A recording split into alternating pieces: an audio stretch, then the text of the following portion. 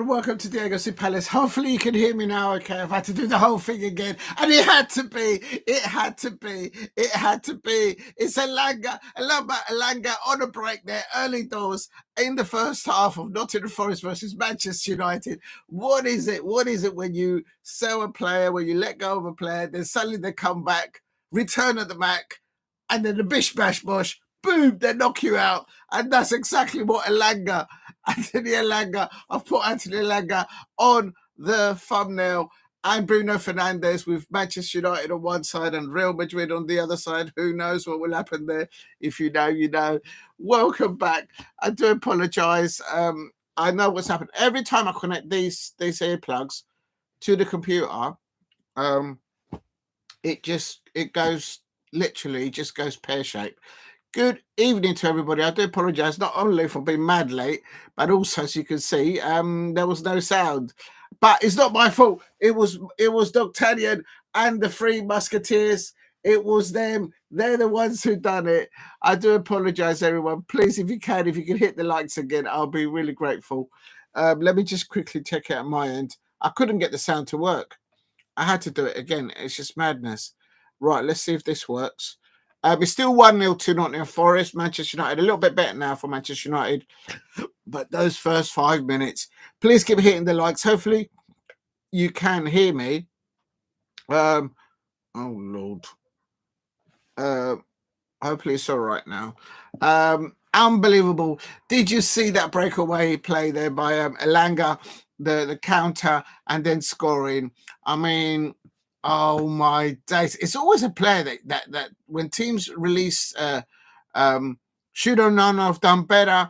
I don't know. It was absolutely good. Yes, I mean, tried to be professional and it just didn't work. Please, I do apologize. I know some of you have hit likes already. If you can help me hit the likes again, it's just oh my days. What am I like? Apology. So sorry. I'm so sorry about the sound before. Real professionals here, not. I think you're supposed to say bad me or me bad. I never remember which way it is around. I think you're supposed to say me bad or bad me. It's these youngsters. I don't know where they get this from. Right, let's go into the chat. FC Comedy, you can say that again. I'm blaming D'Artagnan and the Three Musketeers over my left shoulder. It was absolute scenes. Oh my days. I don't know how it's working. If you're new to the channel, please subscribe at DFB Palace. Nottingham Forest 1, Manchester United 0. I'll go into the other results. I haven't had a chance to look at the other matches because I've been fighting with the sound. Hopefully you can all hear me and see me all okay.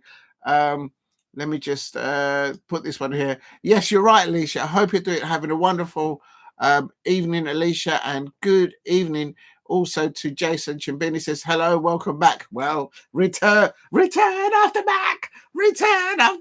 But I tell you what, never mind me return to the back. What about return to the back for Anthony Elanga returning to play against his former side, Manchester United? It's always the way when Crystal Palace release a player and the player comes back, they always score against us as well. It's what's written in the stars. I don't know why it happens, but it just always happens. But it's happened. But actually, should or Nana should have done a lot better in goal for Manchester United. Is there already going to be emergency meetings by the Manchester United YouTube fans out there?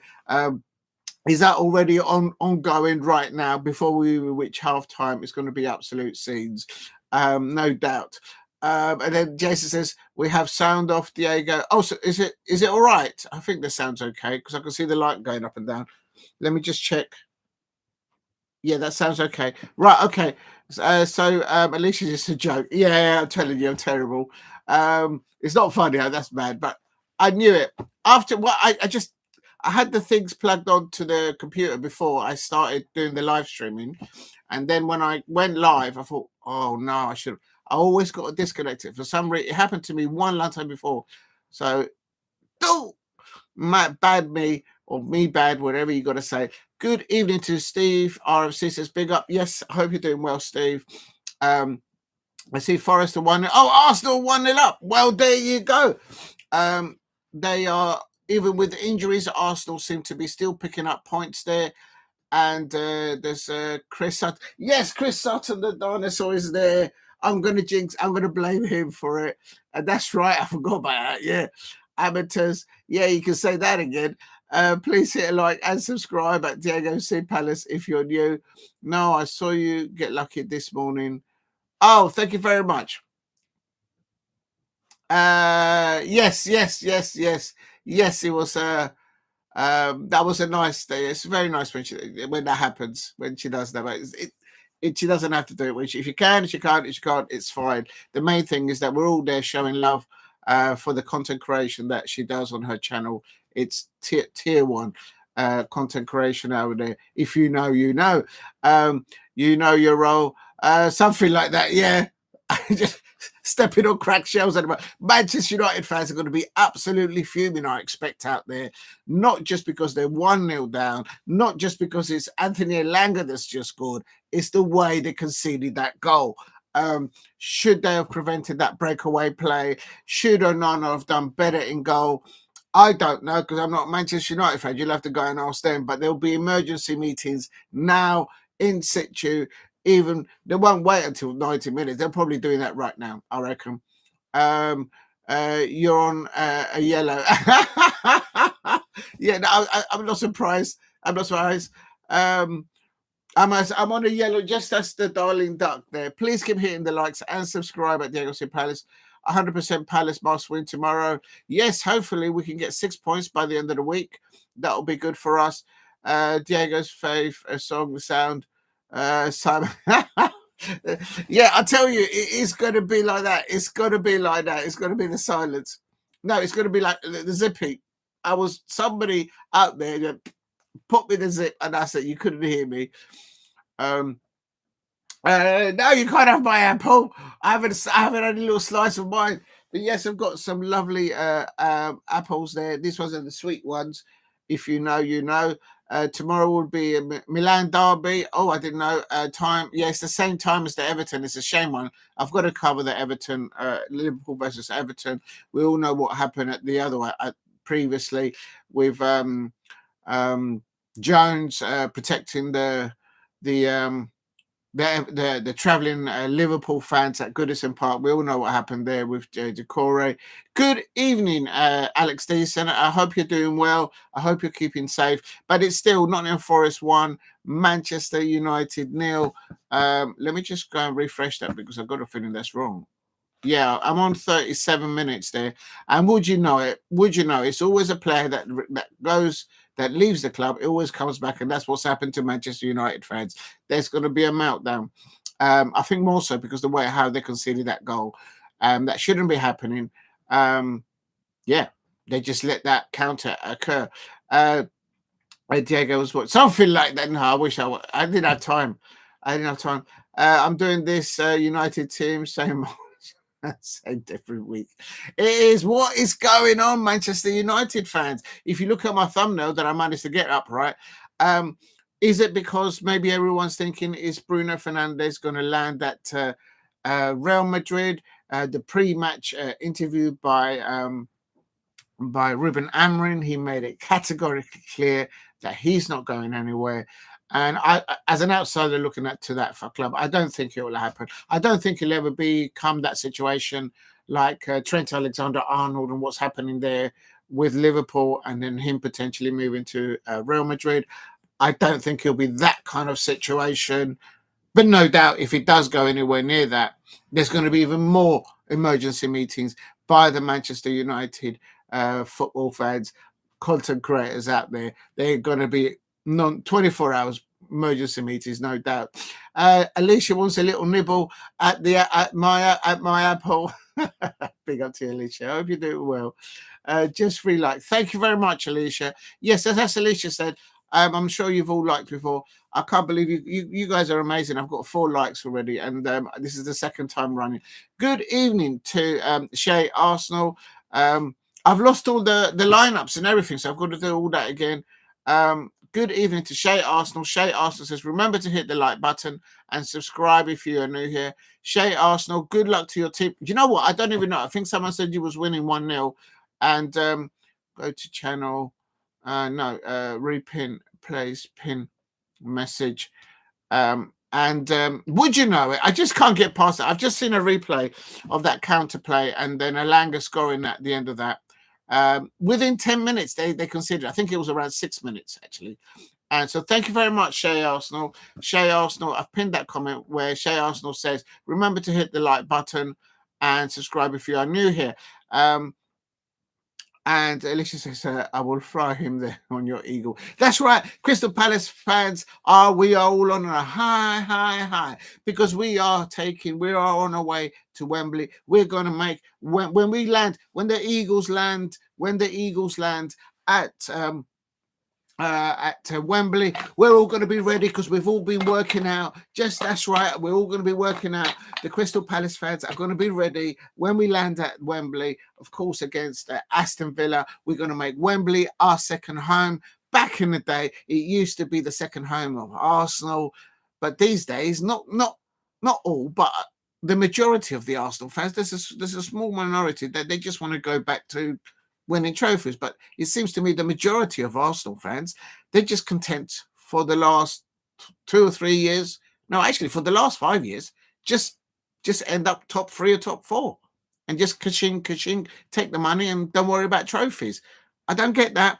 But for now, for when the Eagles land at Wembley, we're going to make Wembley our second home, because it's not just South London that's red and blue. It's the whole of London. That's right, I said it, Chelsea fans. That's right, I said it, Fulham fans. That's right, I said it, Arsenal fans. And definitely, yes, I said that, Tottenham Hotspur fans. You can't have a Brieze or Adam Walton. If you know, you know. But apparently, Arsenal are winning 1-0 now. Coming up to, got about 4 or 5 minutes of normal time.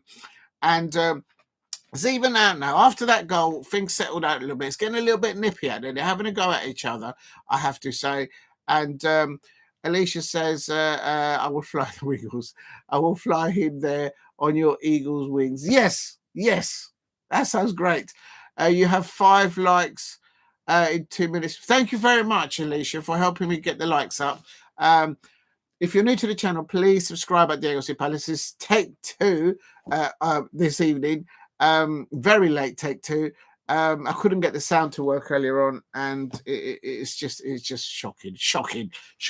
I'm blaming these. Let's put this out. And I've got, hang on a minute. There's still, my days, Nottingham Forest nearly getting a second there. Oh my days, Manchester United fans, what's going on there? That's a miss there. Header from Mikola Milikovic. Oh my days, he nearly scored there. Assisted there by Nico Williams. From a set piece. Manchester United look very vulnerable from set pieces, but that's no surprise. As an outsider looking into that setup there, they do look. Patrick Dorgu nearly scored. Oh my days, that's a very good player. This is great. It's like a little bit of an end-to-end now. After the goal, they both settled down. Then it got a little bit nippy, but now in the last 10 minutes, I will say from 30 minutes on to 40 minutes, it's like a little bit not end-to-end, but a little bit like that. And now from Nottingham Forest nearly scoring, Manchester United, Patrick Dorgu, very good prospect there, I think, for Manchester United team there, I think. He's clearly landed really well at that club, and I think the fans like him a lot. They haven't thrown him underneath the bus just yet, or they haven't thrown him underneath the tent. Do you know what I mean? But he seems to be doing well. Lovely assist there by Diogo Dalot. Diogo Dalot assisted him, and just see the replay there yet. Patrick Dorgu there with the header, but from the centre of the box, he just missed to the left of the post there. Thank you very much. Alicia says you have 5 likes on 2 minutes first stream. Yeah, that's mad. Oh, I had 5 likes on the first stream. Oh no. Please get a like and subscribe at Diego C. Palace. A landing strip is safe. If you land, if you know, you know. Definitely, we could bounce off the tent, isn't it? if it is up there that we have to go. YouTube census, welcome back. I hope you're doing well. London is red. No. London is not red. It does not belong to Arsenal. We're going to Wembley. The Crystal Palace fans, we're on a high. We are going to Wembley. We're going to make Wembley our second home. And the Arsenal are concentrated on the Champions League. And that's all about that. If you know, you know. Take the money and run like the Roadrunner. Exactly. That's what I think maybe the Arsenal fans might be doing. They just there is a small section of the Arsenal fan base that they want to get back to those trophy winning ways. I just don't get it. You'll have to go and ask them, but that's the way I see it from the outside. Thank you for your first forecast. Don't you dare. Oh dear. I haven't actually, I forgot to do the lineups there. And Nottingham Forest have had to do another. I think that is the second substitution that I've seen. Yes, it is the second substitution. So Nottingham Forest now incurring loads of injuries. I guess that will be good for Chelsea fans, for Manchester City fans, for I think Liverpool should wrap the Premier League, but with all these injuries piling up now for Nuno Espirito Santo, of course, the manager of Nottingham Forest, it looks like Alex Moreno and Morato now possibly both going off injured. There's no Wood. You'd think that Nottingham Forest with Woods not available, you'd think that Manchester United will be able to go to the City ground, knock on wood, and say, "Oh, you're not playing. Here we go. Bish bash bosh. Win 2 or 3-0 away from Old Trafford at the City ground versus Nottingham Forest." But they've left the barn door open.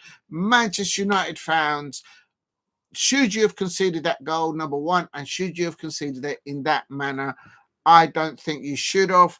There's going to be emergency meetings, I tell you, because there's a lot of injuries now for Nottingham Forest, and they're just piling up. Is going to run out of options, but they are winning 1-0. Manchester United have got no yellow cards and no substitutions, and we're coming up into injury time now.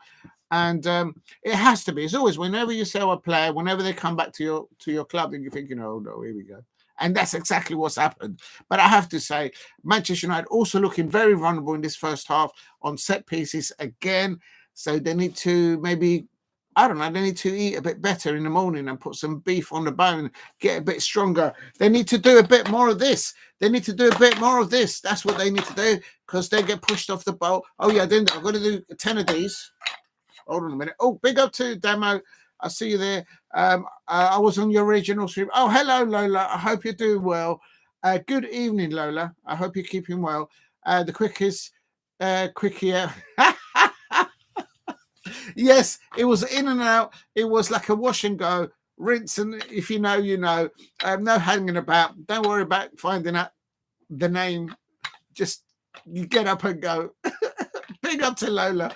Good evening to Damo. I'm getting into shape because Crystal Palace fans, we're going to land at Wembley. We are going to make Wembley our second home after Selhurst Park. Move over. Get out of our pub. Those Arsenal fans from back in the day, they used to say that the Wembley was their second home, but they had for 5 years all their content is just to participate. They don't seem to win trophies. I mean, they're not in the quarterfinal. They're not in the semi-finals of the FA Cup. So we're going to make the Crystal Palace fans. We are going to land at Wembley, and we're going to make Wembley our home. That's right. We're going to take the crown off the current FA Cup champions, Manchester United fans. We're going to take the crown off the Manchester United's head, and we're going to place it on the Eagles' head. That's right, at Wembley, our second new home, because it's going to be boom, boom, boom. Mateta's in the room. That's right, we are ready. And they may have Marcus Rashford, but we all know that he does like to do his talking on Instagram and not on the pitch. If you know, you know. Anyway, Damo1168, hope you're doing well. You doing this Southampton way? Yeah, I'll have to be, but I was late today. I hope I'm not late tomorrow night as well. If you're going to the match, have a good, safe journey and take care down there. Lovely Lola says, congratulations, today's live. So Was really pleased to see you. Oh, yes, yes. Yes. Thank you, Lola. Thank you very much for doing that. Yes, I popped in over there. Thank you very much. Our king got pinned. Thank you. Oh, my God. I don't know about King. Listen, we've got to win the FA Cup, then we can take the crown off the Manchester United fans. At the moment, we haven't got there yet. We've got to get to the final. We're only in the semi-finals. Shaking it all about and wiggle about. Yeah, we have to shake off all our history before of not winning trophies at Wembley. Crystal Palace will be, with Oliver Glasner, we will prevail. I tell you something, Nottingham Forest, I'm just looking at the amount of people that they've got injured now. It's just it's like an A&E of department. So will this affect Nottingham Forest in the FA Cup tie that they've got as well? They've got that around the corner, of course, and of course they are trying to remain in the top 4 or top 5 in the Premier League. This win, for if it does end up being a win for Nottingham Forest, won't be good for clubs like Chelsea, I expect, Manchester City, Newcastle United, Aston Villa. Who else up there? Who else is up there? Who may have aspirations definitely to land in those top 5 to land in the Champions League. Normally it's 4, but because of the fair play in European football, the Premier League is above La Liga of Spain in fair play. So there's going to be 5 places up for grabs for Champions League. Why is that important? For bragging rights, for one, I expect for those football fans, for those clubs, but also for a prospective inward revenue for the next years. For the next year, by being in the Champions League, in excess of possibly between 140 to 160 million pounds. So that money is needed by those clubs. Land the trophy to place. Yes, we saw and was proud of you. Thank you, Lola. Lola, I think you've changed your portfolio picture again. I will go to it in a minute because it's still 1-0 to Nottingham Forest. I suppose it's the narrative of this first half. They're in injury time here. There's been a lot of injury time, obviously, because of all the substitutions and whatnot. And even without Chris Woods, the New Zealand attacking player for Nottingham Forest, Elanga, Gibbs White, and Danilo, they've been solid up there and pressing off the ball. It's a shame though that the forward number 9 that's covering for Woods, he looks a good player, but he just hasn't got. He reminds me a bit like Darwin Núñez of Liverpool. He gets up there in that number 9 position. Awani. I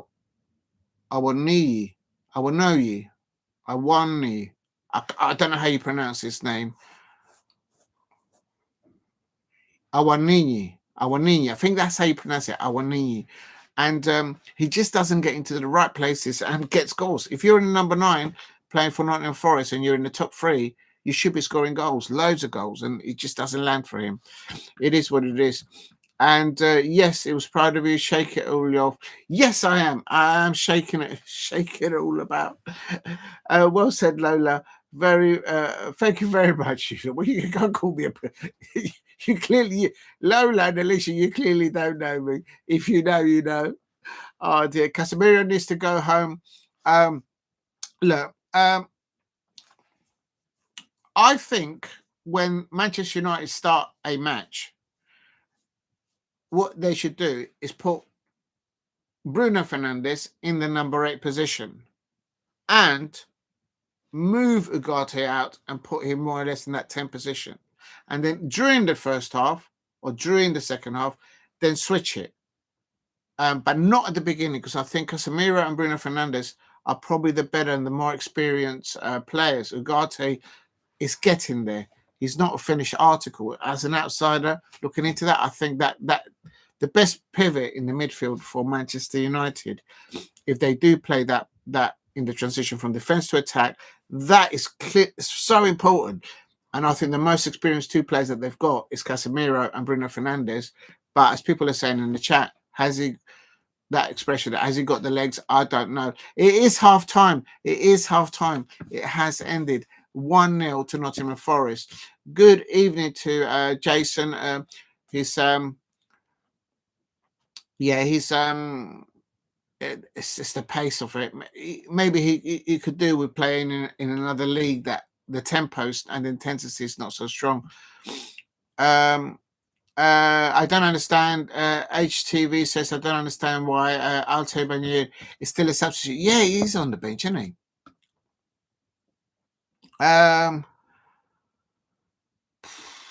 Is it because he's a young lad? He's younger, and Mason Mount is actually made the bench. He's actually made the bench, and no Rushman Holland, of course, today. Toby Collier is on the bench for Manchester United, so there is options on the bench to change it. And of course, Nottingham Forest have had to make 2 substitutions because of the injuries that they incurred. They've got loads of injuries now, and I expect Manchester City will be looking at that because they've got to face them in the FA Cup. So that's going to be quite interesting in that one. Is the King big up to Alicia? Alicia, you look absolutely wonderful. Thank you very much for those pleasant words there. Is the second Forest goal come yet? Not just yet. It's half time at the moment. That's a good point there, Alicia. Let's update the chat so people know what's going on. They're probably thinking, I'm going to put it in the chat now. Half time.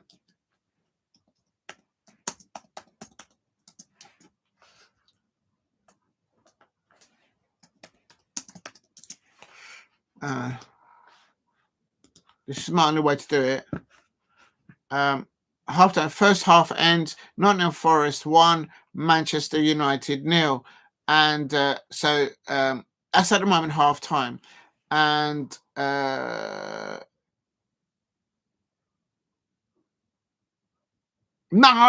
they can't have Mateta. I mean, oh my days! And I heard things. We've got to be careful because we shouldn't mention too many the other channels. But I tell you something. I'm not having it. But you know what? This is the worrying situation. When Manchester United don't perform to where their fans expect them to perform, the next things that happens the next morning is boom. Tomorrow morning, it'll be Adam Walton linked to Manchester United, even more so, right? There'll be other speculation further on. Is Bruno Fernandes thinking about Real Madrid, or is he thinking about Manchester? It's going to be, you can just see it. You can just see it from an outside looking in. You can see the narrative there. Bruno Fernandes, and then all the situation there. I think he will stay at Manchester United. But if they keep having bad performances in the Premier League, they are safe. They shouldn't go down. I think they won't go down. They won't be relegated, so they're safe. But they need to focus everything, I think, to hopefully get to that Europa League final, which it could be against Tottenham Hotspur fans. So, but in the meantime, it's just the way they conceded that early goal. Again, set piece, header, breakaway, and the way Elanga scored that goal. It wasn't a set piece the way the Nottingham Forest goal went in. But the reason I mentioned that is because after that, it settled down the match for sort of after 10 to 20 minutes, I felt. And then there were some opportunities for both sides, and both opportunities missed by both sides. But every time that I saw Manchester United concede a corner, it's like kids defended a corner and you've got adults attacking you, like boys against men kind of thing on a pitch. And they need to sort that out, I suppose. Who's responsible for that? I don't know. Go and ask Manchester United fans. They'll probably tell you that. I didn't press the thing. let's have a look. Yes, Alicia says you're safe, Diego.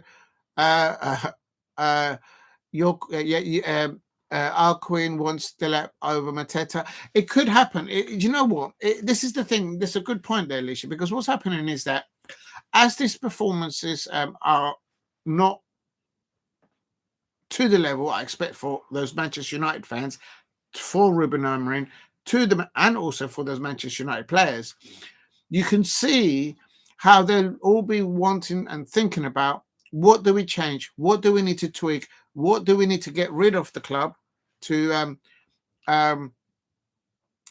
allow to bring in more players?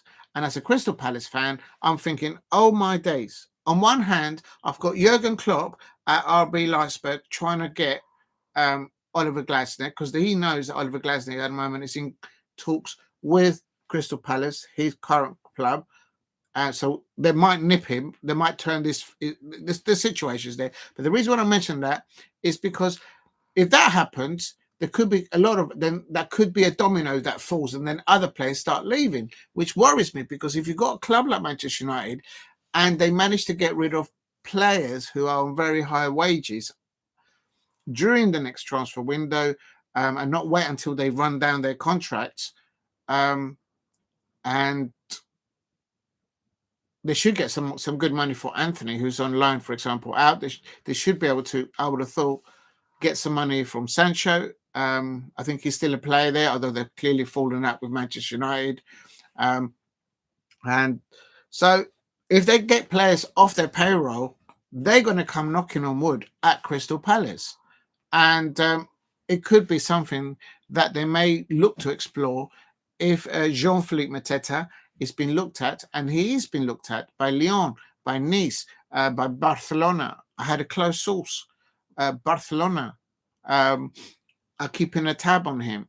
So when clubs like that come calling, and if Manchester United do land that Europa League final against, say, Tottenham Hotspur, and they manage to land that, it's going to absolutely transform their transfer window.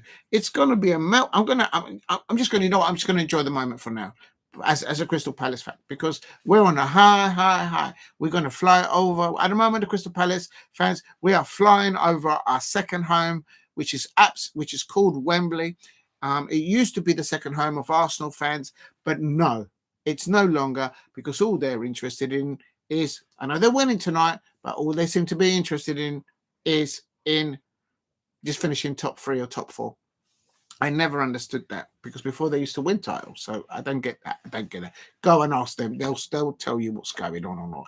But Wembley is going to be the second home for Crystal Palace fans. Make no mistake about it. We're going to take that.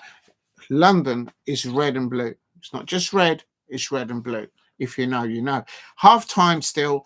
Let's go into the other scores. I've no idea what's been going on. Arsenal are still. The second half has started. The second half has started. I'm wobbling on, and I haven't refreshed. The second half has started at Arsenal and at Wolverhampton Wanderers. There's the reason for that is because they kicked off earlier, and it's still Arsenal 1, Fulham 0.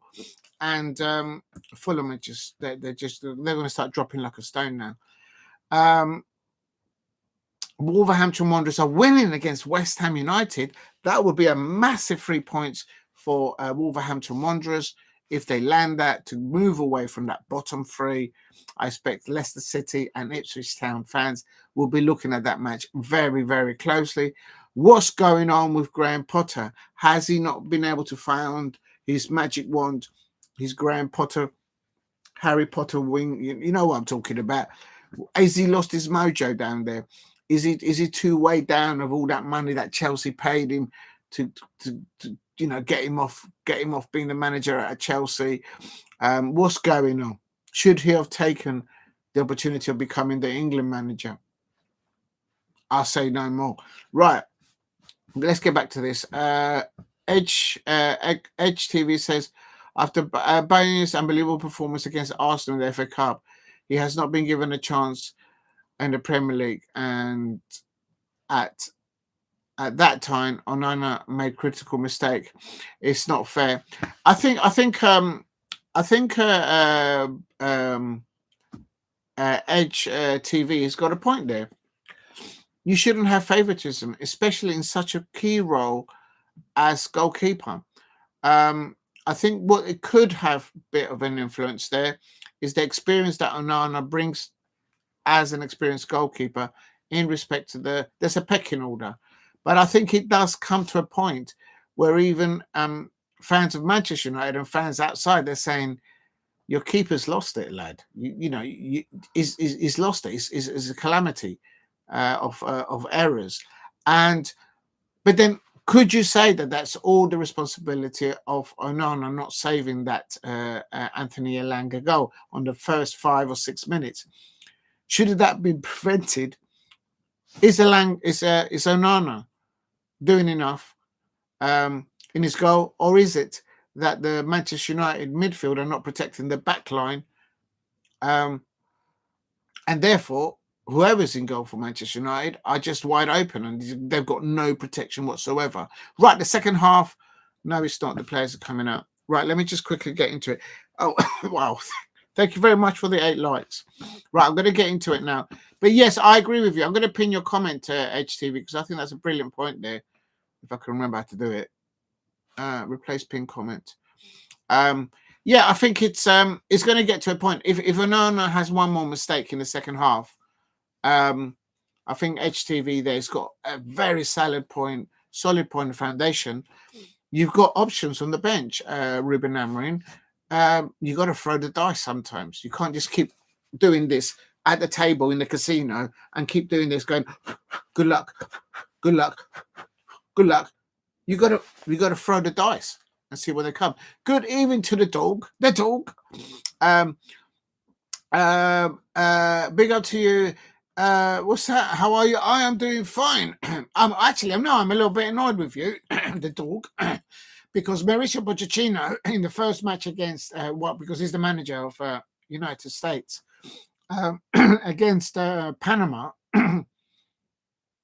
Chris Richard came off injured in the second half. I did a watch along for that, and he missed the match against Canada. And Mauricio Pochettino, by the way, his mismanagement of the national side of the United States, I think, has put Chris Richards into working extra harder in that back line that he's been playing for the United States, and he picked up an injury there. I think it's a calf injury, and that's why he's not available for tomorrow night for Crystal Palace. Oliver Glasner confirmed earlier on today that he's it's reared up a bit. So I'm throwing that on on Mauricio Pochettino and the dog. So it's your fault, the dog. I predict Alicia's predicted 2-0. Oh, right. Alicia's predicted 2-0. I am so way behind. I'm going to catch up on the chat now because I am well behind in the chat. And I've not even had a chance to pour a drink or anything, but I will in a minute. Edge TV's going. So that's your prediction. Do you know what? For this one, because Woods, the New Zealand striker for Nott'm Forest, was not available, I thought Manchester United might actually go up there and get something, get a result, perhaps a 1-0 or a 2-0. But I didn't do my predictions, but I thought Manchester United might get something there because they got no attacking threat. But it's just a defending from Manchester United, from the transition of defending from the opposition, defending against them and then attacking them. They're absolutely pony. And their ex-player, Anthony Elanga, has just put Onana in his pocket. I mean, it just if it gets worse, you can't make it up. And I think I agree with Edge TV. Bayanides, he should be given a chance in goal. The young lad is good enough. So no, she wants the lap. Oh right, she wants. They want the lap. Well, I think it's important. It depends what type of. It depends what kind of style Manchester United, Ruben Amorim wants come the pre-season and the next season. And as I say, depending on what happens in the Europa League, there'll be different options, and you cannot. Yeah, it has to be said. Jean-Philippe Mateta at the moment is absolutely on fire. The second half is on. It's on. If you're new to the channel, please help me get to 10 likes. I'm just going to go and get the match because I've just logged myself that like an. What have I done that for? Please hit like and subscribe at Diego C. Palace. If you haven't subscribed, please subscribe at Diego C. Palace. And I can't find it.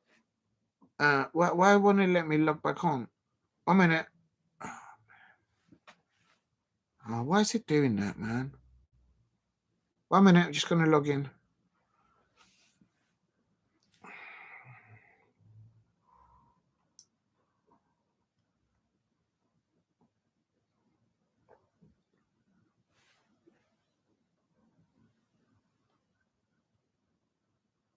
Okay, I'm in.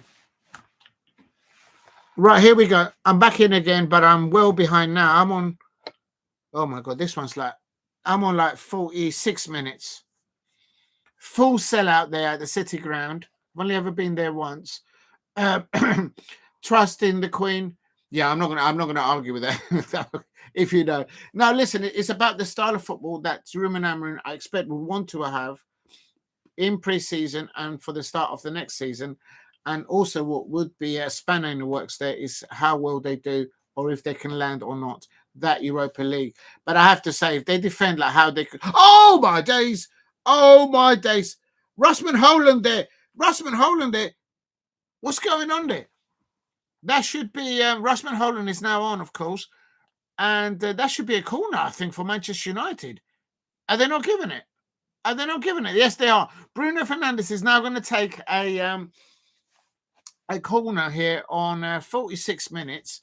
And Manchester United, of course, are wearing all blue. And yeah, of course, because Nottingham Forest is their home colours are red. So this must be one of their, I think the blue. Oh, that's a corner, and the header goes in there, and Casemiro, with all that experience for Brazil, for Real Madrid, and he gets a clear header there, goes to the top right-hand corner, but the goalkeeper for Nottingham Forest, Sales, catches the ball just well, maybe not enough pace, but you never know. You get it on target, and then it'll be bish, bash, bosh, and it's 1-1. So he's on target there. But it's Manchester United defending terribly at the back again. Oh, my days. And Gibbs-White is absolutely... and Yates, Gibbs-White and Yates are absolutely doing numbers on the Manchester United defenders there. Matata was good. Yes, big up to Alicia there. My cute Matata United long. Oh yes, I remember. Please keep hitting the likes and subscribe at Diego Silva. I thought you were talking about Matata of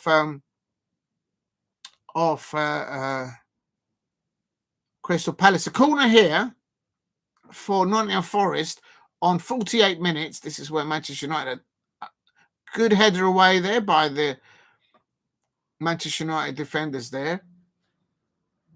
Decent crossing. Oh my days. What a stop there by Onana. That might give him some greeny points there, if you like. Look at that. There's no protection whatsoever. Oh, he's offside. No, he's offside. But Onana doesn't know that. Jason is not happy with Bruno's performance today. It's not. Jason is not happy with Bruno's performance. Right, I'm just gonna pour a beer here. Does anyone know what's happened to the bottle up in a? Oh Lord! Oh, there it is. Please keep hitting the likes and subscribe at Diego C. Palace. I was supposed to go and get some trifle at halftime, but I didn't get it. And there's a Nottingham Forest player down injured, and Casemiro is getting a yellow card and he's getting into the face of the referee.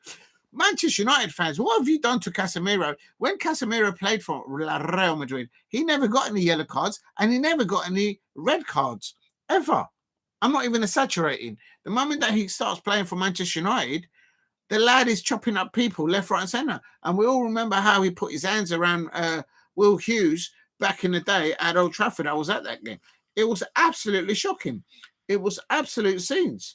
So what's going on? Casemiro picking up a yellow. Good evening to everyone. I hope you're all doing well. Right, let me just put this one down there so it doesn't get spilled.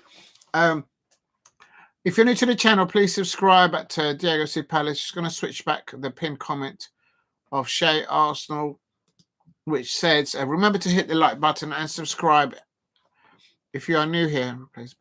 Thank you very much, everyone, for re-hitting or dropping the likes again, because this is the second live stream today. I really appreciate that. Oh, Gibbs White! Oh, my days. This is why Gibbs White is a good player, but if Thomas Tuchel picks him to go to, you got to hit the target there, lad. You're at home. No, you got to hit the target there. Shay Arsenal says they're still 1-0 up. Oh no, here it goes. That's before. Right, let's get into the chat. I'm going to catch up on the chat, but keeping an eye on the thing. Where are we? I don't understand what. Oh no, I've done that one and I've done that. I'm trying to think where we was. Mateta. Yeah. I thought you were talking about Mateta of Crystal Palace, Alicia. But I understand you're talking about someone in the other chat. Yeah. Thanks. Subscribe. Thanks for subscribe to Diego. Yes, thank you very much, Alicia, for that. And Edge TV is like, yeah. No, I can see your point, because the thing is, it's if Onana keeps on making mistakes, you also have to argue: is he getting the protection from his defenders, and also from the midfield in front of them? Gibb White's there in the ball again for Nottingham Forest. Good breakaway here now by Nottingham Forest again. This is Elanga. Anthony Elanga is down that left-hand side. Anthony Elanga down the left-hand side. He's got Euro in his pocket there. Elanga has got more experience than the youngster Euro. Euro looks a good prospect, but Elanga has got more experience in the Premier League than the young Euro of Manchester United. You're welcome. 9 likes. Thank you very much, Alicia. Cheers to you. I would peck. I will peck her that banana. What are you trying to get me to say that? I'll get in trouble by saying that. Oh, only Alicia. Please set a like and subscribe at Diego C. Palace if you are new.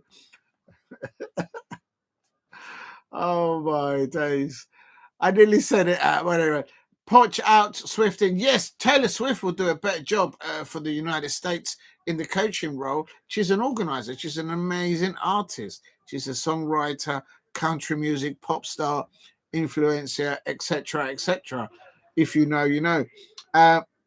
There's a Nottingham Forest player down injured here on 53 minutes. Still, Nottingham Forest 1, Manchester United 0. Best. Alicia, you're in one of those moods today. Alicia's in one of that moods. Alicia likes a nice peach. Russman on Ogate off. Yeah, there's a lot of Manchester United fans that may not have liked that with the manager switch. You have to switch things up because they need a goal. I think Russman Holland is a good striker. It's just that the team just doesn't click at times. And Nottingham Forest are a very good side. There's a reason why they're in the top 3 in the Premier League. Where are they actually? Are they 3rd or 2nd? I think they're 2nd now. I know they're 3rd because Arsenal are winning 1-0. So, yeah. I mean, for clubs like Newcastle United, Brighton, dare I say it, Fulham, Aston Villa and Bournemouth, no, I would say just down to Aston Villa. They need a club like Nottingham Forest or Chelsea to just drop like a stone, and then so they can creep up into that top 5. I would have thought.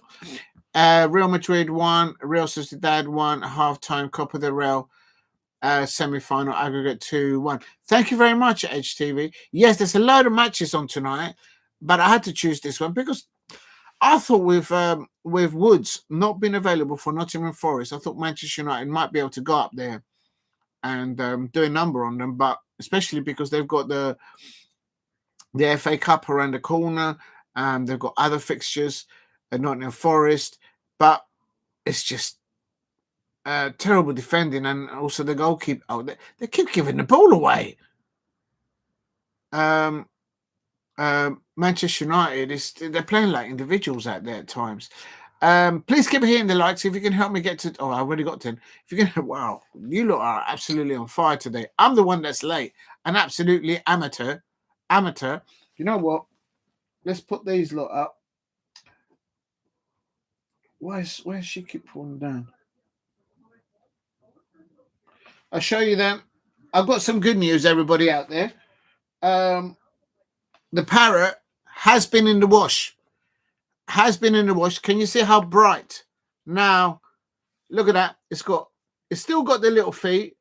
The parrot still got the bling on, but you see how bright the colors are now? Do you see how bright the colors are? And it's had a wash. It went into the bathtub with the darling duck. And if you look at the tail, look how bright the tail is. So it's absolutely, it's still got this shocking little feet there. I don't know what it's going to do there. I mean, this is literally like a Manchester United player out there with little feet like that. Do you know what I mean? Casemiro's been chopped up in his face down there. And I have to ask a question. If Casemiro has been chopped in the face, how comes the Nottingham Forest players not getting a yellow card? Is this referee?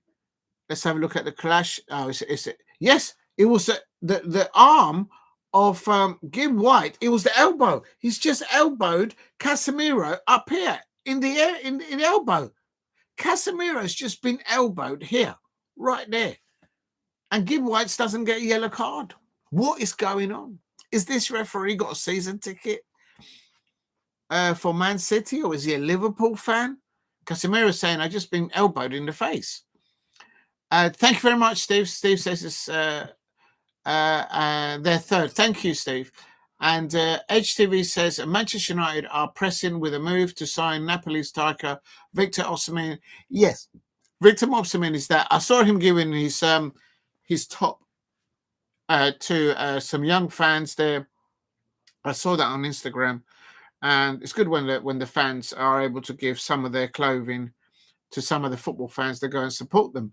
After proposing a swap deal with Rasmus Højlund, Napoli manager Antonio Conte is a big fan of the young striker. Yeah, he's hot property, but he also, I think he demands big wages. And I've heard that he can disrupt, not intentionally, but he could be a disruptor in the changing room. And right now, some clubs don't need that. They just need someone to just come in and do a job, not a headache. Oh, Garnacho with his right foot there on 58 minutes, having a pop there. You can see some Manchester United fans away there at the City ground. Garnacho having one touch and then setting the ball up with his right foot there. Two defenders coming across. He nearly got it in top bins on the right-hand side.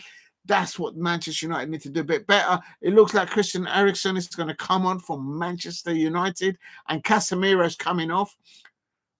And the home crowd are booing Casemiro coming off. He didn't look happy when he got substituted, I have to say there. Coming to the chat now. Big up to you, HTV, for that comment. A Wood in a Forest seems right. Listen, at the moment, Manchester United are not knocking on wood at the moment. They've brought on Eriksen there in replacement of Casemiro there to play alongside Xerxes in the pivot. Is it Xerxes or let me just get this right. Let's get it right. Let's do Ugarte, I beg your pardon, Ugarte in the pivot. Please hit a like. Rasmus Højlund is on the pitch though, so that means in the pivot is now Eriksen, as I can see it now, and Langer's absolutely cooking the Manchester United youngster Euro. Langer's actually got Euro in his pocket. Euro's a very good prospect, especially attacking wise. down that right-hand side. But at the moment, Anthony Elanga down that left-hand side, anytime he gets the ball, he's pocketing. That's just terrible defending, man. You can't let the runner go like that in between the lines. You're going to get eaten up all night. Well, anyway, that's just shocking defense. Now, Nottingham Forest have got a corner here. Anthony Elanga is going to take, ex-Manchester United is going to take the corner for Nottingham Forest at the City ground. He hits the first person. He gets headed away. And what it says, wow, a super clean parrot. Yes, Alicia, it got into the bathtub. I normally only go into the bathtub with the darling duck for certain reasons. They're very particular who's allowed in the bath or not. It's not my choice, it's the duck's choice. But the duck let the parrot come into the bathtub. And the cow wasn't happy. I mean, the cow and the duck are literally inseparable. So the cow had the hump, like literally, not like a camel hump, but if you know what I mean, it's just like, he was frowning. He wasn't happy with that. But no, the parrot got a lot of shampoo, head and shoulders, wash and go, bish, bash, bosh. And it came out of the bathtub and it's looking all dandy out there, looking all top colours there. But an HTV says it appears this won't be the only proposal on the table. Exactly, that's what I mean. There's going to be competitions there. Paris Saint-Germain, Chelsea, Juventus, all main rivals. United for the 20-0 forward. I don't think Manchester United will get Osimhen. I don't think so. I think he might finally actually end up at Chelsea. Had Chelsea signed Osimhen, not last season, but the season before, they would have been in the Champions League this season. Easily. Imagine Osimhen up top with Cole Palmer. They'll be unstoppable. Good. He's tried. He put his hands around Will Hughes. Will Hughes, you can't have an argument with Will Hughes. He's like the teddy bear at Crystal Palace. He's one of those persons. If you have your little circle of friends, is one of those friends that you think, how could you have an argument with him? And he was like, what did you do to him? Unbelievable. Yeah, exactly, Damo. It was absolute scenes. And he only got one straight red card, and all the Manchester United fans were like arguing. He's like, why does he get sent off? Well, it's because he literally did something that is not permitted in wrestling. It's not permitted in rugby. And but that's all about. If you go and look at Casemiro's history at Real Madrid, the man never got sent off, and the man never got injured over there. Maybe he needs to play below a tent or something. I don't know. Look him. Did the cow get a wash? No, the cow was not allowed to go into the bathtub, Alicia. It was all kind of scenes. There was frowns and moo, moo. The cow was not happy. It's got the ump, and so it is what it is.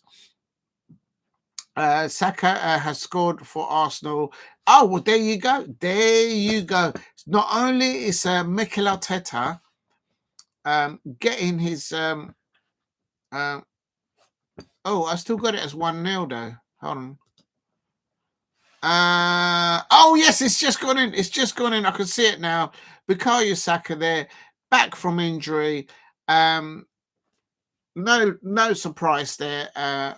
Arsenal, their manager, doesn't wait for them. If he gets a green from the doctor, he doesn't really care if the player gets re-injured. He's like, just play. And he's running a thin line there, wrist there. But Bukayo Saka, we all know that Bukayo Saka went down injured when Arsenal came to Selhurst Park. Please give the like. Here's Garnacho on the left-hand side, trying to cut into the penalty area. He tries to whip the ball in and wins himself and Manchester United a corner on 63 minutes. If you're new to the channel, please subscribe at Diego C. Palace. Lock him the cow. Yes, thank you, Jason Chimbini. Yes, it looks like Arsenal there are 2-0 up and Fulham are dropping like a stone. And Joachim Anderson is now playing in the back three with Diop and Quensa. And a corner here for Manchester United. Not a bad corner in, but it gets headed out. And Nottingham Forest get the ball away. Now the ball's all the way back to Onana, deep in there into the Manchester United half at the City ground. Can I come up next time with the Crystal Palace bathtub? You're always welcome. You're always welcome with the bathtub. I can't say the bath. If the darling duck says yes, I don't have a say in it, Alicia. I bet you Diego's got a teddy bear somewhere. You'll have to turn up to find out. Stop it. It's not that kind of a night. And another yellow card. Remember, I'm on a yellow card. Someone's talking about yellow cards. Someone's just been issued a yellow card here. Garnacho here has been issued a yellow card here. I'm just wondering, I mean, Manchester United fans, Casemiro got a yellow card. Now Garnacho's got a yellow card. Who is the referee anyway? Is a Liverpool fan? Let's have a look. I haven't even done the lineups. It's Jarrett Gillette, and the VAR referee is Michael Salisbury. So Jared. So the referee is called Jared. So maybe he's a little jarred or something. I don't know. There's a substitution here now for Nottingham Forest. It's still only Nottingham Forest 1, Manchester United 0. As long as it is still 1-0, anything can still happen. We've got plenty of time to play. We've got a good 14, 15 minutes of normal time. And the dog says, hello, you're back again. The dog is back again. I still haven't forgiven you because you're Mauricio Pochettino, the United States coach and manager. He played Chris Richards, and he came off injured against Panama, and now we've got him injured. It's not good enough. Not good enough. Good night for El Senor Splinter. Yes, Alicia, go and show love to Master Splinter. It's a great channel over there. Go and show love there. Master Splinter will be celebrating tonight. He'll be down with Miss Bunny. I don't know. Are they still talking about the bunny girl over there? Let's not talk about it. We get in trouble. But guys, show some love if you can over there. Don't all go over there because they've got loads more subscribers than I have. But by all means, go and drop a like over there. They're all brilliant. Hey, dude. They were two separate injuries. The dog is keeping receipts. It's gone back and checked. Yes, I know it's two separate receipts. But I'm still blaming you, the dog.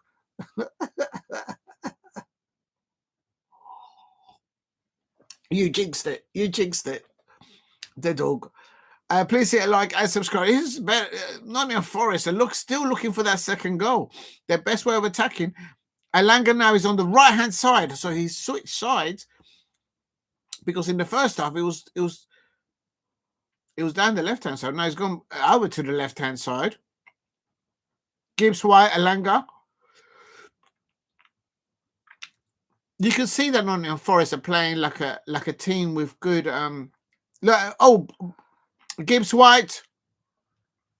The thing is that Nottingham Forest with Gibbs White and without Woods, they're not good. Oh, it's Manchester United on the break. Manchester United on the break. It's 2 against 2. He cuts in. Oh, there's a deflection. Oh, it nearly went in. It goes out for a Manchester United corner, and Garnacho, they're nearly nicking the goal there for Manchester United. Good transition from defense to attack. Bruno Fernandes finding Garnacho there on the left-hand side, and he cuts in. And look how he doesn't even look to find Russman Holland. That's why it is. It's 2 individuals playing up there. And so Garnacho there, although on a yellow card by the referee, here's Christian Eriksen now with a corner here on 69 minutes for Manchester United. Terrible corner. Oh, hello. He's gone to the back post. Oh, Garnacho has a pop from outside the area. You got to get it on target, lad. Why has he gone for the inside? Oh, actually, that wasn't too bad, but it was always going wide. It was going for the near post, and Ruben Amorim is strolling up and down the technical area at the City ground. it's not about this. It's got to be about them getting to the Europa League final. But I suppose you'll have to ask Manchester United fans: do they feel that it's acceptable to lose to Nottingham Forest? You got to ask them: do you feel that the way they conceded that goal to Anthony Elanga, of all people, the way it happened, who's to blame for that?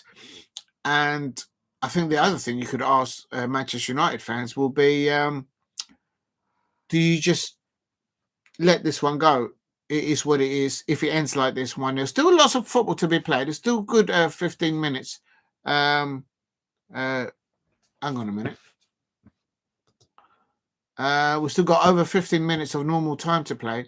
So a lot of football still to be done. Big up to the dog. Dude, I blame you for influencing my vocabulary because now all I'm saying in my daily life is unbelievable.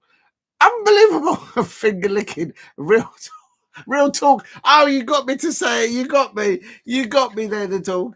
Every time somebody scores, I've got to do 10 of these on each arm. Every time I say real talk, oh, I just said it twice. I've got to do 10 of these. So I'm going to get into shape. You know what? I'm going to do both arms first just to warm them up a little bit. Please hit a like and subscribe at Diego C. Palace. This is because I said real walk.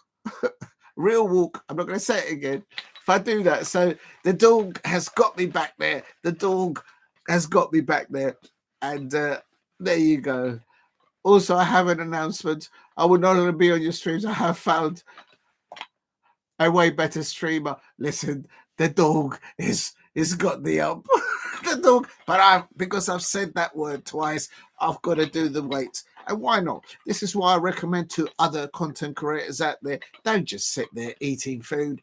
Mix it up. Eat some food, drink responsibly, of course, and do a bit of exercise. Do a bit of exercise. Don't just sit there like a lemon, sucking on a lemon because your team is losing. Do something. And this is Manchester United now here on the free kick. Let me just move the drink out of the way because I can't see the screen. And I'm on 72 minutes. And Rasmus Holland there, nearly getting a free kick there. Goal there, but no. You can see Ruben Amorim giving instructions to his players, asking the questions there.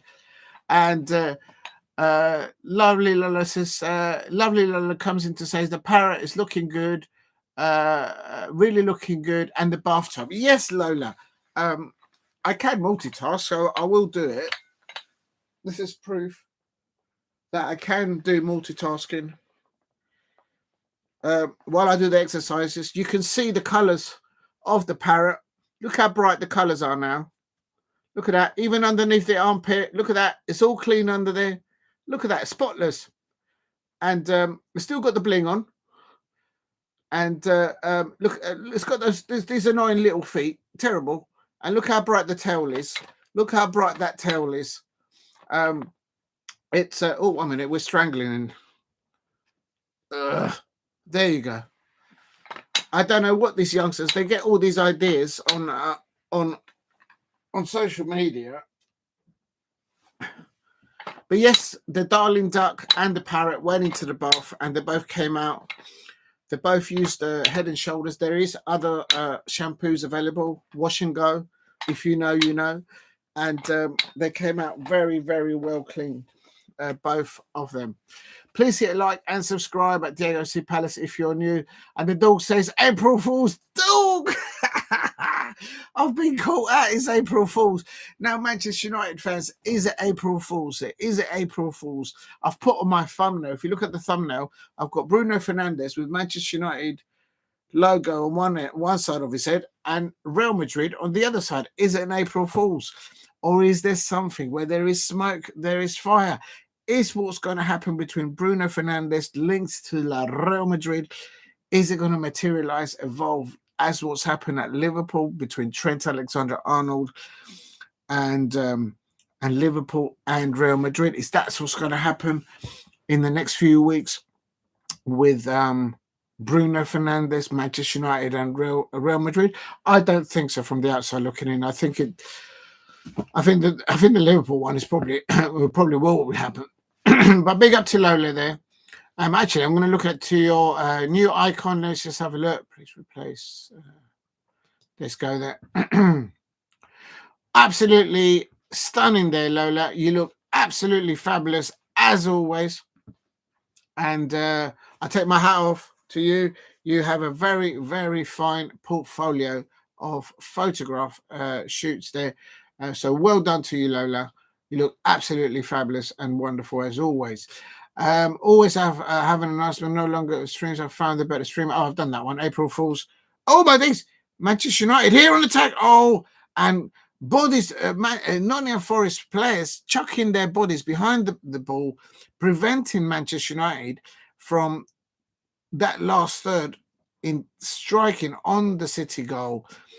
And Nottingham Forest this season have been amazing. Beat City, Villa, as well as Spurs. Got drew with Arsenal. Yeah, they're up there. They're out there on credit. But this is this is what I mentioned. Dorgu, they're coming close there.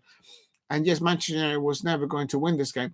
I thought they might be able to nick something because their attacking players are injured. It's just terrible. And Lola likes the parrot. Thank you very much. I'm glad that you Lola. Lola says, I'm chuffed at the parrot and the lovely ducky. Oh, it's wiped. Oh, that's a penalty. Isn't that a penalty? That's a penalty for Nottingham Forest.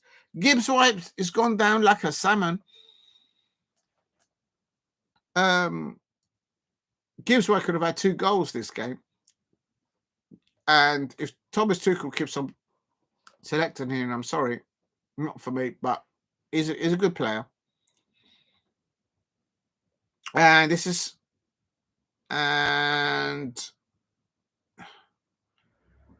it's Ericsson on the ball. Yes, I'm glad that you like that, Lola. Let me just repin you. If you're new to the channel, please subscribe. Oh, somebody's down injured there for Manchester United. Hold on.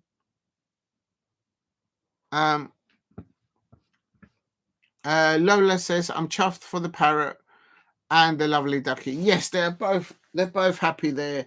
And also the cow there is also happy there. The cow's inseparable with the duck. And here's a corner to Manchester United here on 77 minutes. Ericsson processed the ball in, but my thing is just frozen, so I couldn't see the actual corner. Did you hear that the Homesdale Fanatics set up comparing to Will Talk? The fans, the Homesdale Fanatics are the best football fans in the world. That's a foul there. He's going to get a yellow card there. Christian Eriksen gets a yellow card here. And the Damo's like, ooh, look at this. Will Talk. They don't need my help. They've got their own songs. They're absolutely amazing. Crystal Palace fans, we are flying high, high, high. We're on a high, high, high. And we're going to make Wembley our second home. It's no longer the second home for Arsenal fans because they just like to participate in competitions. They don't like to get to the final and win anything. And Mason Mount is actually on the pitch for Manchester United. And Xerxes off the pitch. And you can see him. He's not a happy bunny. He's not a happy bunny on the bench. Xerxes not a happy bunny. They've been substituted. And Mason Mount has come on 78 minutes. There's one thing that I saw Mason Mount do a few months ago, was that the City game, Manchester United versus Manchester City versus Manchester United. And before the players came out of the tunnel onto the pitch, I saw Mason Mount greet and hug one of the Manchester City players. And I don't understand the rivalry between Manchester City and Manchester United fans, or the other way around. I don't. But if I ever see a Crystal Palace player greeting and hugging a Brighton player as they're leaving the tunnel at Selhurst Park or at the Amex, I want that player out of my club. They have to go. You do that kind of thing in your own time, and you do that after the whistle blows at the end of the match. Not even then. You don't do that before you. And there is a chance for Manchester United, and he did that. And when I saw that, I thought, how much money you're on, lad? Mason Mount has a shot on target there, and I'm thinking, no, that doesn't. it doesn't. No, no. If I ever see a Crystal Palace player do that, I don't care. Even if I've got the corner, I'll say, no, you don't do that here. You do it one more time and get out of my pub. Get out of my pub. As always, thank you. Big up to Lola there. Yes, you're all. Yeah, you're welcome, Lola. Thank you for dropping in those comments. Oh, that's fine. Two of the Nottingham Forest players are fighting against each other. Gib White is fighting with Milikenko, Milikovic and Gib White. They went face to face. They were arguing. We'll talk.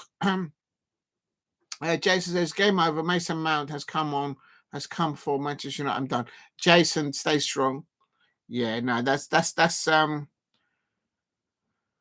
his comeback from injury. He's going to have to get to match fitness. I don't know, but did you see how Xerxes? He was pissed. He was pissed.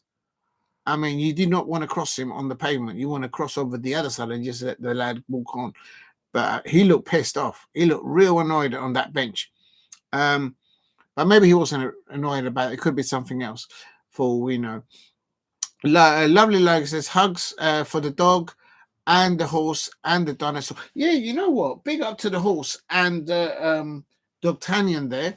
They're keeping an eye on the match. They're wondering, as I am, how is it that Manchester United have allowed an ex-player of theirs, Anthony Elanga, to not only score against them, but it's the way he scored.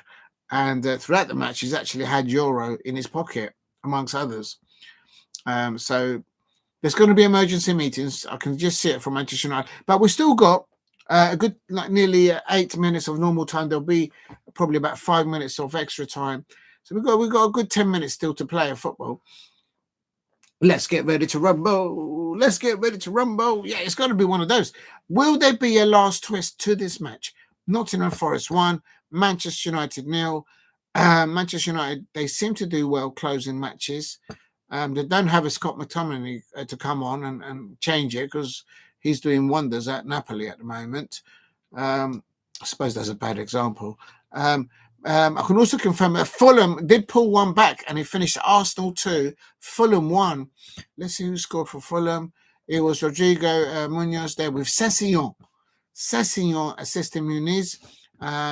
But he ended Arsenal 2, Fulham 1. Wolverhampton Wanderers have won. And there's a break there. And is that a foul on the City player? No, it's not. The referee's not having any of that. Wolverhampton Wanderers have won 1-0 against West Ham United. So that would probably bring him into safety. But here, with 5 minutes to play, it's Manchester United losing. Nottingham Forest 1, Manchester United 0 at the City ground. Is there going to be a last twist? Garnacho on the left-hand side, he crosses it in and he gives the ball away. But there was no one there. This is like Garnacho and Rasmus Højlund. They're not on the safe wavelength. Do you know what? If I was Ruben Amorim, I would get Rasmus Højlund and Euro's very late with that. Euro, because he's been in the pocket of Elanga. He's just tripped up Elanga. And he might get a yellow here. Euro fouled Elanga, but he doesn't get yellow. But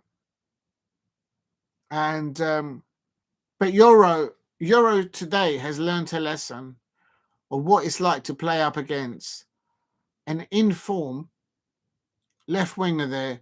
He's completely cooked him. All matches, whether it's in the defence or attacking mode. Get out of my pub and pub cheers. Big up to Lola. Yes, cheers to you, Lola.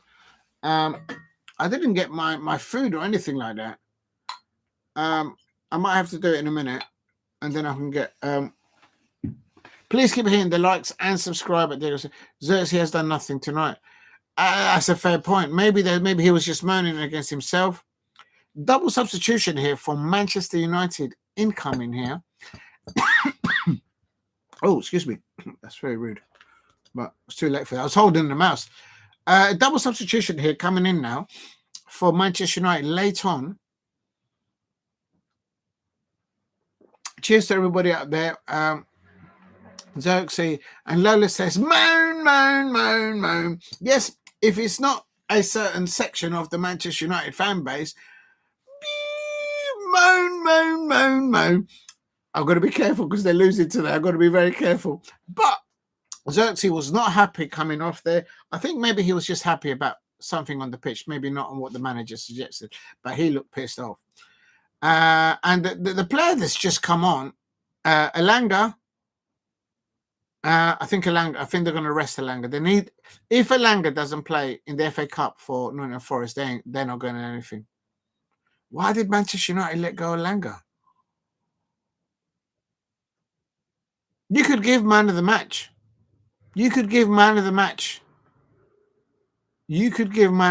I started, so I'll finish. To Anthony Elanga. Not just because he scored that only goal in the match thus far, is what he's done in the first half and in the second half. At the moment, I'm not seeing anything from anyone else to make it any different, performance-wise. So he's going to have player of the match, man of the match, if you want. And have you got your Wembley? No, I've got to go and get my Wembley ticket. I don't think they've released them yet. They can only release it when they know it's going to happen on the Saturday, on the Sunday. It could either happen on the Saturday or the Sunday. So we've got until they have, because otherwise, when they release the tickets, they have to then reprint everything. So once the date is set and the time of the match, that's when the tickets I expect are sold. Big up to the dog says, breaking news. Leipzig have triggered a Glasner's contract and Glasner's will leave immediate effect. The dog is doing another April Fool's. I'm like, whoa. How did you get that? Where did you get that? Fabinho from Romano, who's not paid that out. And this is Bruno Fernandes is look how they're attacking the intensity off the ball by Nottingham Forest. They're 86 minutes at the end of the match, and the moment Bruno Fernandes gets the ball, he's literally got a player on his neck and another one on his ankle. That's Garnacho has been fouled there, and he doesn't get anything. This referee might be from Liverpool or something. I don't know what's going on there. Leipzig have just triggered Glasner's contract. Big up to the skibbity Rizzler. There is too much going on. Oh, here we go. Last few minutes. Harry Maguire is coming on. If Harry Maguire scores a goal in injury time,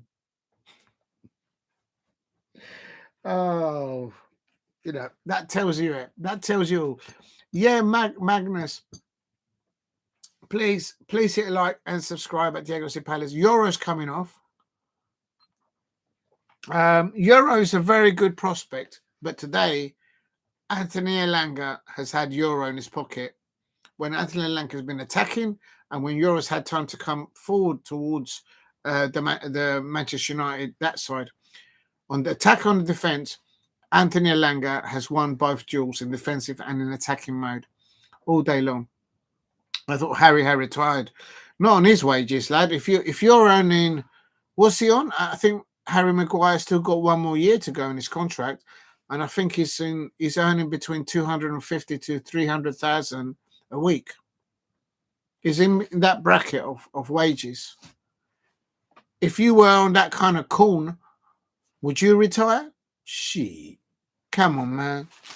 I mean, but Harry Maguire, I mean, there's still a player in him, but he wouldn't get ahead in my Crystal Palace anywhere along the back. He wouldn't get in front of Maxime Lacroix. He wouldn't get in front of Chris Richard. Even with Chris Richard having an injury, he still wouldn't get in front of him. He wouldn't get in front of Mark Gahey, Uncle Mark Gahey. Hell no.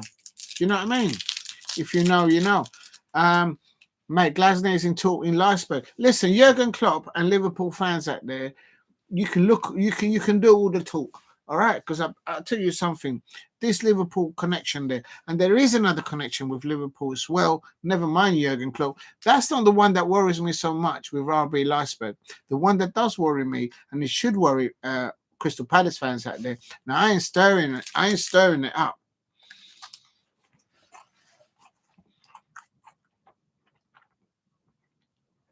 I said this 3 nights ago. Brazil, the national coach for Brazil, has just been sacked. I guarantee you that Ancelotti is going to take that position for next year's World Cup. Okay, so Ancelotti will leave Real Madrid and go and take the manager's role for the Brazil national coach. That will leave a hole for manager at Real Madrid. The next thing that's going to happen is Xabi Alonso from entering Frankfurt. He will be leaving there, and he will go to Real Madrid. He doesn't have to convince Trent Alexander-Arnold to get on the Uber, on the plane, when he diverts to Heathrow or maybe to Liverpool. That's what's going to happen. Xabi Alonso, when he leaves Bayern Leverkusen, and oh my days, City nearly scored there. Williams there on the right-hand side is claiming a penalty, but it's not a penalty. I tell you something. So when Ancelotti vacates Real Madrid to go to Brazil, I reckon what's going to happen is the Eintracht Frankfurt manager. Oh no, not Eintracht Frankfurt. The Bayern Leverkusen. I do apologize. Bayern Leverkusen's manager, Xabi Alonso. He's going to then go to Real Madrid. On the way there, he's going to go to Liverpool City Airport, and then pick up Trent Alexander-Arnold, Virgil van Dijk, probably Luis Diaz, and give him a lift, because he probably will end up at Barcelona anyway. But then they will take those players to Spain, right? That's going to leave a hole at Bayern Leverkusen. So I got the name of the clubs wrong, so I do apologize. So Bayern Leverkusen, when that happens, now they're going to come calling for Oliver Glasner. That's the one that worries me. That's a penalty for Manchester United there. Isn't that a penalty for Manchester United there on 6 minutes of extra time? Isn't that? Oh, Mazraoui. Oh, they've lost the ball. Oh, no, it's a counter now. It's Nottingham Forest now on the counter. And it's 2 against 2. They're just holding up the ball. Just hold the ball. Oh, don't lose the ball, lad. Oh, what a waste. And Damo's laughing. It is what it is. All this talk about him going to RB Leipzig. He ain't going nowhere. But the other thing is that I said it before, when we signed Oliver Glasner, says that he's the next Jurgen Klopp of European football. And there's the header. Oh, how did the Manchester United not score that? How did they defend that? Harry Maguire. How did you miss that? I would have scored that. You would have scored that goal. Look at that ball by Dorgu. And Harry Maguire, clean header, and he heads it across the goal. That's why he was brought on. He's earning over £250,000 a week. And the lad puts his header wide of the post. Nice corner if you can get it. If you know, you know. Oh, shit, he's only in talks. Nah, they're not in talk. They're not talking anything. What are you talking about, talk? Listen, never mind about the talks. Let me tell you something. He ain't going, Glasner's not going anywhere. He ain't going to go nowhere until he finds out, until the Crystal Palace fans make Wembley their second home, being Wembley. That's what that's going to happen. When we lift up that silverware, then if the lad wants to go, then he goes to go. You know what I mean?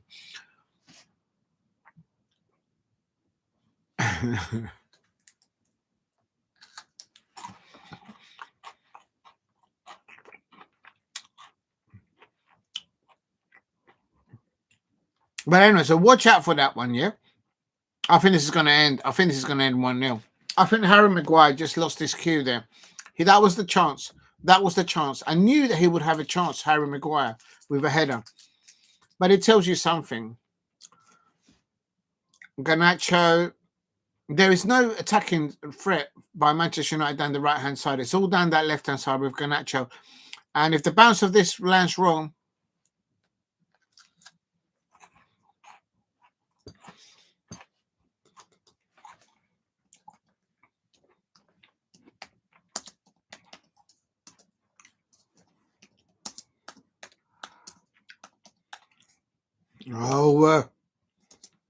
thank you all for the 11 likes. Please help the live stream get to I suppose 15 likes. I suppose the next target.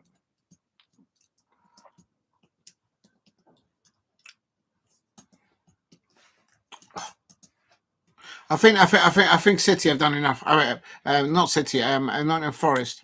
City, listen to me.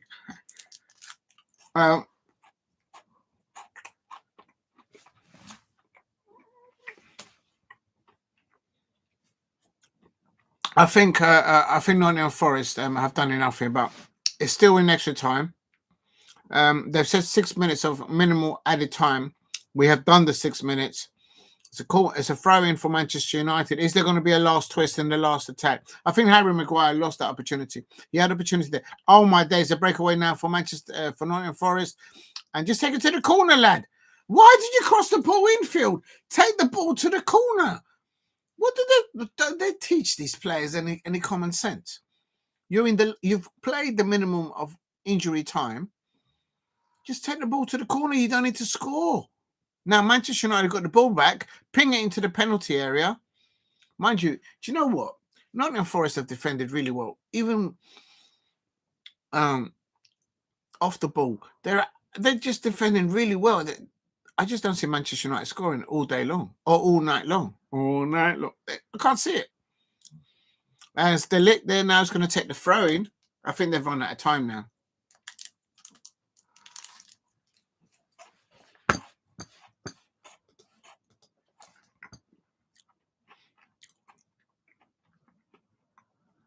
The Nottingham Forest fans will be asking themselves, when is this referee going to blow the whistle? Because they played the minimal time.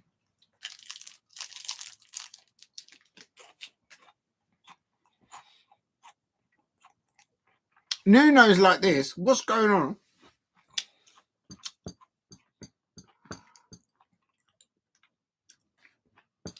Garnacho. It's just Garnacho. Now they're finally doing an attack on the right-hand side. Mazarawi. They're in there. Oh, off the line. City clear the ball off the line. Manchester United can't score even if the barn door was open. And the ball goes across. Oh, they're rubbish. They're so rubbish. I'm sorry. I'm not sorry, Manchester United fans. You've got to have that. You had the opportunity there with Harry Maguire there. And then they clear the ball off that. Look at Alanga. Alanga's coming onto the pitch to celebrate with the other players, and he can barely walk because he's got cramped all over his hands. And look at that. Did you see that off the line clearance? Oh my days. And and he was onside as well. And it was Maguire again. Maguire. Why isn't Rasmus Holland getting the ball there? Rasmus Holland was clear there. All Maguire had to do was just pass the ball to Rasmus Holland and they would have got the equaliser. Boom! They're so carp. Yeah, I mean, they're pony. They are very pony. And I tell you something, I've got to give, not because he's an ex-Manchester United player, on the performance in the first half and in the second half. The player on that pitch that was the difference was Anthony Elanga. Why did Manchester United... You see now when the players are greeting each other and shaking hands and then all that, that's when you do that. But when I saw Mason Mount for Manchester United greeting and hugging and doing French kissing and all that jazz in the tunnel before they go out into the tunnel to go out onto the pitch at the Etihad, I was like, nah, that doesn't make any sense. It's like, on whose side is he on? Do you know what? I think somebody said in the chat, no one really expected Manchester United to get something at the City ground, given where and respectfully why Nottingham Forest are at the top of the Premier League. They've not fluked it. They've grinded those. I think what will be worrying for Nottingham Forest fans is the injuries that they've now incurred. I think in this match they've incurred 2 more further injuries, and this is without Woods. This is without a Nottingham Forest side that was not able to knock on wood because Woods was actually out injured. So, and Jason is not happy. Yeah, I don't blame you because you shouldn't. But don't there's a reason why Nottingham Forest have been in the top, not just the top half, but in the top 5, if I'm not mistaken, throughout the season consistently. And look, they're on 57 points. Manchester United are on 37 points. So that's a 20 goal difference of points difference. And they've got a plus 19 goal advantage in goal difference over Manchester United. And this is without Woods as well. I have to say this, Tottenham Hotspur fans, when you threw Nuno Espirito Santo underneath the bus,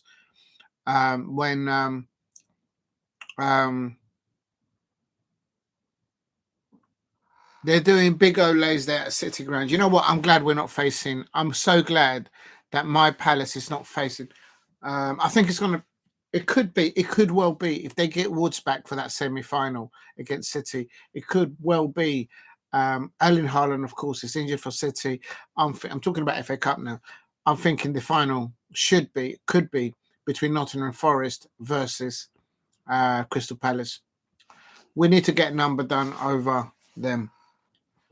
Hopefully, we have to get it. Palace fans, we've got to get to Wembley. We have to get them. We've got to get behind these players tomorrow night, and then the one after against Brighton at the weekend, and then after that towards their FA Cup semi-final.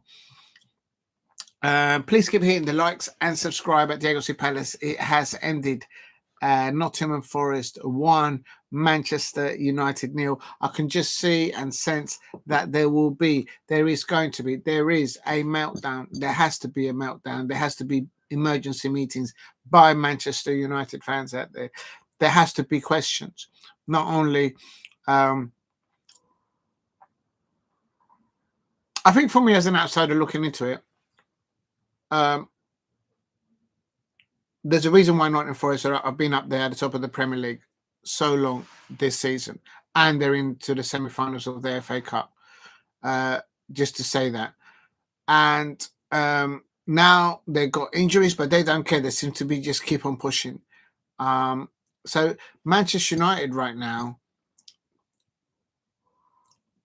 I think somebody said it. They were Cup. Yeah, I would say so. You can't just throw this one, I think, on one individual. You can't just say it was Casemiro. You can't just say it was just Bruno Fernandes. The whole team just didn't gel there. I think as an outsider looking into that, the only out forward attacking player was Garnacho. At times down the left-hand side or at times on the right-hand side when he switched over. I'm not taking it away from Forest. They show that, yeah, you can't. I agree with you, Jason. I think you're absolutely right. Jason says, not taking it away from Forest. They show that they can play footy. That's why they're third. Yeah, you don't end up at the top of the Premier League like that for a reason. You grind those decisions. This is a type of match that last season Nottingham Forest would have drawn or lost. And Harry Maguire was the plan B, a plan C. And he had 2 opportunities there. 2 opportunities. He had a header. He headed it wide. And then right at the last minute there, all he had to do is pass the ball to Rasmus Højlund. But I always find that I think Rasmus Højlund is a very good striker, a very good potential there.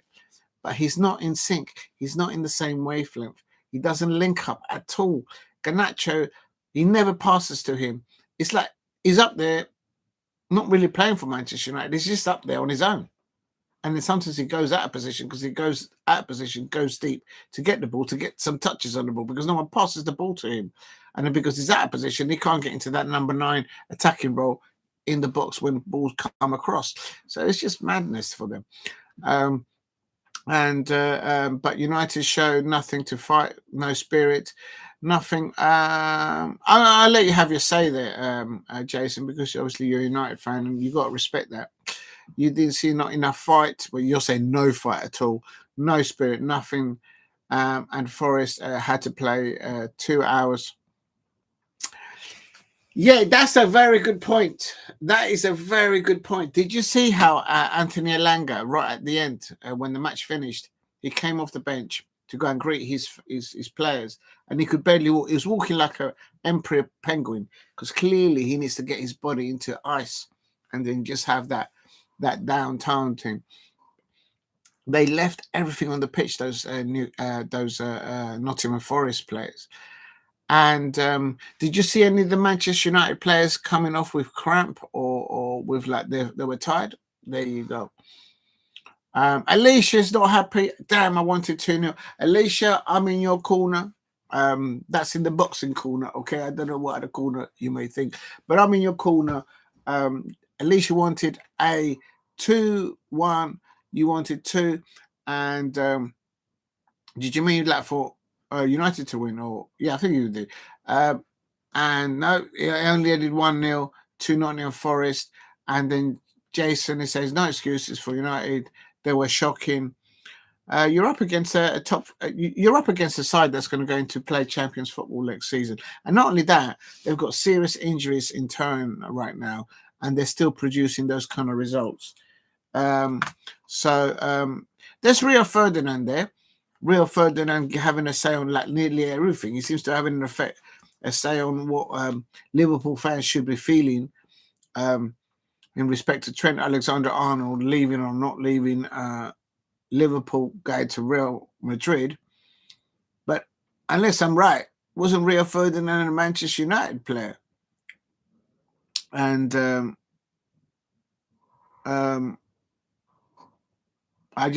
doesn't make sense. I've queried the situation between Trent Alexander and Liverpool and Real Madrid. I think it should be dealt with in a more respectful way for all three parties. Actually, 4 parties.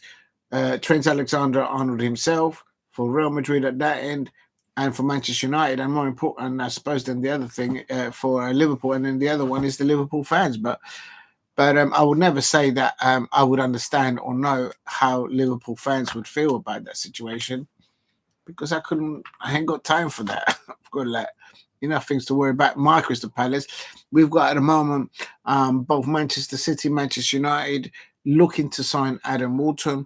We've got the likes of, probably no doubt, Man City coming in possibly for both Adam Wharton and Ebrieze. Mark Gahey's on the radar. He's already had a little nibble from Liverpool because there's going to be an exodus. Arnold Slot is not going to keep any players from leaving. He hasn't got the pulling power. He's got no influence, and he's dropped all the balls literally this season. All he's got to do now is just land that Premier League title, and now he's getting injuries as well. Let's see how he's going to have to deal with injury. That's what everybody else has to deal with. Right. Putting him in the kitchen sink. FC. No mention of Sutton tonight. Oh, yeah, I forgot about that. Yeah, no, I won't do that to Jason tonight. Jason's had a tough one there as a Manchester United fan. Not watching your side being peppered all over the park. This is Anthony Elanga. He's the player of the match. He was unstoppable. No one could cope with him.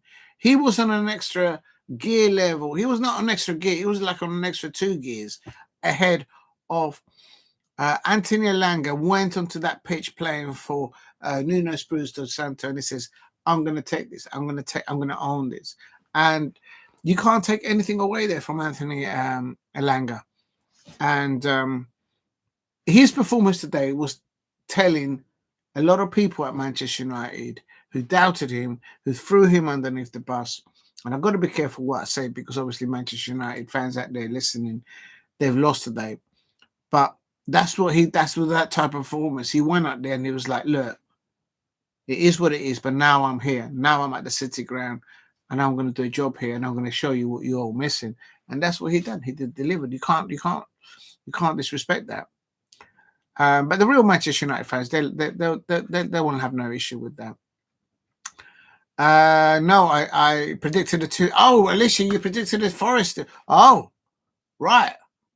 Well, I'm going to tell the Queen. The Queen. You got me saying it now.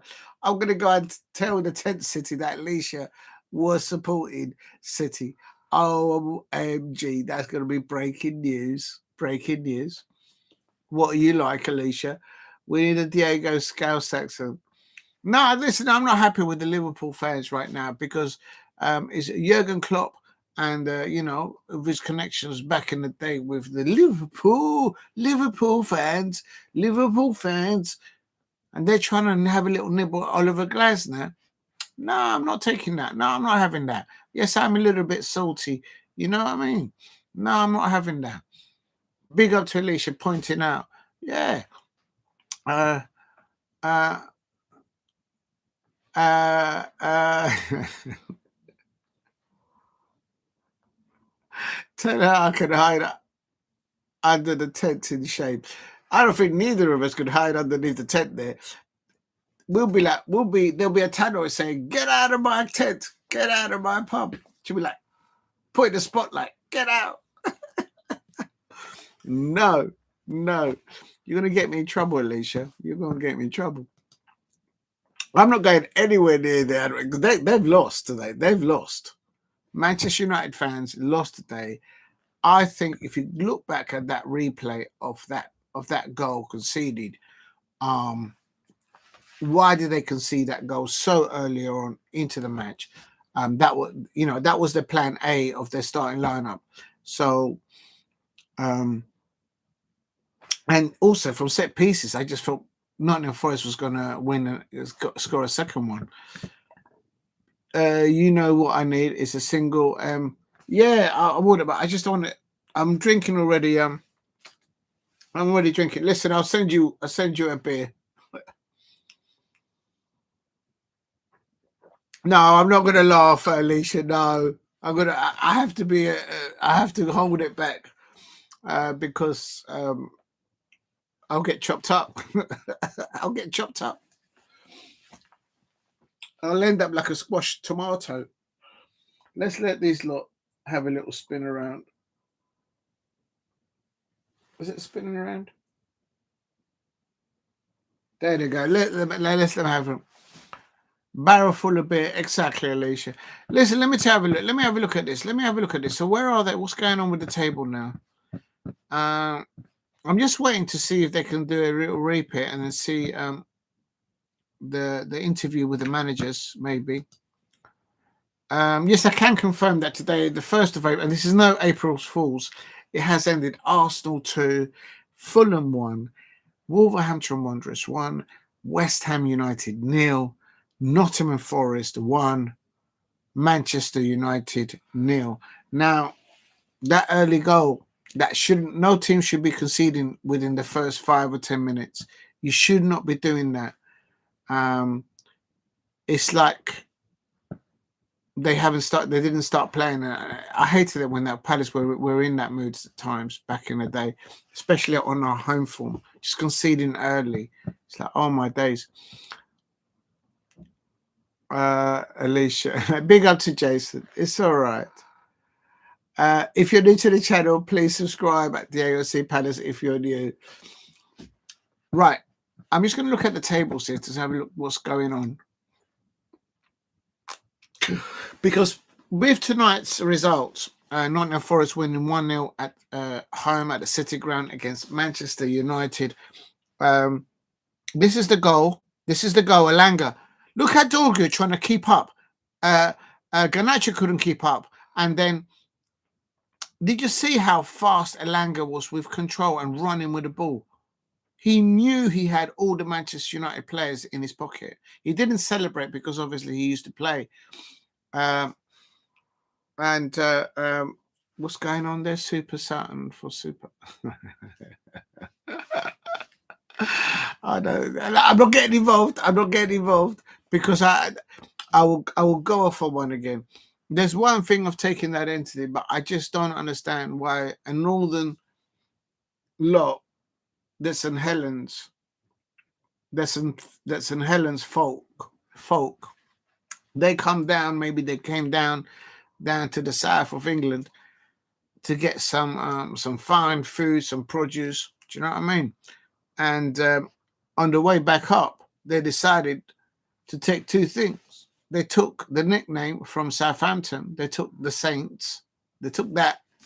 And the second thing they took They thought they must have stopped for a pit. I don't know. Maybe they stopped at a service station back in the old days.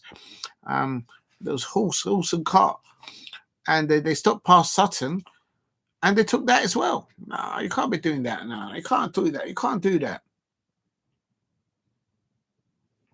Real talk, North. Now, Jason Chimbin is saying that the wheel talk is northern style. No. You can't take that as well. No, there's I don't think that. Hold on a minute.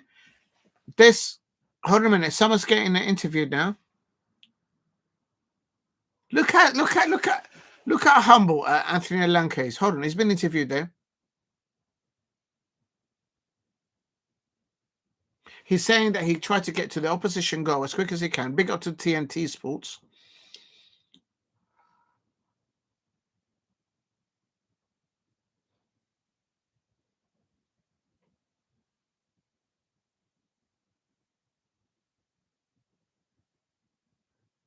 Yeah, look how humble he is. This youngster, Anthony Alanga. Who says that shorter players don't have high intensity and high pace? He demonstrated. He completely cooked Euro today. Euro's a good youngster players as well. Hold on. He was running so fast that Usain Bolt couldn't hold up to those levels. Please keep hitting the likes. So coming to the channel, listen to Anthony Elanga. Rio Ferdinand asked Anthony Elanga, how pleased are you with your form? And to create moments like that, says Rio Ferdinand on TNT Sports. And Elanga says, all you want to do is about developing and becoming a better finished article.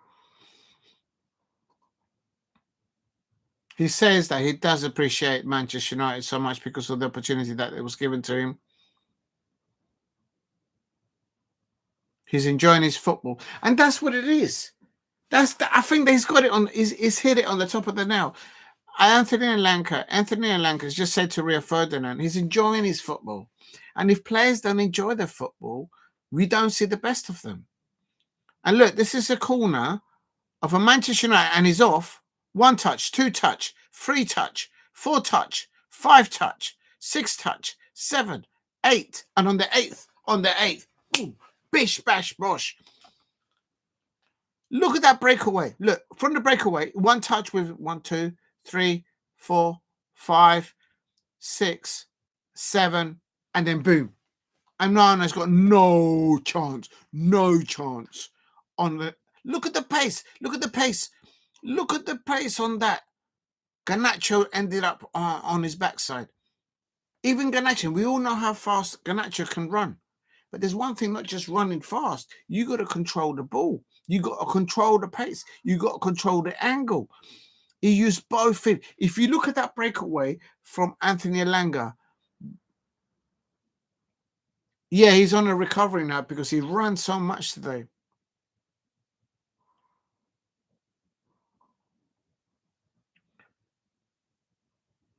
Yeah, this is a good question. So there's 2 clubs, 2 different styles of play. At United, he's saying that he had a lot of the ball.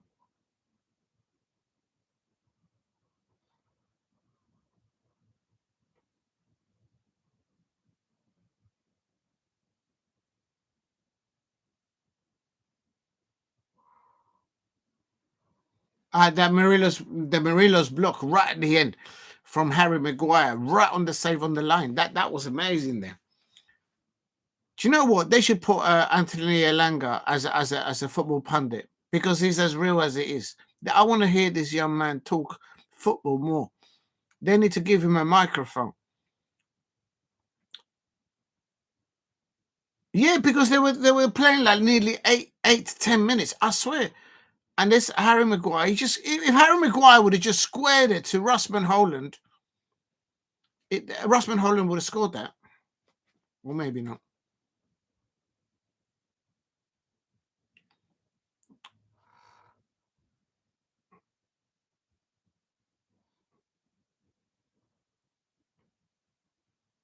Yeah, so Rio Ferdinand is saying to Anthony Langer that the way Nottingham Forest plays, that transition from defence to attack, boom, and there's so many different options.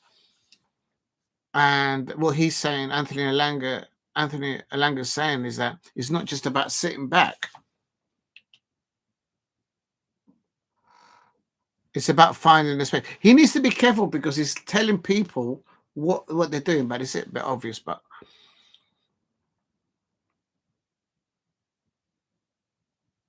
where does the spirit comes in for the fighting for the night? I will come up to the chat in a minute. I'm just coming.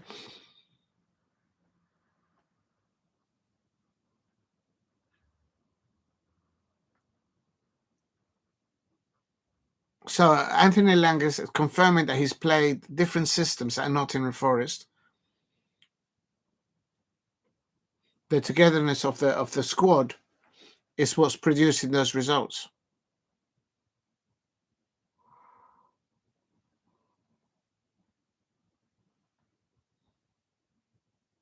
Oh, Anthony Langer gets the player of the match. That's his first. That's his first player of the match.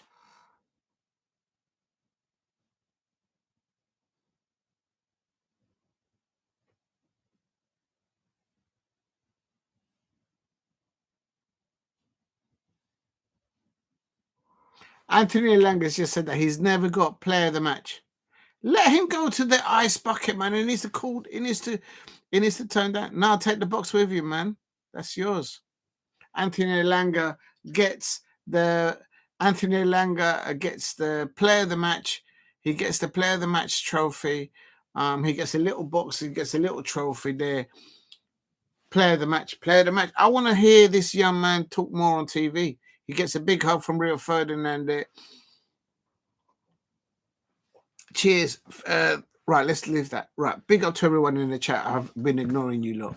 Alanga cooked Garnacho. Yes, yeah, you're right. You're absolutely right. Let's go back to the top. Where am I? Super Northern Sutton supper. I nearly say slippery there. I can't read. Supper time at Sutton. Windows open. It's all kicking off in the chat. What do you look like? We'll talk Northern style. Nah, listen, the Southern style. South London and proud. Look at that. South London and proud. And about this thing about St. Helens. I mean, Crystal Palace was we were flying high, way before St. Helens. If you know, you know. Simon Templar, the Saint. Exactly, back to biblical times.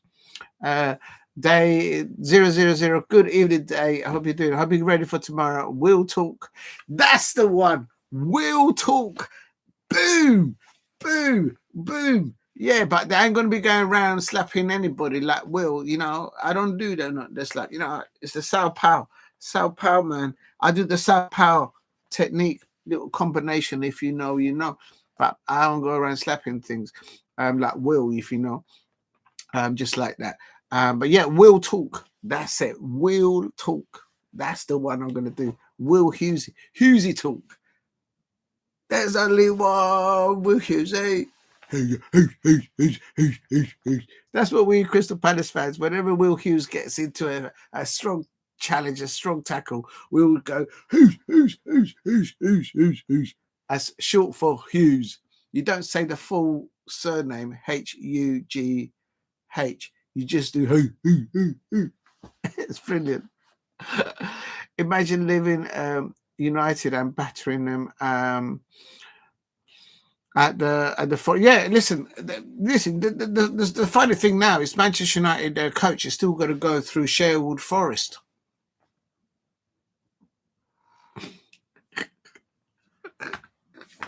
I'm going to get in trouble for saying that. You know what I mean? If you go out into the woods tonight, Alanga to Palace. I'll take. Yeah, I mean Alanga. Yeah, but if we bring Alanga to Palace, that means we've got to bench possibly Daniel Munoz because he plays out on the. Hold on a minute. Let me just get this right. But you know what though? I've saw Elanga play down on the right hand side and also on the left hand side. So yeah, no. If Elanga were to come at Palace, then we would have to change. Will he get ahead of Daniel Munoz? No, you're not taking Daniel Munoz off my pitch. Not having him at all. Big up to Daniel 90. I hope you're well. And it looks like this is a big this result is big for three reasons. It affects the top of the Premier League, it affects the bottom of the Premier League, the results tonight, I mean, and also it affects the incoming European fixtures in the Europa League, because teams will be looking at Manchester United at the lineup that Ruben Amorim selected today against a very, very good Nottingham Forest side.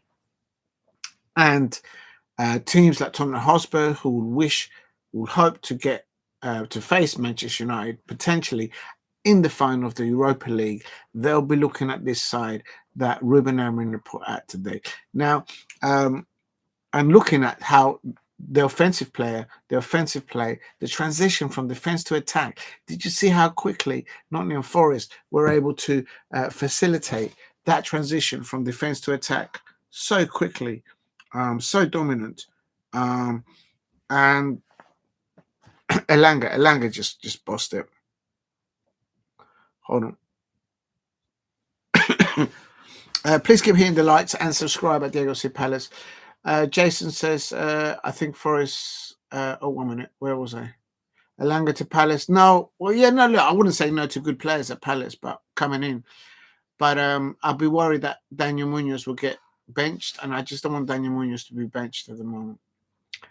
Now, anyway, he's on. Yeah, I know what you're saying that, but yeah, no, he ain't leaving City. He ain't leaving the City ground at Nottingham Forest. They're going to get Champions League football. If they'll carry on like that, why leave? I mean, the grass is green where he's at. And he comes across very humble and direct in the questions that was asked of him and how he replied. And at the same time, he was, I thought, very mature in the way he responded to the questions from Martin O'Neill, the ex-Leicester City manager, the Republic of Ireland manager, and also the questions from Rio Ferdinand and from the lady from TNT Sports. So very mature the way he spoke. I thought I'd like to hear more of Anthony Elanga talk on a microphone. So put him more, give him the microphone. So congratulations to him. He won player of the match, man of the match. Are we supposed to say man of the match or player of the match? They keep changing it. I don't even know. That's a great moment. Comment chasing, real talk. I like the one from Damo. Not from Damo, from day 000. Will talk. That's more of a Palace. Yeah, will talk. I'm going to be saying will talk. That's the one. That's the babe. That's the baby. Elanga to Palace as Alicia Sidakova. No, we're not having it. We couldn't afford his wages, I don't think. And see real Northern talk. The North and South divide. I'm not going to get into that. Please, if you haven't subscribed, please subscribe at Diego C. Palace. It has ended. Nottingham Forest 1. Manchester United 0. I don't know why I had to think about that, because they were never going to score tonight. Maguire nearly scored a goal right at the end. It is what it is. And Jason says, hey up, Dan, and then saying hello to Daniel. And then Alicia says, if you know, you know, Jason. And Daniel says hello to big up to Jason, mate. And Jason says, that's true, Alicia. This conversation is going all over the place. Steve RFC, big up to you. Comes in to say Sociedad have scored. You know what? Is there any other matches out there? They're probably finishing now. Sociedad score 4-3 up and 4-4 on aggregate, heading for extra time. And Skibbity Rizzler says, hello, guy. What's going on with this little thing? Well, I don't know why this with Rizzler, man. I don't know. Maybe he just likes everything small. It's okay. There's nothing wrong with it. Let's get ready to rumble. Lo, let's get ready to rumble. You look absolutely fabulous in your new portfolio photo of your channel. Big up to you, lovely Lola. I hope you're doing good out there. I'd mean that in a polite way. Oh, she, Hostel, will talk. Glad all over. Mm-hmm. Mm-hmm. Lola, what you like? Glad all over. Oh, this could go so long. Anyway, behave yourself again. When are the Ducks? What? When are the Ducks girls back in action at the Crystals? The Crystal Palace cheerleaders. It'll be against at the weekend against Brighton. We are facing them on Saturday, where Crystal Palace will be victorious. We've got to get 3 points there, but never mind that match. We've got to win tomorrow night against the Saints. Does anyone know if Dibbling, the Southampton youngster, he's been linked to Manchester United apparently. Is he still injured? I hope he doesn't play for Southampton. I haven't done my homework. I've been very busy today. Play the match now because of the women's. What? Oh, Jason Chamberlain says player of the match now because of the women's football and the diversities.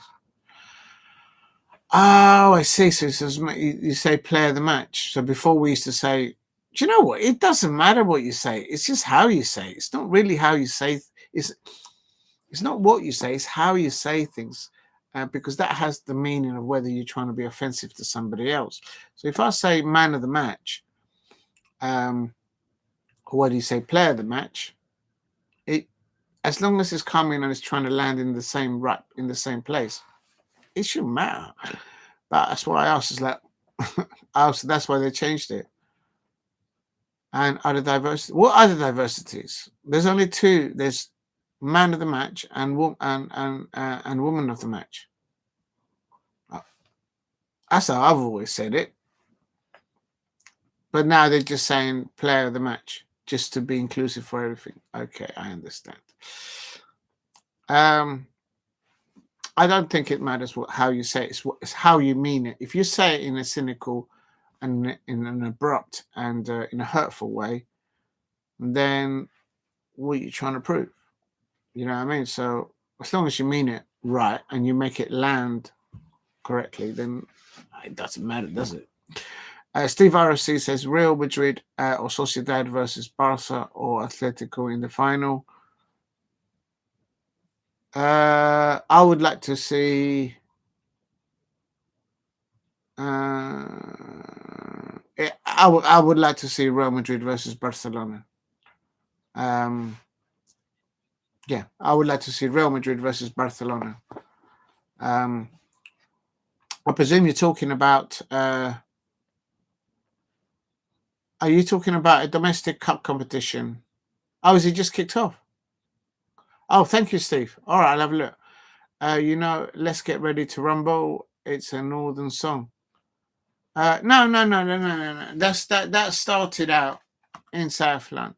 Started in South London. Where they filmed it, the word on the street is they filmed that in London, in South London. That's what I heard. I could be wrong. So it got done.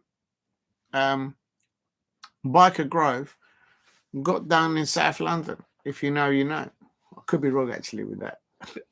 Oh, she. Do you know where I got that one from? The she. That's in. If anybody out there, have you watched the series The Wire, from Chicago, the crime thing, The Wire with Omar, with Marlowe, with all that. That's where. And then one of the senators there used to say, "Oh, she." I'll do the accent better later on. Extra time just kicked the Copa del Rey. Yeah, that's what I thought. That's what I thought you might be. Yeah, Anthony did the filming in Greater London. That's so true. Boom! In your face. And whilst they were down there, they probably took Sutton and the nickname of Saint, and they took it all the way up there to near and thereabouts, near St. Helens. Yeah, I mean, come on, man.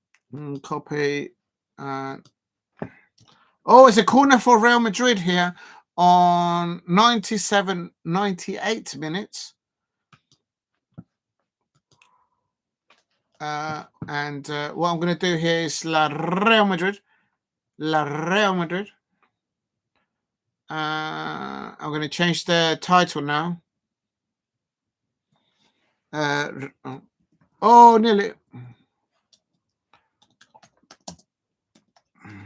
Real Madrid.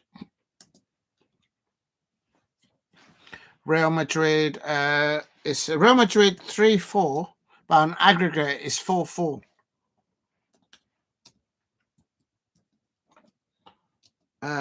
Real Sociedad, Sociedad, and it is AGG. It is 4-4.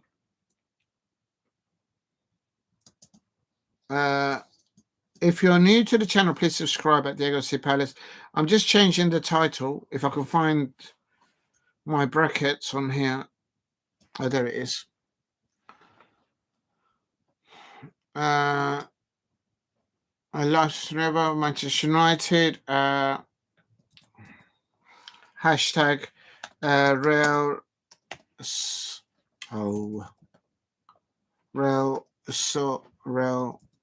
Madrid.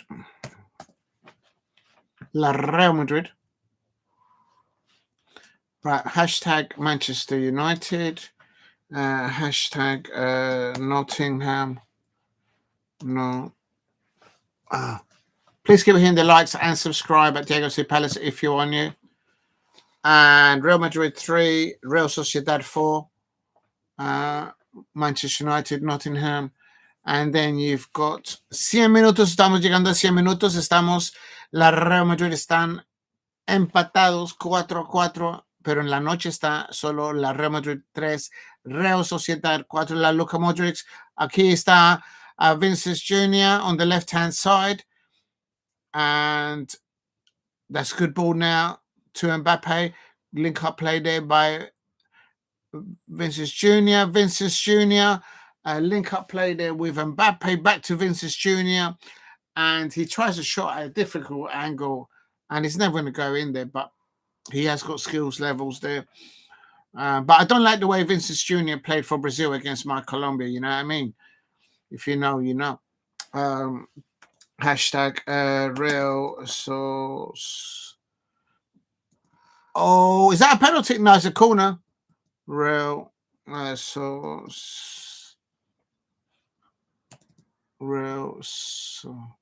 Sociedad. Okay, I'm gonna. Right, I've just changed the headings. I'll set you. What? I'll set you up as she. Guess what? Police have found the quacka boom. No, listen, you can't accuse, you can't convict, you can't accuse, and you can't convict quacka the duck. Look at Modric there. Hang on a minute. How are you going to say that the duck is guilty of anything? Look at the duck. Look at those eyes. How can you tell me that those duckling eyes are guilty of anything? That's innocent until proven. That's right. And look at that. Look at those two. They're not guilty of anything. They are innocent. What are you talking about, police? I can't get this right now.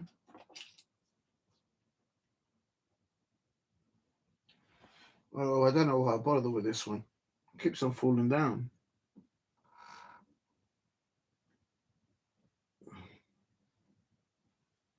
Oh, there we go. Is that right? Well, right, let them spin around. Please get in the likes at the moment. It is still, we're on 102 minutes. 102 means 1 or 2 minutes, and it's Real. Oh, Jude Bellingham is down injured. So Thomas Tuchel, look away. Real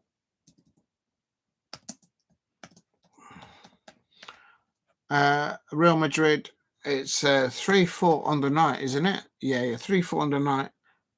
And Real Sociedad. Oh man, I can't spell tonight. What's wrong with me, man? So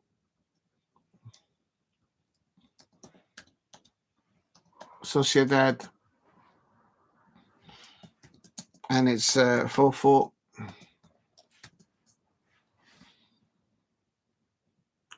Extra time.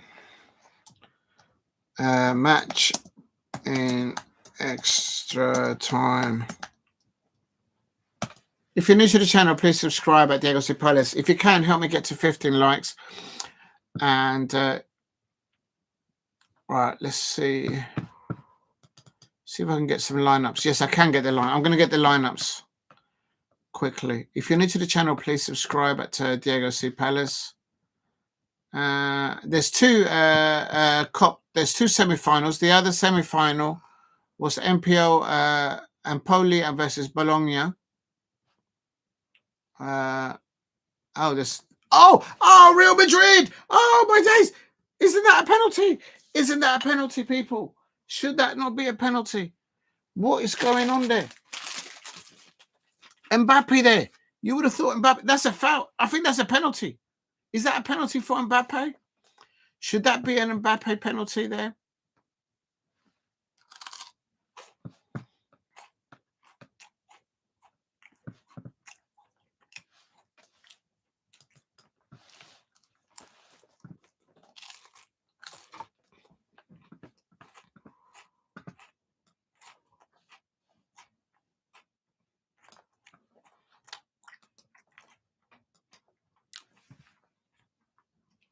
Remember that at the beginning of this match, it was Real Madrid 1, Real Sociedad 0 on aggregate. And for some reason now, damn. Right, I'm putting the lineups in the description. You know what? I didn't put the lineups for Manchester United and Nottingham Forest. I think you're supposed to say bad me or me bad. I never know which one you got to say. Me bad, I think is what you're supposed to say. I don't know. These youngsters these days, I don't know what they're getting on now. And Real Sociedad. So then,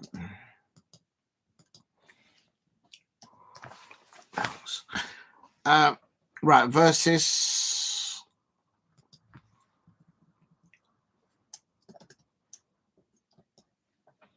You know, a lot of these players have just returned from international duty, and that's the other thing. Manchester United, the Manchester United players, they had extra days. They had like 3 extra days of rest, if I'm not mistaken. Copy. Oh, he fell up. Yeah, I agree. Well, I don't know. I mean, I've seen them given. I can't deny. This is the Real Madrid lineup. I'm just going to get the lineup for La Real Sociedad. Real Sociedad. Wasn't there a player from Real Sociedad linked? Kubo. It's Kubo, the Japanese player. He's very good. But there was a player from Real Sociedad that was linked to, I think, Tottenham Hotspur and Manchester United, I think. I can't remember which one. Probably a midfielder or a winger, I don't know.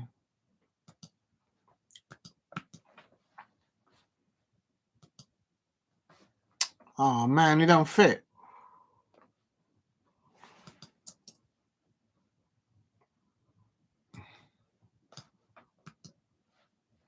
Copy.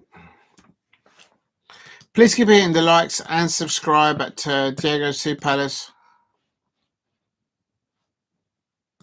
There we go. Youngsters come in. Arda Gulda, this is the one that Semic always saying that should be starting.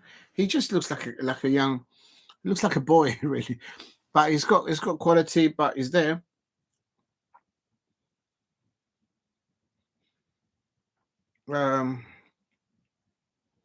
Good taste coming on. Kobe's come off.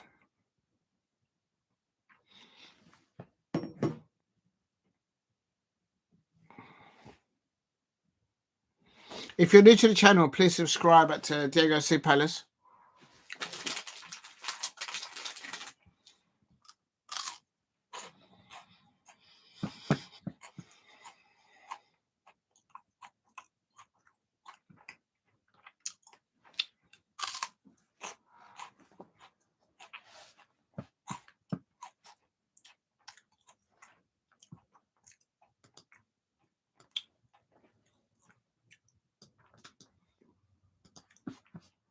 Okay, the second half of extra time is kicked off.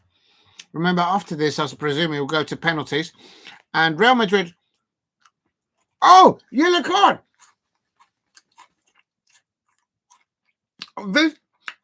Vinicius Jr. is losing it. Vinicius Jr. always loses it. It's all kicking off. It's saying that he hit his leg, bro. Vinicius Jr. Oh my God, nearly chopped his leg off. Yeah,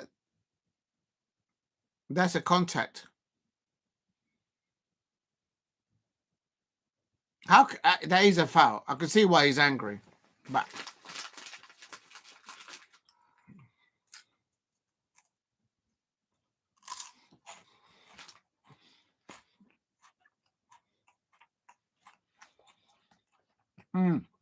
yeah, cynical tackle, and they know that because they're going to get a reaction from Vinicius Jr.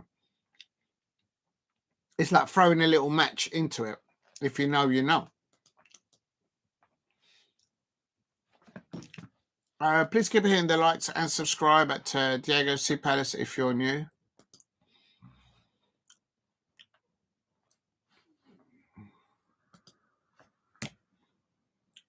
It's a dangerous one because if he lands this awkwardly, he could cause himself a danger. He's on full flow.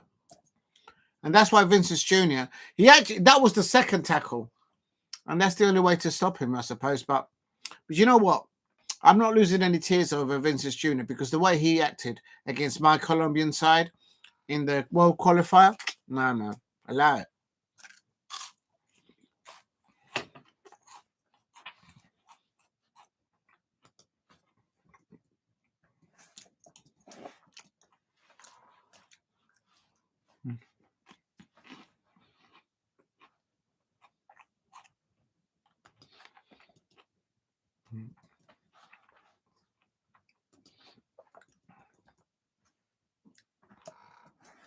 Please keep hitting the likes and subscribe at Diego C. Palace. Vinicius Jr. with the ball. Oh, he's lost the ball there.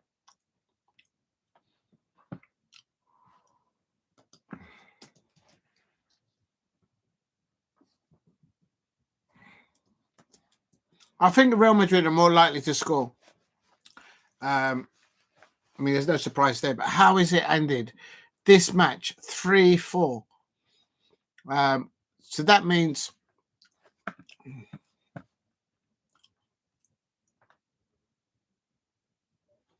if you're new to the channel, please subscribe at Diego C. Palace. Loads of semi-finals. Dunkerque versus PSG in the Copa de France. Also in Germany, Arminia, Bielefeld versus Leverkusen, and this is the one that worries me because if they lose this manager there, and also Empoli versus Bologna, also as well. A lot of semi-finals taking place today. Coming all cup competitions coming towards the end, and Real Madrid nearly getting a goal there.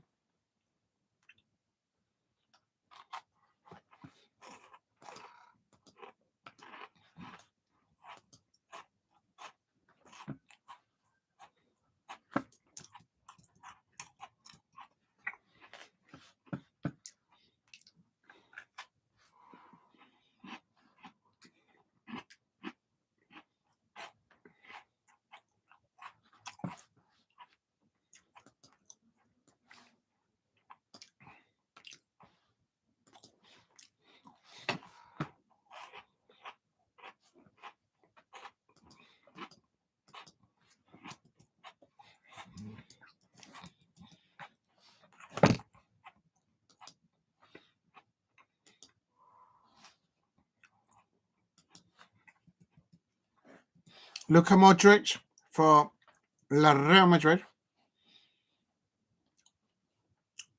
If you're new to the channel, please subscribe at Diego C. Palace.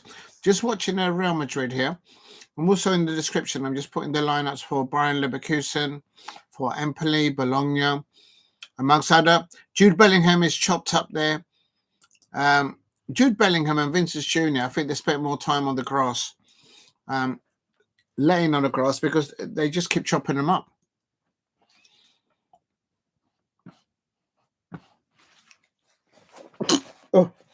Oh, sorry, excuse me. Yeah, stutter up by the kneecap. I think that's why he was so pissed off about it. Oh, excuse me. Oh, excuse me.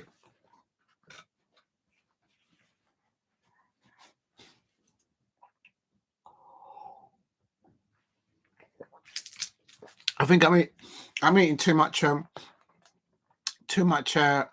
many biscuits. Got to stop eating the biscuits. Oh, there's Rudiger. Rudiger gets the ball in the net. Rudiger gets the ball in the net. That's a goal, isn't it? Oh, is he offside? Oh, he fouled the player. He fouled the player. I think there was a foul on the defender. It's going to go and blow my nose.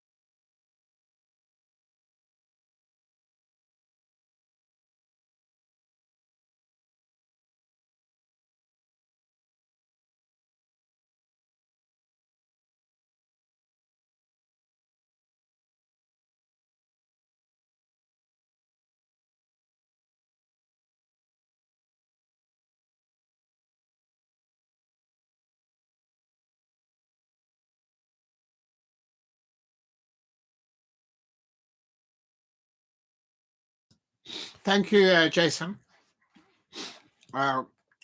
It's been one of those live streams. Not only late, again, but no sound at the beginning, and now finishing with no sound. Shocking. Someone send a memo. And this man, Real Madrid, good build-up play by Real Madrid, but they've lost the ball in the midfield, but they've gained it again.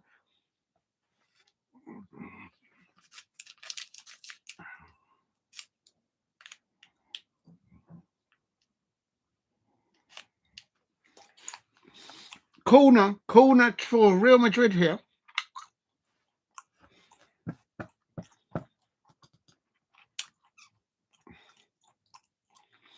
You know what? Real Madrid have got a new goalkeeper. It's called Lunin. I've never heard of him. Oh, there it is!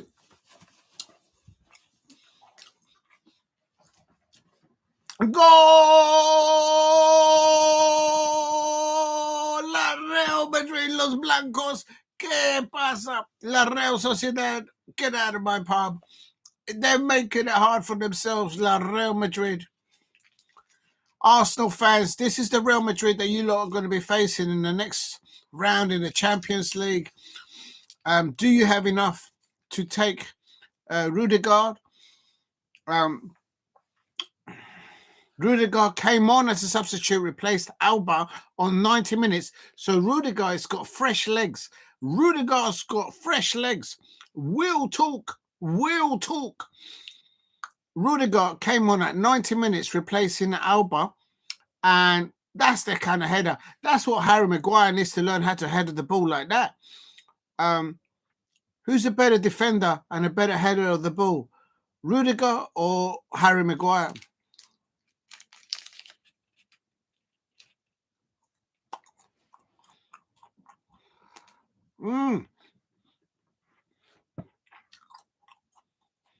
Yeah.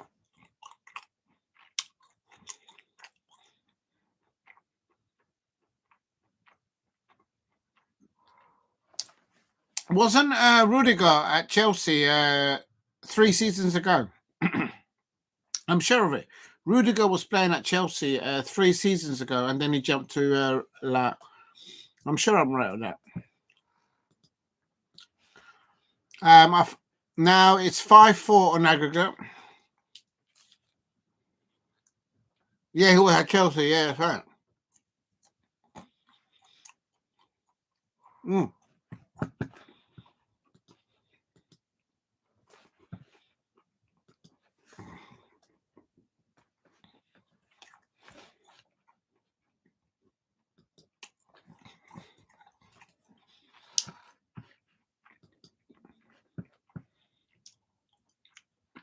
You know what? I can see another goal. I'm not trying to jinx it for Real Madrid fans, and not that I really care that way, I suppose. But as a neutral, I'd like to see this go to penalties. Now, Real Madrid is still looking for another one now.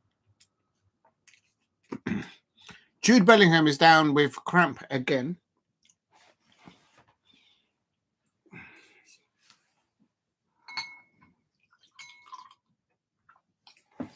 Cheers to everybody. If you're new to the channel, please subscribe at Diego Palace. Help me get to 15 likes, if you could. And it's Real Madrid 4, Real Sociedad 4. But on aggregate, it's Real Madrid 5 on aggregate, Real Sociedad 4.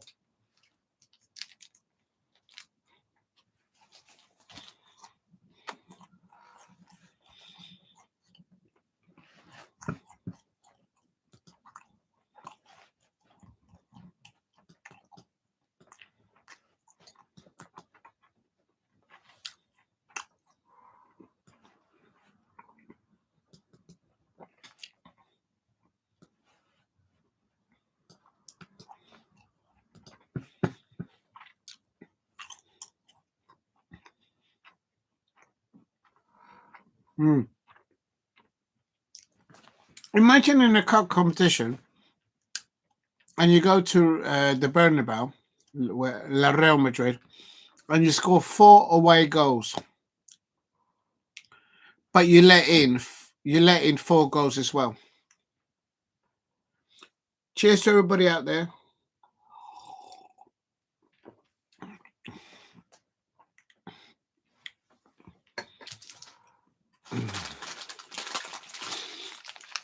Let's have a look here.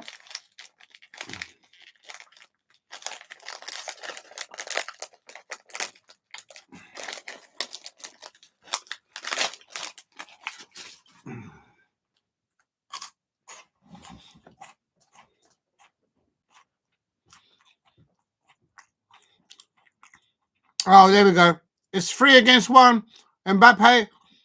Oh, he's going to ball. Sola. Corner for Real Madrid. I think if anyone is going to score, it's probably Real Madrid.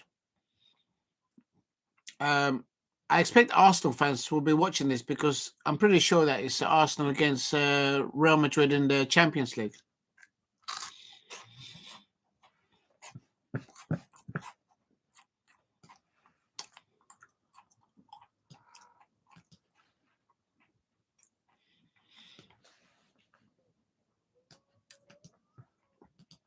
It's a corner. Look at Modric and Mbappe are over the ball in the corner. They played it short. There's 1 minute of extra time to play. They're winning by 1 goal. Now they're taking the ball back out of back. Just don't give away the possession. If you've got possession, the opposition can't score. And now they're taking it back to the left-hand side. Vincent Jr. losing the ball there. Yeah, I agree. Yeah.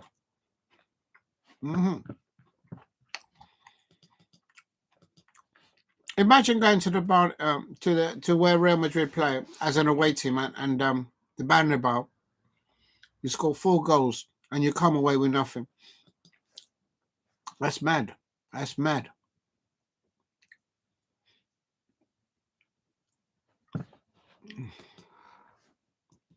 There's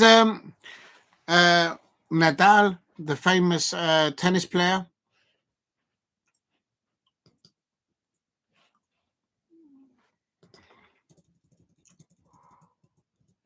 Please keep hitting the likes and subscribe at Diego C. Palace. And I think that's it. That's the end of the match. That's the end of the match. And Rudiger, who came on 90 minutes. 90 minutes. So that's Ancelotti there using his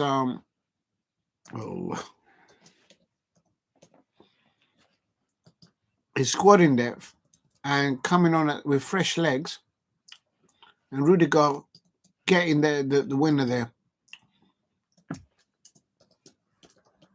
Oh, okay, I've done it. Just trying to get the I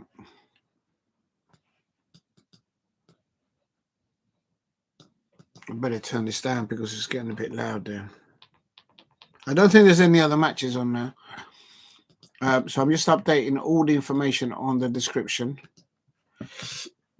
I still haven't done the lineup for Manchester United. I've got to go and get that now.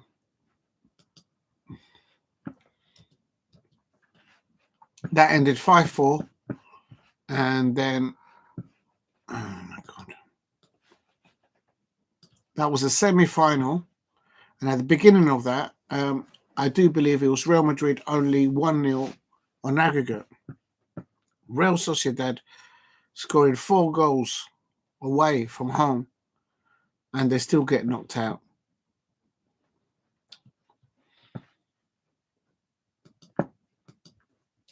I'm coming to the chat in a moment. I'm just typing this in here. Oh, God.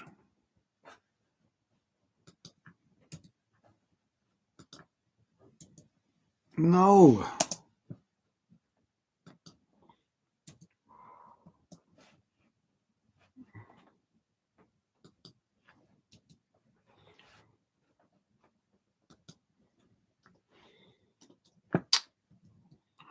Oh, I'm tired. Well, I'm going to finish it off now. 1st of April.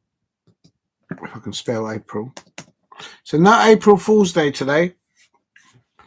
It was just basically with the first match, Manchester United. Anthony Elanga just doing a number over his former club in a respectful way, not in a disrespectful way, but the way he scored. Oh my days.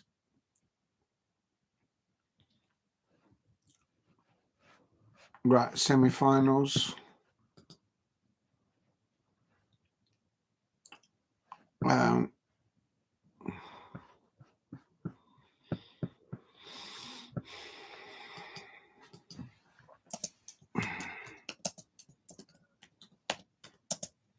What was it?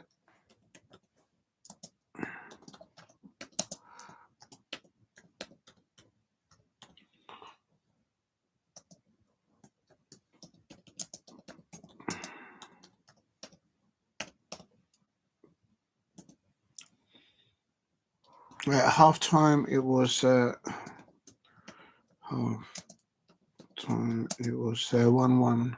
So at half time, it was 1-1. So that means an aggregate.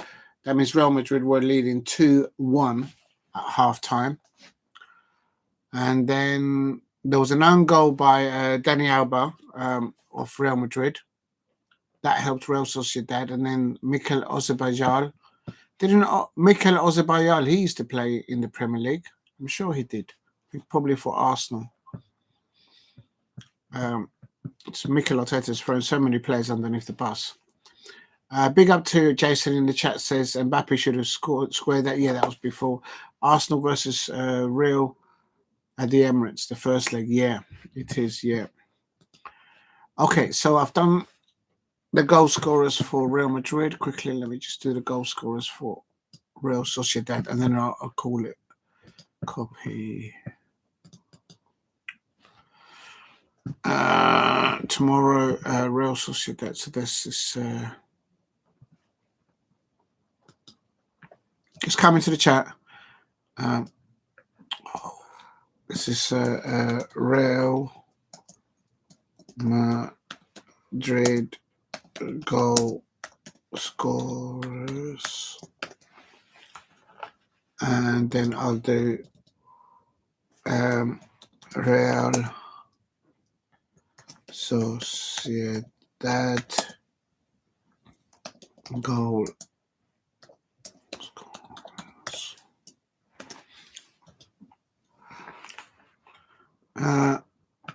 Just come into the chat, copy, paste.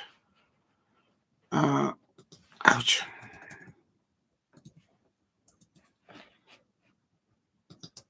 Okay. This is an own goal, 72 minutes.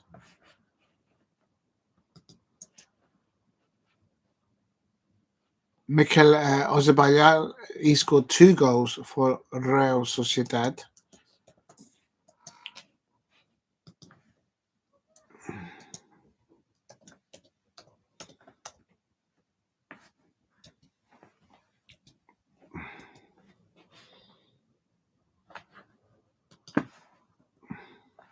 Okay, I'm going to save that now.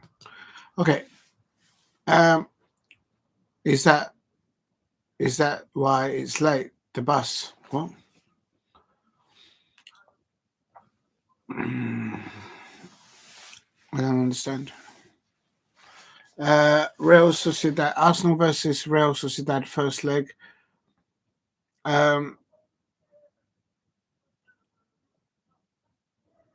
I don't understand, Dave. Sorry.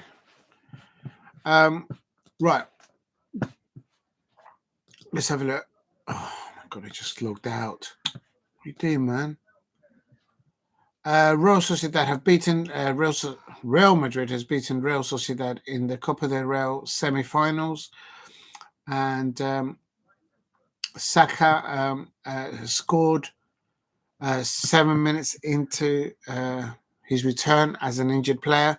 Mikel Arteta not resting him, not introducing him slowly. So,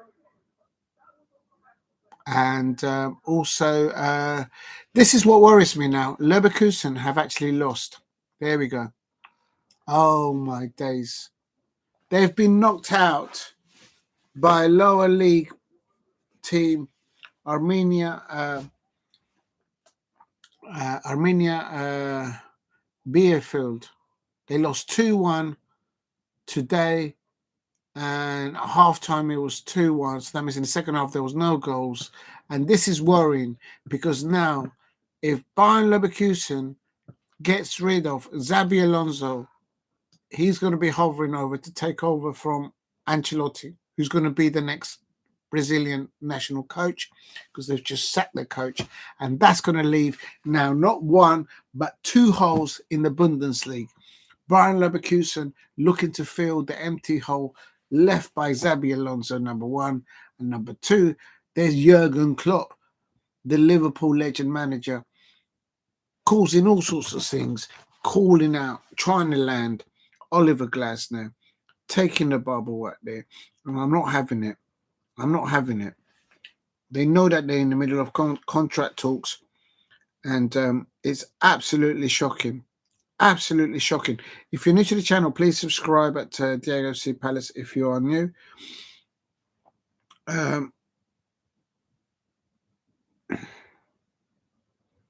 Right, here we go.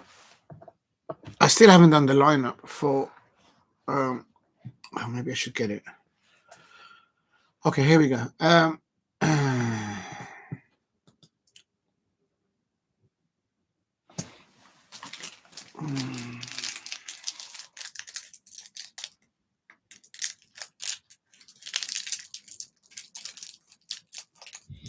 A ver. A ver.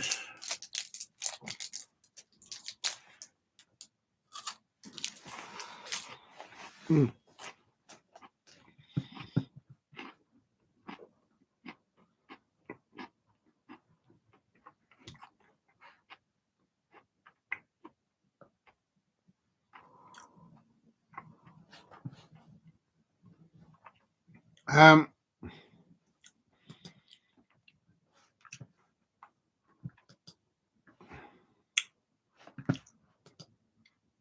Right, let's go and find it. Oh, I don't think it's going to have it now. Oh, you having a laugh? Oh, I can't believe this. Are you crazy?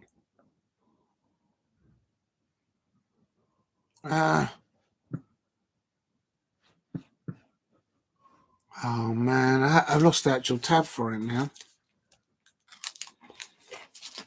Mm. Mm.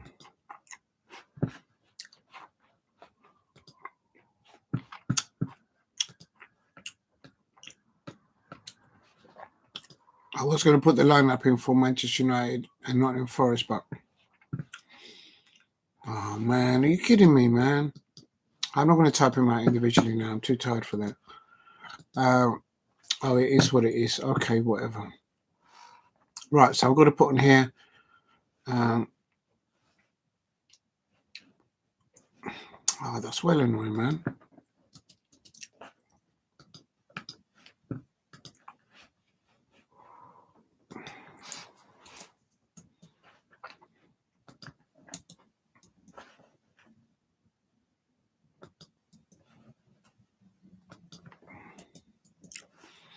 Premier League. And that, so first I'm going to do, so first was, let's get this in capitals, Nottingham Forest. He ended 1-0. Manchester United.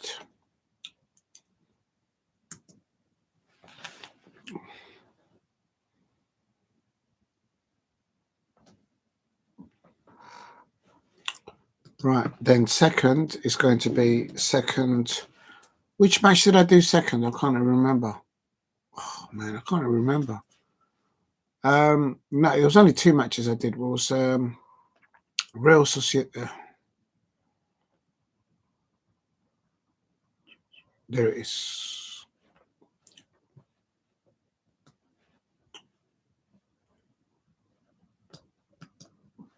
Copy.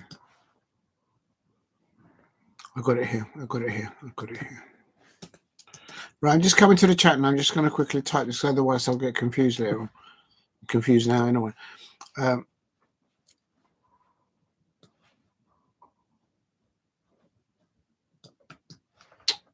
Copy. There we are.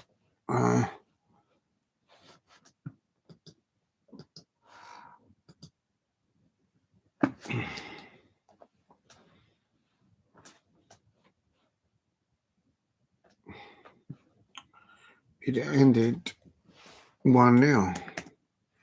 There. Okay, let me just save that. Big up to everybody. Real and Nottingham Forest. Yeah, thank you. Yeah, I did Real. Yeah, and Nottingham Forest. Okay, so I've done that. I'm not gonna type out now all this because I had to restart the thing. Not to mention, I don't think I even put it in the first one actually. So that's a lousy excuse because it's not true. I didn't put the lineups for the first watch along that had no sound, let alone the second one. So bad me or me bad. I still don't know how I'm supposed to say it, but never mind. Oh yeah, let's have a quick look at this Wolves goal. So Wolves scoring 3 massive 3 points. Strand Larsen for Wolverhampton Wanderers getting 3 massive points there at the bottom of the table. So they're now on 29. Does that mean mathematically, with 10 matches to go, does that mean, they've played 30 though, so they might have only 9 left. Does Does that mean mathematically they're safe? 17. No, I think they still need 4 more points. They still need 4 more points. Wolverhampton Wanderers. That's the way I calculate it. Anyway. But that's another. That's a Wolverhampton Wanderers winning 2 goals back to back. I think somebody mentioned it in the chat a few weeks ago or a week ago. Yeah, it's going to be Ipswich Town, Leicester City, and Southampton. They'll go down. We got Southampton tomorrow. Palace, please, just do it. We've got a few injuries there. Let me just quickly go into it. Please hit a like and subscribe at the AOC Palace. Just going to quickly go in here.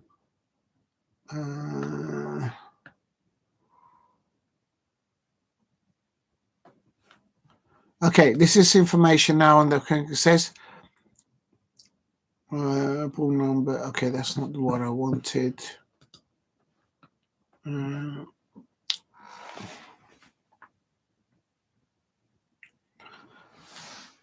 If you're new to the channel, please subscribe at Diego C. Palace. Southampton, here we go. So this is the press conference for Oliver Glasner. It was today. And let's go into it. I did actually see it today live, but I'll read it out. Oliver Glasner has challenged his Crystal Palace players to fully refocus on the Premier League, in which they have 10 matches remaining after the FA Cup quarter-final win, with the next league assignment away at Southampton on Wednesday, the 2nd of April. Tomorrow at 7:45. All right, so it's not an 8 p.m. kickoff. All right, the manager also discussed the form of players such as Adam Morton, Eddie Nketiah, his target for Palace final 10 league matches of the season, and the threat that the Saints, the real Saints from South England, will post at St Mary's Stadium. Not the Saints from up in St Helens. If you know, you know. We got the reward, he says. It was the changes in the summer. The tournaments in the summer are late signings. Then also some injuries at the beginning, often short time, especially international players struggled a little bit.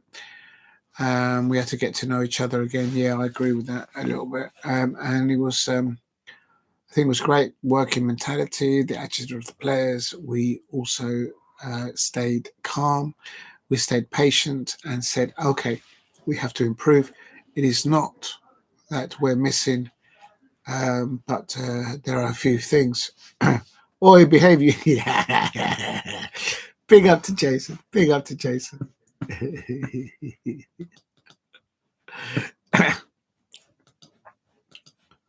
That's what's called a shot across your bow in nautical terms. Or keep off the grass. This is oi, behave you. This is Jason's reply. Keep off the grass, lad. Keep off the grass. If you know, you know. He spoke about Adam Morton. I think it wasn't his best performance. Yeah, because the reporter asked him this great performance by Adam Morton in the thing, and I was like, he played well, but he wasn't his best performance. And that's what Oliver Glasner said. It's like, well, no, actually, he's actually played better before. Anyway, we could see it last year.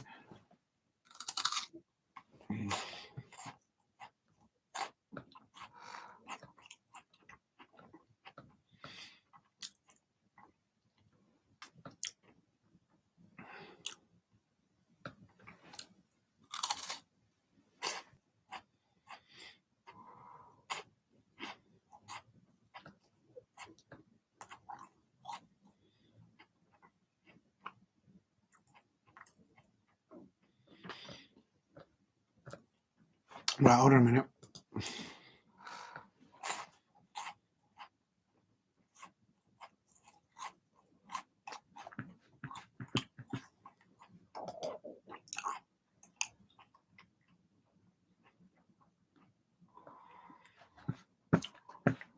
I remember there's no date. Oh, it has been set, actually. The date has been set. The FA Cup, oh no, it has been said. I thought they just announced the date, but not the time and whatever. Crystal Palace will be playing on the Saturday, not the Sunday. So Crystal Palace are up first. I think they may have done it alphabetically. I don't know. But Crystal Palace will be playing on Saturday, the 26th of April at 3 p.m. at Wembley Stadium. So we'll talk. Haha.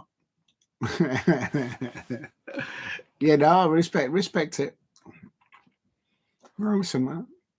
It is what it is. If you're new to the channel, please subscribe at Diego C. Palace. And if you haven't subscribed, please subscribe at Diego C. Palace. Just trying to look at this. Right, so it's obviously we've got Southampton tomorrow. And then you've got Brighton at home at Selhurst Park on Saturday, 3 p.m. kickoff. And then the following weekend is traveling up to the Etihad for a 12:30. Oh my God, that's going to be an early one.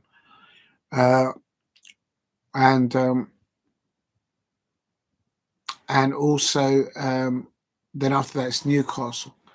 But you know what? Southampton and Brighton, we've got to win against Brighton. The one I'm worried about is actually tomorrow night. We've got a few injuries, and it's also been confirmed that Richards is not going to be available. So we'll have to wait and see. Big up to Elizabeth. Good evening, Elizabeth. I hope you're well. Undefeated team for knockout stages. Real Madrid, what a team. Elizabeth, very they've you run it close, Elizabeth. You was winning 1-0 on aggregate. So you came into this match tonight, Real Madrid versus La Real Sociedad. And you didn't start with your best players from the get-go. You only started with a 1-goal advantage, but at half-time, it was Real Madrid 2, if I'm not mistaken. Let me go back into it. It was 2-1, so an aggregate.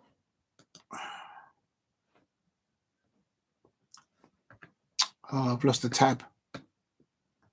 There it is. Yeah, at half-time, it was 1-1. That's it. That's what I'm thinking of. So on aggregate, he was only leading by 1 point in any stages. The lineups did not include to start Rudiger. He's the normal starter. Mbappe was on the bench as well. Luka Modric was on the bench. So those two didn't start. And Ancelotti needed to bring on Mbappe on 66 minutes. And the youngster, Gulia, the Turkish international, the youngster replacing Rodrigo. Good to get him to see him on the pitch, the youngster. And Luka Modric coming on as a substitute on 79 minutes. And La Real Madrid just getting it over. You know what? They look more assertive towards the end, more likely to score. And they always have a number over La Real Sociedad. But it's in the league. Hold on a minute. In the league, wasn't there a closer affair? Yeah, it was Real Sociedad. They drew against Manchester United, and then they lost 4-1 against Manchester United. Yeah, so I was right. It wasn't Tottenham. Real Madrid they've beaten Atletico Madrid, but also lost to them in the Champions League.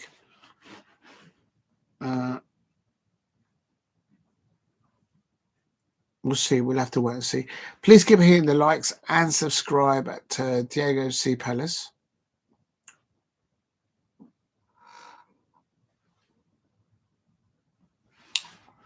Big up to Elizabeth. Thank you for dropping in. If you haven't subscribed, please subscribe at Diego C. Palace. Right. As I mentioned, today's results of Arsenal 2, Fulham 1. Arsenal taking a 1-0 lead into halftime by Mikel Mourinho, assisted by Ethan Nwaneri. And then in the second half, they got themselves their second goal, leading 2-0 in the second half at around 70, 73 minutes. An assist by Gabriel Martinelli. And who else has got a score? Bukayo Saka, back from injury. And did he start from the beginning? No, I didn't think he did. Bukayo Saka coming on as a substitute on 66 minutes. And within 10 minutes, literally, or just under, he scored a goal.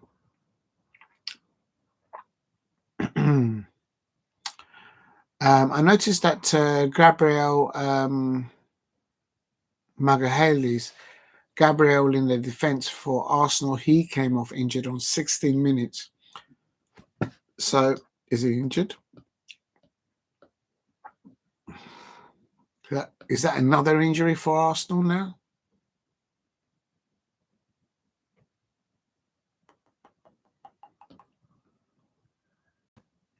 I wonder if Marco Silva might get the chop now. I think he's a good manager for Fulham, but he's just win lose, and then he's going to miss out on Europe opportunity there. Right, so tomorrow night, the other match that happened today was a massive one: Wolverhampton Wanderers versus West Ham. A massive 3 points, back-to-back wins for Wolverhampton Wanderers football fans. They've picked up 6, obviously, in the last 2 games because it's back-to-back wins, and that takes them up to 29 points. I expect Ipswich Town fans and Leicester City fans will be thinking, oh, damn, they might have had a nice chance. Right, I'm just going to go toilet and I'll be back in 5 minutes and then I'll wrap it up. But I've got to go toilet. Going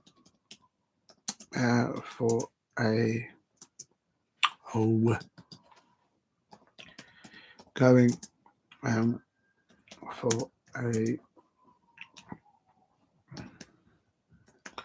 quick break. Back at in 10 minutes, 23:45. Back in a moment. Back in a moment. I'll be back in a minute. Let me just go to toilet. I need to go to toilet.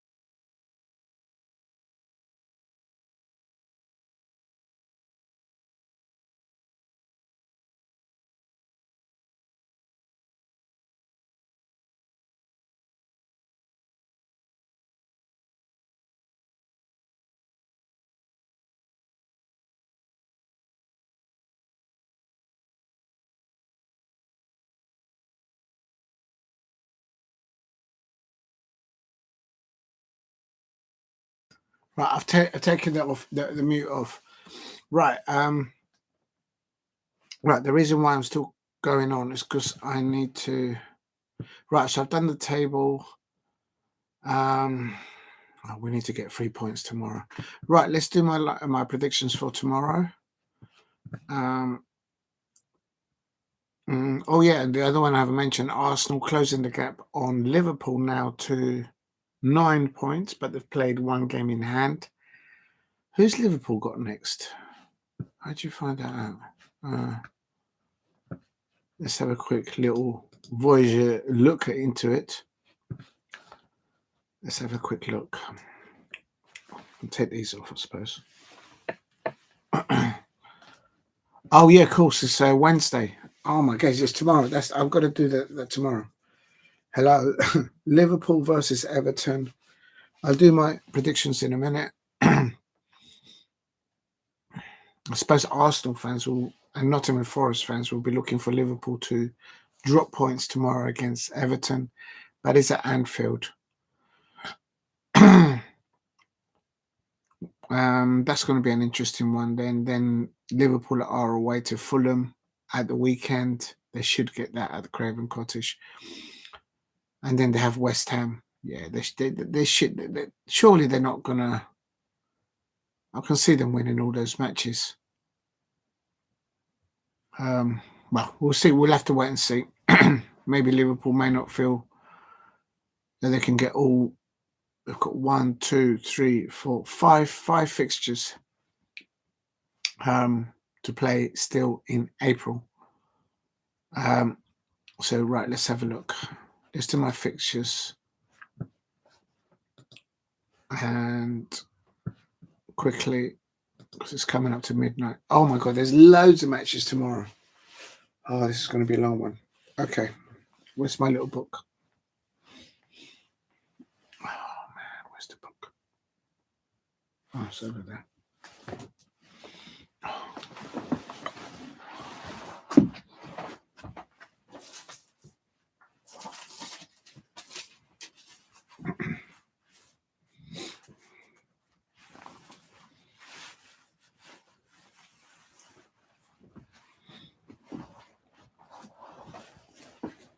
Right, here we go.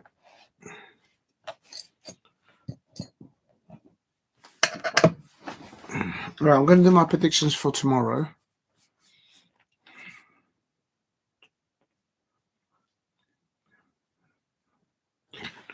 One, two, three, 4, 5, 6. 6 matches on tomorrow. Right, I'm just going to move these legs up. Move. Where do I put this? It's in the way. It's better.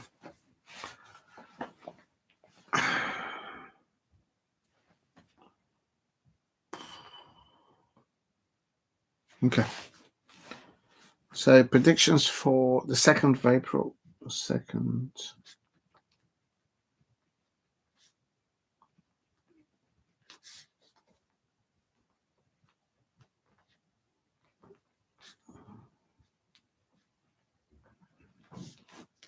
Right, first off, boom. Let's bang these out. Bournemouth versus Ipswich Town.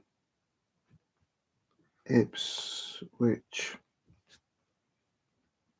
Town, and these are all 7:45 kickoffs tomorrow night.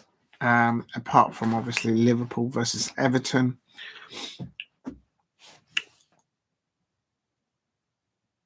What's happening there? Okay, I think that'll do. Go on, I play along with your prediction. Thank you very much, Jason. I appreciate your company there. I think the bottom 3 in the Premier League, Ipswich Town, Southampton, will be going down. I think it's really about European places and if any of the top 3 slip up or not. So quickly, Bournemouth versus Ipswich Town. Everyone knows that Tottenham Hotspur are linked to the Bournemouth manager. Bournemouth are got good news. They've got two defenders that are going to be, looks like they're going to be returning. Both Milos Kerkez and Dean Hutchinson.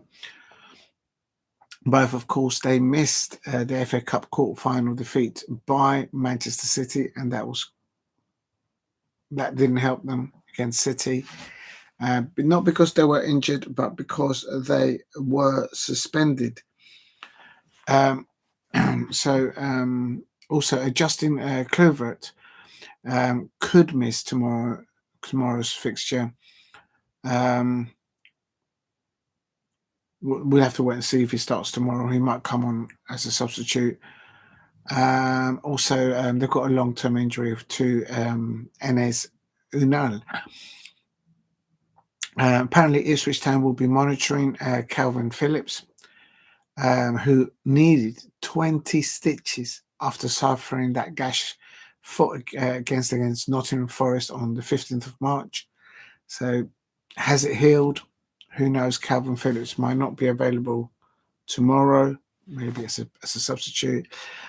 And apparently Axel Tunasebi and Connor Chaplin, they've been in training throughout the week and since the last match. So another two that they're going to wait and see what happens. Their manager, Kieran McKenna, says several other unspecified players are dealing with minor injuries issues, while backup goalkeeper Arijanet Murik will require surgery after injuring his shoulder playing for Kosovo. So, man. Well, anyway, it is what it is for Ipswich Town. So, Ipswich Town, loads of injuries. They have to wait and see for Calvin Phillips. But Bournemouth have got two defenders that are back available since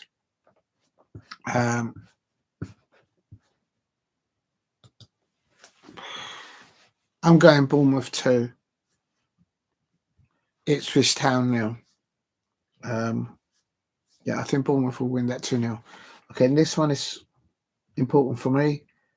Brighton versus Aston Villa. I need Brighton to lose this tomorrow. I need my Palace to finish above Brighton. Crystal Palace finish above Brighton this season. We may sneak into Europe. Of course, apparently, if you win the FA Cup, you get into the Europa League. That's how Manchester United got into the Europa League this season, by winning the FA Cup against Manchester City last season. So, but I need Brighton to lose. I just want to see my Palace above Brighton. That's all I want to see. That's what I said at the beginning when the schedules were released at the beginning of the season. It just says, let's just finish above Brighton and let's get a trophy. I mean, it is what it is. I think it's Aston Villa. Hopefully, I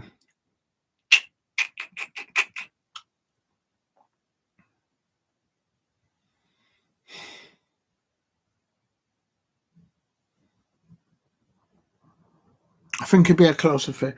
Brighton 1, Aston Villa 2. I'm not sure how Aston Villa travel. Ugh. Next up is Newcastle United. Newcastle United. Who are they playing? Brentford. All right. I want both of these two teams to lose. That's right, I said it. And really, I don't know. Big up to Jason who's done predictions. Oh, you're a legend. Okay, so let's start from the top. Oh, you've taken them away. Okay, I'll come back to it then. No worries. Big up to you, Jason, for doing that. Thank you. I appreciate that. If you're new to the channel, please subscribe at Diego C. Palace if you are new. Newcastle United versus Brentford. I've missed Manchester City. Oh, never mind. Okay, so I I messed up. I missed Manchester City. Okay. All right. Let's just do it.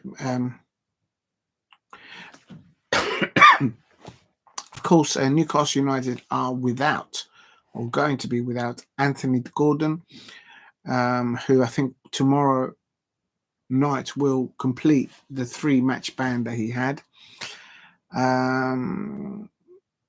And also, apparently he's picked up an injury anyway.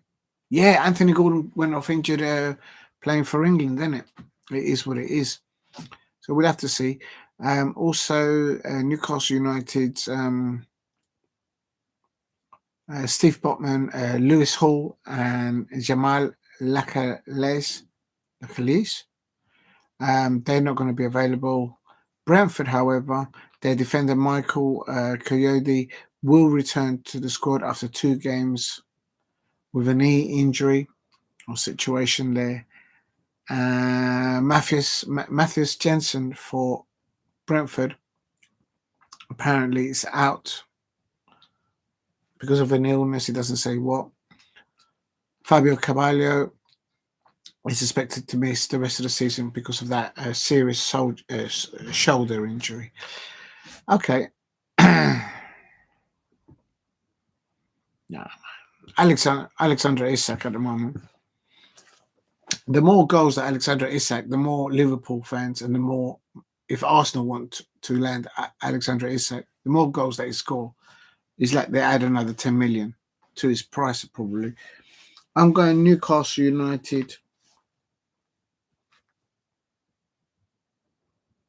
I think that'll be a 2-0 as well.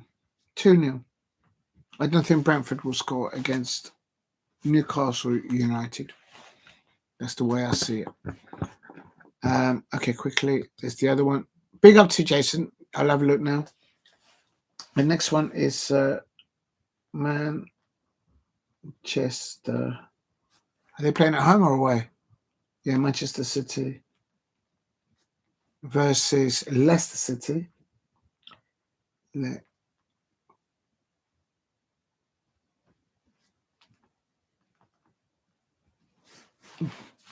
1, 2, 3, 4. City get battered. City get battered. Everywhere they go. Everywhere they go. 1, 2. I'm gonna get in trouble. We need them to get to run down their players, because I reckon they'll go to the final. I reckon they will beat Southampton and Nottingham Forest. It's not going to be easy, but I don't want to see Manchester City in the final of the FA Cup. If you know, you know. Okay, Manchester City versus Leicester City. With that said, even having sung that, I don't think Leicester City are going to beat Man City. So I'm going for... oh, could this be a draw? Nah. I'm going Manchester City 3, Leicester City 1. And then quickly, Southampton, South. Who they're playing? Of course. Who they're playing. Listen to me, man. Unbelievable. That's going to get clipped, man. Oh, dear. It's been a long day today. It's been a long day. Literally, we're now into the next day now, in the next minute. Southampton versus Crystal Palace. I'm going Southampton 0. Crystal Palace. What is it? We do it away. Another 2-0 away win. Boom, boom, boom. Mateta's in the room. And your defense is terrified as is on fire. Your defense is terrified as is on fire. That's what's going to be tomorrow. 1 goal for Jean-Philippe Mateta and 1 goal for Ebrieze. The man is on fire right now. If you know, you know. Arminia at Bielefeld. Big up to a good evening. Congratulations, Arminia Bielefeld. They beaten Bayern Leverkusen, and Xabi Alonso could be on his way out from Bayern Leverkusen. Absolutely, congratulations. I did not see that coming, and I'm worried about that because in the Bundesliga, I know that was a competition, but in the Bundesliga, with Xabi Alonso leaving, I reckon he will leave Bayern Leverkusen, and he will replace Ancelotti at Real Madrid, and Ancelotti will go to manage the Brazilian national squad.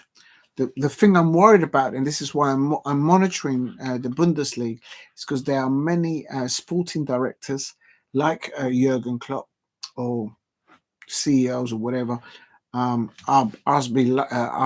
Leipzig, Bayern Leverkusen, Bayern Munich. If they don't win the Champions League, remember the final is at Bayern Munich's stadium. If they lose Vincent Company, I don't think it's enough for them to just win the Bundesliga. They are a whisker away of claiming that Bundesliga with Michael Elise, of course, and Harry Kane and company, that kind of thing. So, if Vincent Company, if Xabi Alonso, and then you've also got Jurgen Klopp at RB Leipzig, they're looking all hunting for manager. They're going to come knocking on wood at Selhurst Park, and they're going to try and take Oliver Glasner, and that's what I'm worried about. It's but yeah, congratulations, big up to Kuchen Compebre. Congratulations to your side. They're winning today against Bayern Leverkusen, and as I said, I put my hands up. I didn't think you were going to win today, but you won 2-1. And Xabi Alonso, maybe he's already packed his bag and he's on his way to Real Madrid. He'll probably stop over at the Liverpool City Airport and at Liverpool Airport's John Lennon Airport, and pick up Trent Alexander-Arnold with Virgil van Dijk, and probably give Lewis from Liverpool a lift, because he probably wants to go and play for Barcelona next. So yeah, I'm worried about that. I can't deny. If you know, you know. But big up to Kuchen Con Pebri, Danku, if you are speaking in German, Danku. Yeah, I had a selfie with Jurgen Klopp, even though I'm worried about him being at RB Leipzig right now. But I had a selfie with Jurgen Klopp about 3 seasons ago. Him and some of his players, they just got to, yeah. But yeah, so Ralf Rangnick, the manager of Austria, he's already knighted Oliver Glasner. And the moment that Oliver Glasner landed at Crystal Palace, I said it. Go back and check my videos. I said, we've just signed the next Jurgen Klopp of European football, not just of Premier League. And I'm worried about it. I can't deny. Right, big up to Jason. No, wait a minute. Oh, big up. If you got to go, you got to go. Liverpool 4. Are you going for Liverpool 3, Everton 1? Yeah, I think that I might go for something like that. And Jason Chimpini's gone. Bournemouth 2, Ipswich Town 0. What did I go for? Oh, we've gone the same. Big up to you. We've got the same. Southampton 1. No, I don't let if Southampton score a goal, I'm going to start crying. I'm going to start moan. If they score the first goal, I'm going to start moaning tomorrow. We'll talk. I don't know if Will Smith will be Will Smith. Will Hughes, Will Smith. It's been a long day. But you've gone 3-1 to the Palace. I'll take that. Eddie Nketiah goal. Ebrieze and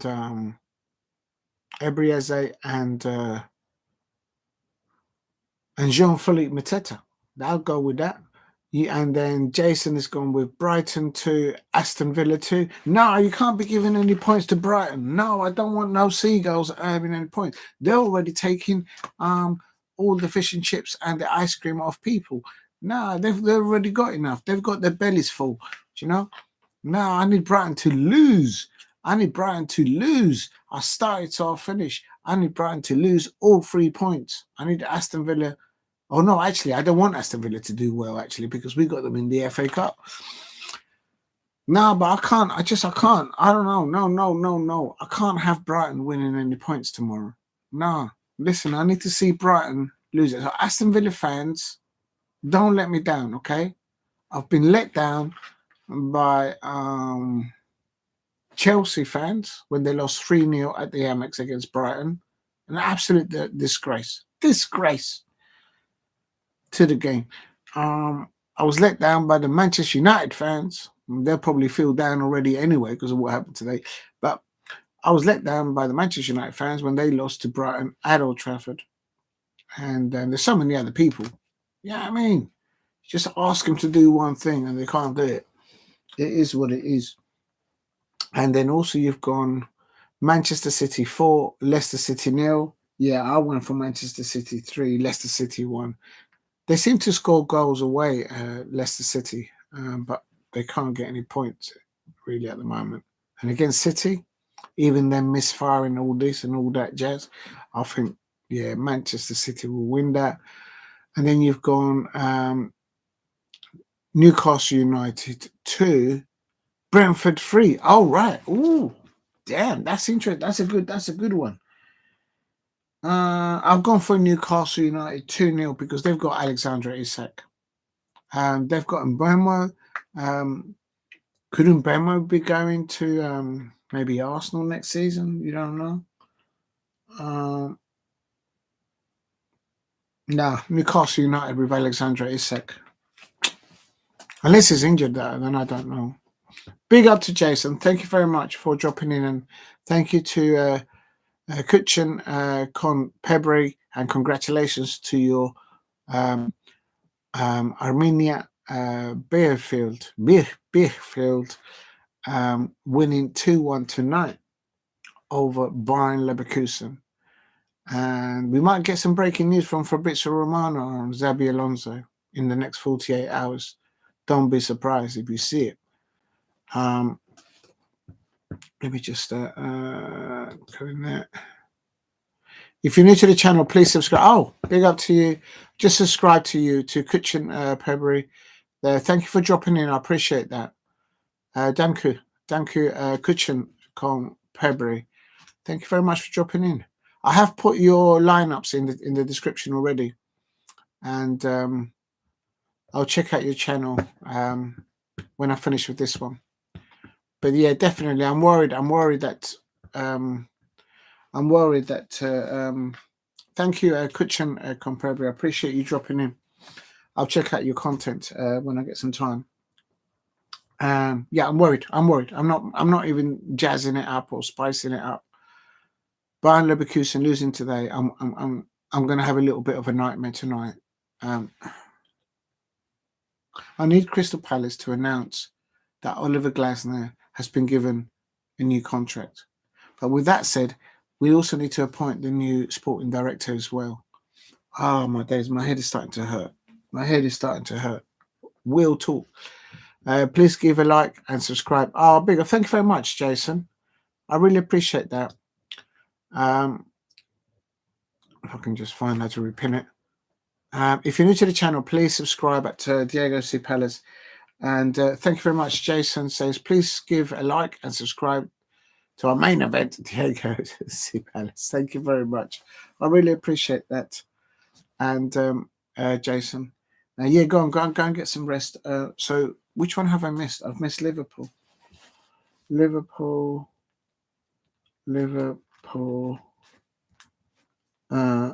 Everton.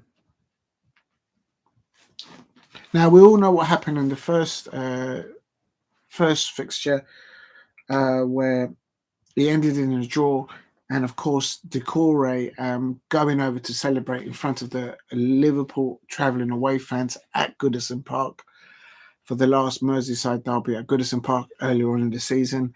And then it was Curtis Jones that went across and pulled him back. He was only trying to I don't know why Curtis Jones got a yellow card in that, because he was just trying to diffuse it. He was trying to pull him away from the Liverpool fans. And Decore, I'm sure somebody's told Decore that, or any player that plays for Everton, if they score a goal and you go over to the Liverpool, especially the Liverpool fans, there's going to be a reaction. There's I can't phantom and I can't explain to you what the feelings are between Everton fans and Liverpool fans because I don't. I've never worked in the city. I've never lived in the city. So what do I know? But as an outsider looking into it, if you're on the pitch and you score against Liverpool, if you go over to the Scousers and you start giving it all of this, there's going to be some comeback. There's going to be some comeback. And that's what Curtis Jones went over there and he tried to diffuse the situation and he himself got himself yellow booked. And Decore was still having a piece at everybody at the end of the thing. And that was the match that when Arnold Slot got a fine and also a suspension from his technical area, but he's served that now. So it's going to be interesting. Yeah, night. Go and rest. It's okay. I'll round it off. So Jason went for something in it. I was the first one. No, you went for Liverpool 3, Everton 1. You see, with this one,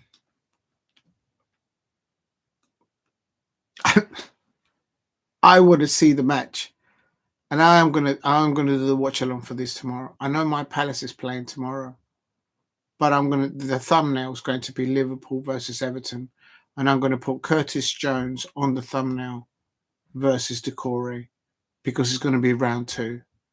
Like OMG.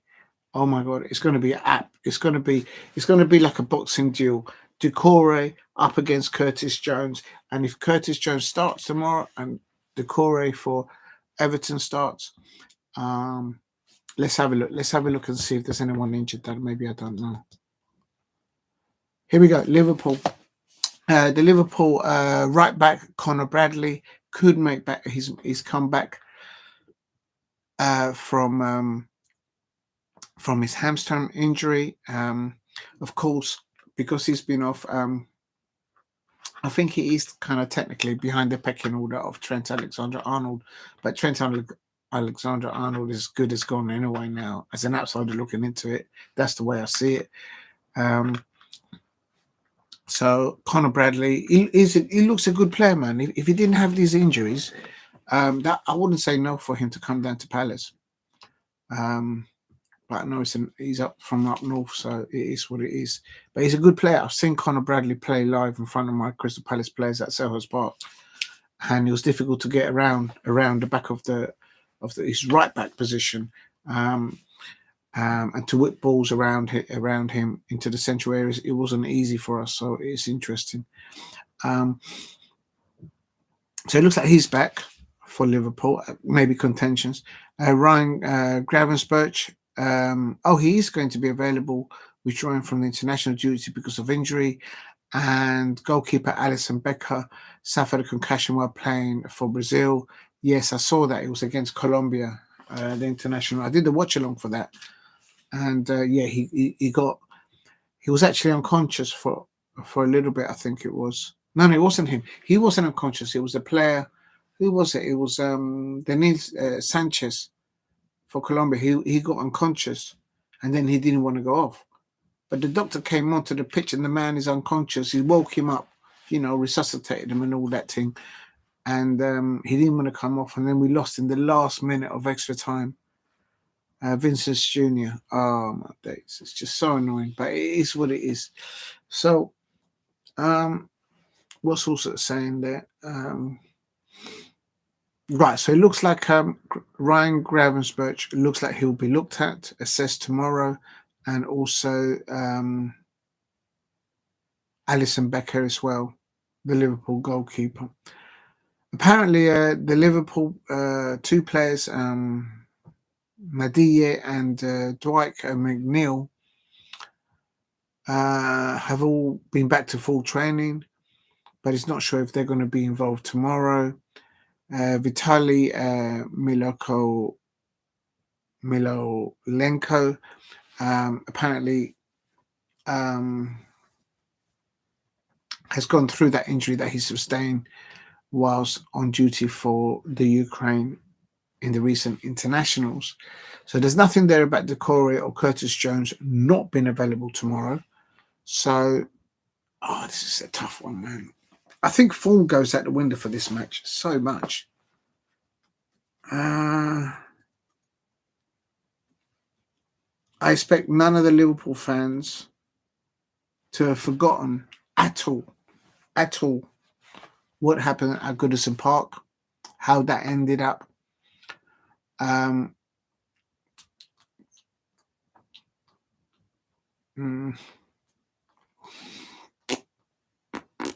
That is a match. Liverpool versus Everton is a match that I would like to go as a neutral and just sit somewhere, I don't care where, but anywhere at Anfield and just watch it and just see the banter, ideally between both sets of fans, and just recording here, recording there. That's a scenes. There's going to be scenes there. I think this is one match that the Liverpool fans I expect at the beginning of the season when the schedule gets read out. That's the first one they look to. And this weekend was not weekend. This midweek match, boy, that's a massive one. How do I go for the predictions? Jason went for what? Am I looking in the wrong place? He's going for a 3-1. I don't think it's going to be that distance. I think it's going to be closer than that. Maybe 3-2, but not 3-1.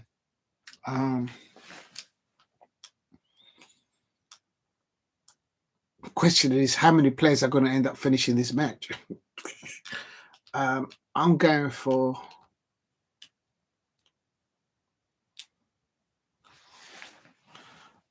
and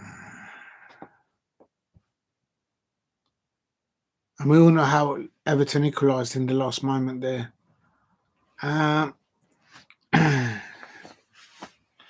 Could it be another 2-2? What was the score last season? Oh, but it's a different manager, different. Yeah, no, you can't do it with that.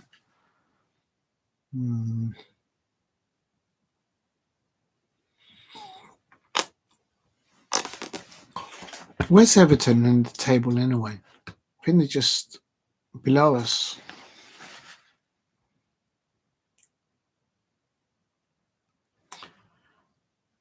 Well, if Everton does win tomorrow, they're going to go up to 37 points. They'll go above Manchester United. We don't know about Tottenham yet because they play Chelsea on Thursday.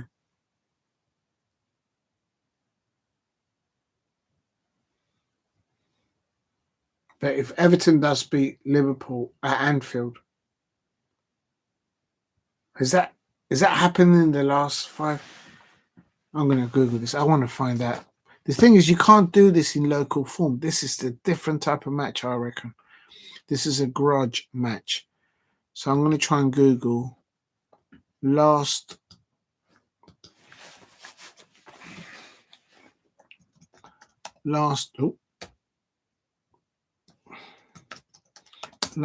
5 results between. Oh my God, I can only spell that. Between Liverpool and Everton in the Premier League. I knew it was a 2-2. No, but Anfield. Oh, I didn't put the question right. All right, let's just do it. What was the record for how many games?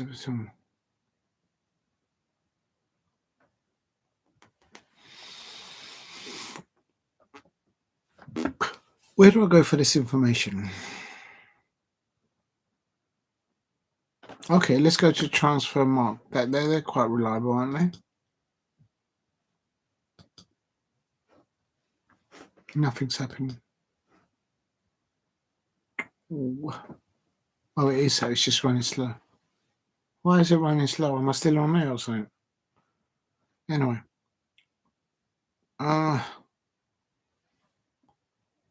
Okay, here we go.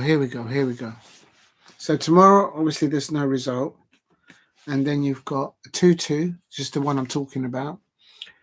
I've just spoken about. And then before that, at Goodison Park, the one before that, Everton actually beat Liverpool 2-0. Oh, yeah, I remember that. I remember. I'm not going to mention his name, but there's a certain Liverpool content creator out there. I'm not laughing. Oh, my God. All right, let's just leave that aside. So, Everton won. So, this is going back 24th of the 4th, 2024 in the Premier League. It was Everton 2, Liverpool 0. But this match ain't at Goodison Park. This is at Anfield. And at Anfield, Liverpool won 2-0 and 2-0.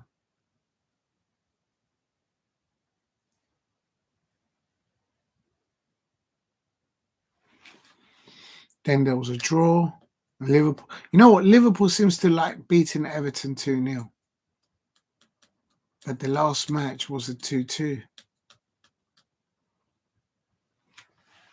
This is so difficult to call on this basis. But you know what? Liverpool know that if they lose this one, it's not the fact not only that they lose to Everton at home at Anfield. Could that be the beginning at the end of Arnold Slot? Because with the 9-point advantage that he's got right now in the table, he can't surely lose the Premier League as well. That's the only thing they've got to go for. I know they're going to. I think they might have the World Club Championship next season anyway to play and all that. But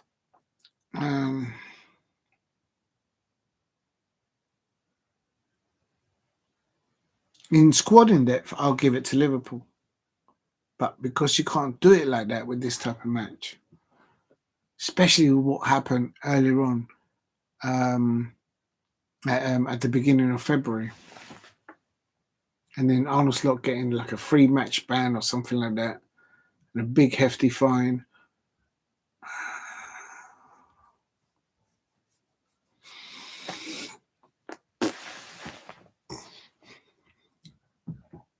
If there's going to be another draw between Liverpool versus Everton,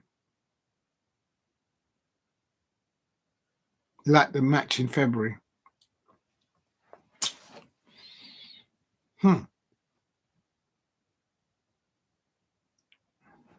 could it be another 2-2? There's going to be more people getting sent off, surely, I reckon. I can't give this one. Let me just have a look at one more last thing here. Oh.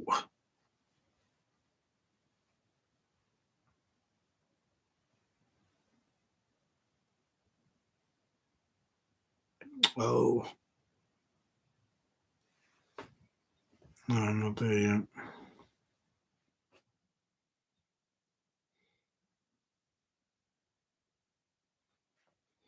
Um,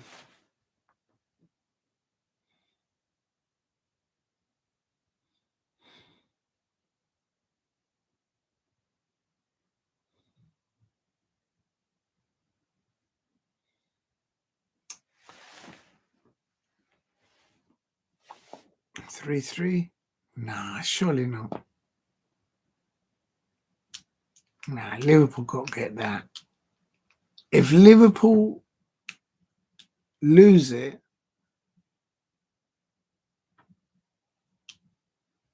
Arsenal, Manchester City are going to go for them. They're going to go and try and catch them.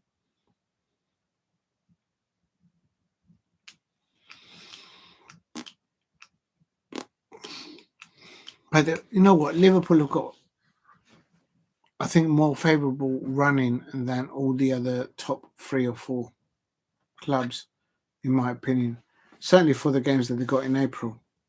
So remember that Crystal Palace last game of the season is at Anfield. I just hope they've already sealed the Premier League then. So then we can go up there and we can just get 3 points and finish in Europe. So I need Liverpool fan. Yeah, do you know what? You know what? Yeah, that's how I'm going to do it. That's how salty I'm going to be. I need Liverpool to make Everton drop 3 points, but I'll probably just jinxed it for them. But anyway, you just can't do it on form. Liverpool versus Everton, the form goes out the window. But I need Everton to drop 3 points. Liverpool go and get your 3 points, and I need my Palace to finish above Everton, like over Brighton's. That's what I want. I don't want Everton nowhere near my club. Okay, so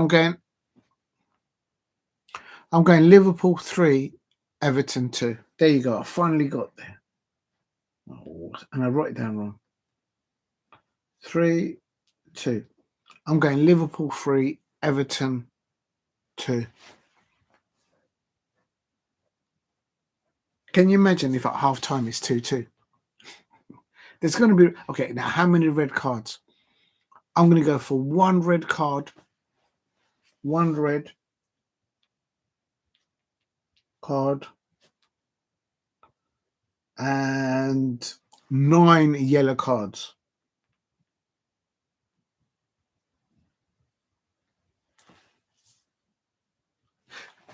Has David Moyes ever been sent off from his technical area? Probably not. We know that Arne Slot has been. Yeah, so I'm going for Liverpool 3, Everton 2, and Jason in the chat went for 3. Also, I've copied his 3. So 3, but I think it'll be closer than 3-1, like Jason is saying, 3-1. I'm going 3-2. Yeah, I'm going 3-2. It is what it is. Okay, let's have a look. Let's get back to the settings. Did I turn that off? Yeah, I did.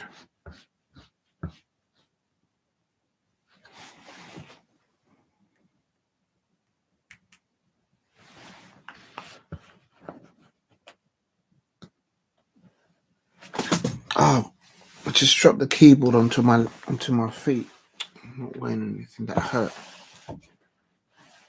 Oh, that's so. Well, at least I protected the keyboard. Oh,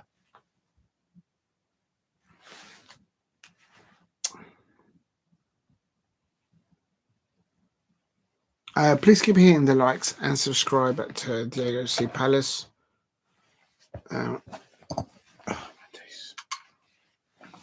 This was a bad idea. There.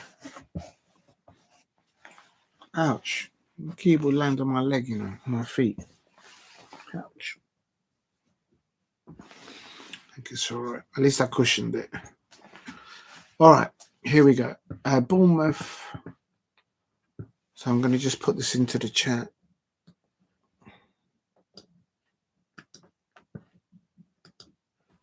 Not in the chat, I mean in the description for tomorrow.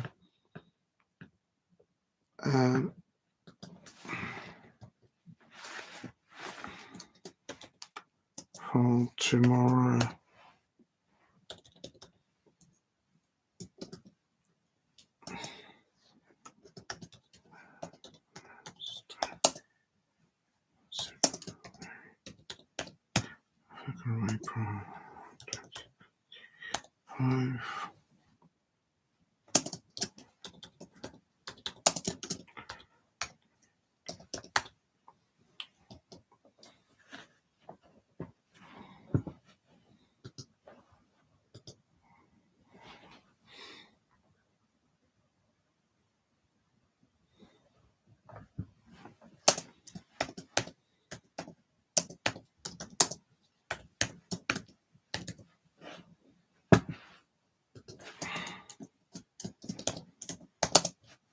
Oh.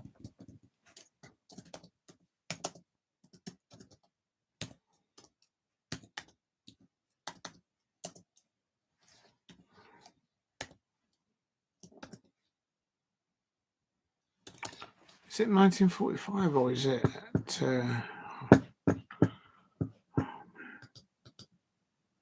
yeah, it is 1945 tomorrow. Okay, so I've done that. Okay, I'm happy with that.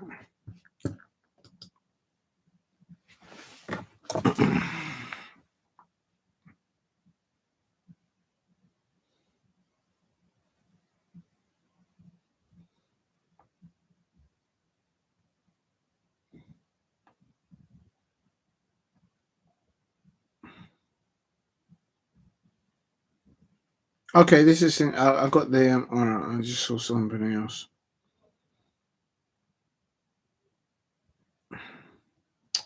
Why is it doing that? How do I send this link? So how do I do that? And then airdrop. Ah, that's clever. I've never done that before. Okay, that's interesting. So I've just sent. Right, where is it?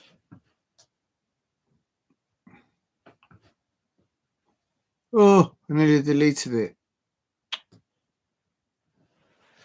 Let's just move you over there. Okay, here we go. Here we go. Okay. If there's anybody out there, please keep hitting the likes and subscribe at Diego C. Palace. Just preparing everything for tomorrow. Well, not really. I'm still finishing. I still haven't done the lineups for Nottingham Forest versus Manchester United, which I'm going to get and then put it in there. If I don't do it tonight, I'll never do it.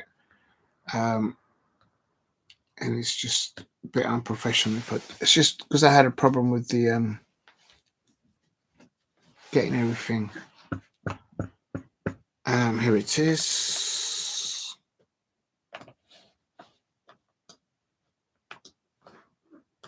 Right, let me get that in there.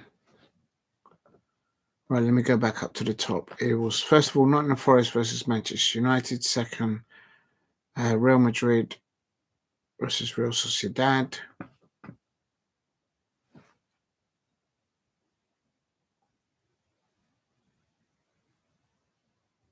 Yeah, I didn't put no information on the Manchester United, on the Nottingham Forest match. Yeah, no, I've got to put something in there. That's not right. So a second was that. And then third. Come on, man. Third. Predictions for tomorrow. Premier League fixtures.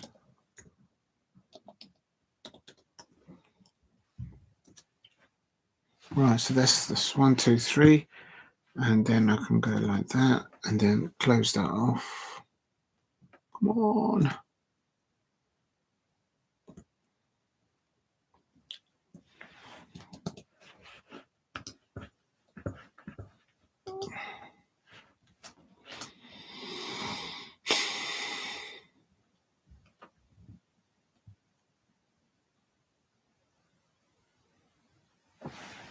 Okay, let me just save that before I lose that. Please keep hitting the likes and subscribe at Diego C. Palace if you are new. Thank you for getting me to 12 likes. If you can help me get to 15 likes, that would be amazing. I'm just going to quickly finish off putting so first, second, third. That's what I did. And then, what the? Ouch. Oh, okay. And this is tomorrow. This is what happened today. Right, let's go and find the lineup for Nottingham Forest. It's got to be in here somewhere.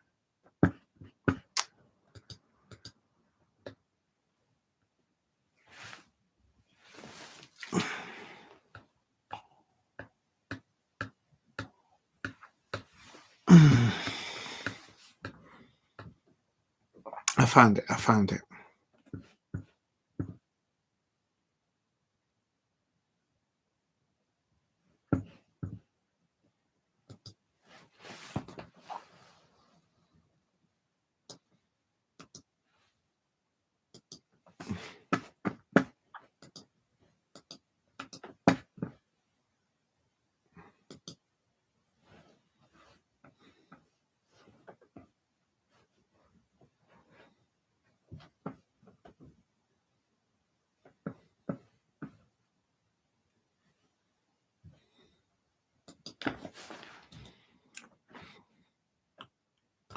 Nottingham Forest lineup. Sales was in goal. Okay, this won't take too long. I should be able to bang this out quickly.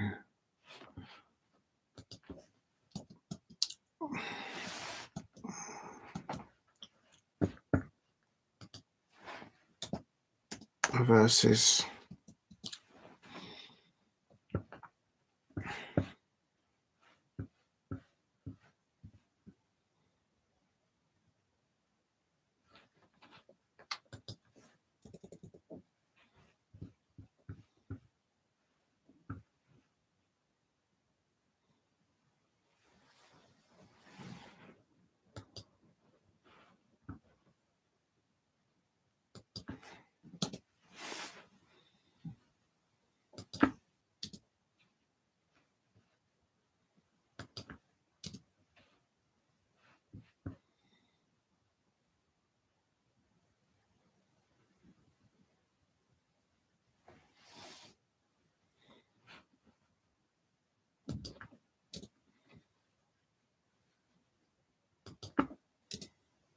there. In the Manchester United lineup, Manchester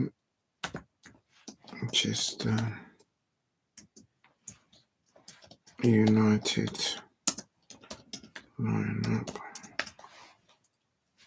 Yeah, if I don't do it now, I'll never do this. Arsenal. Okay, that's fine. I'm happy with those two. So I've done the lineup there, but I've also got to put the title, which is easy because it's here.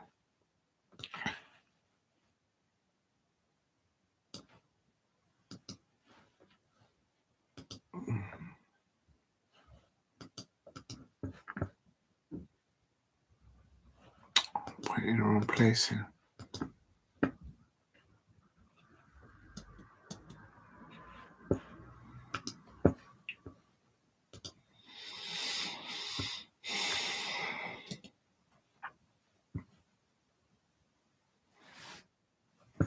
Okay, I've done that. Did I put the...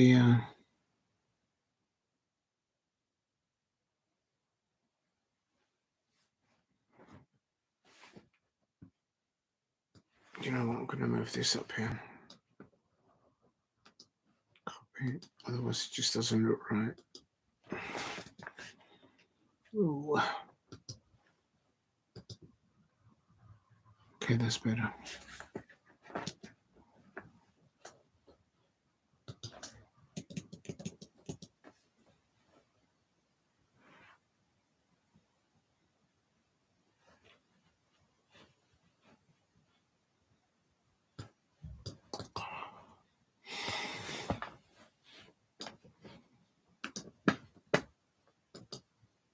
Gotcha. All right, so that's Nott'm Forest versus... Why doesn't it say Manchester United lineup?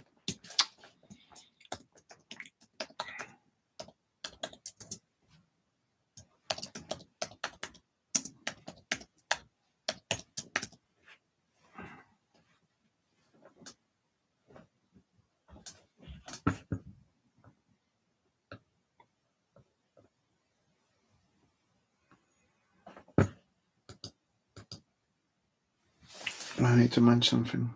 I don't know what. Something. Oh, I shouldn't, but I'm going to have to spin on it now. Just get some energy.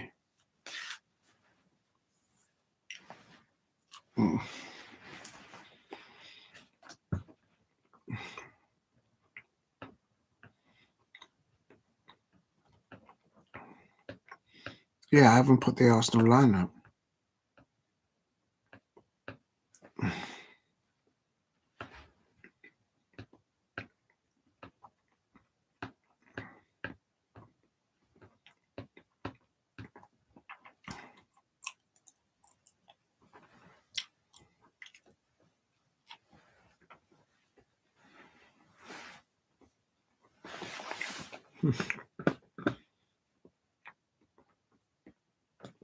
The last time Nottingham Forest did a double over Manchester United. I'm going to put this in the chat. This is history in the making. Damn.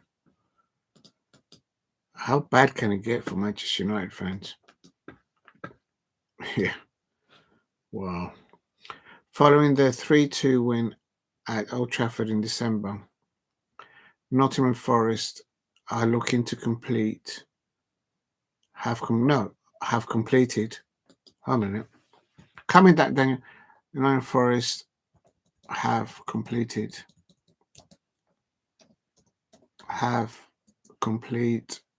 just checking my grammar, have completed the first league double over Manchester United since 1992 under Brian Clough.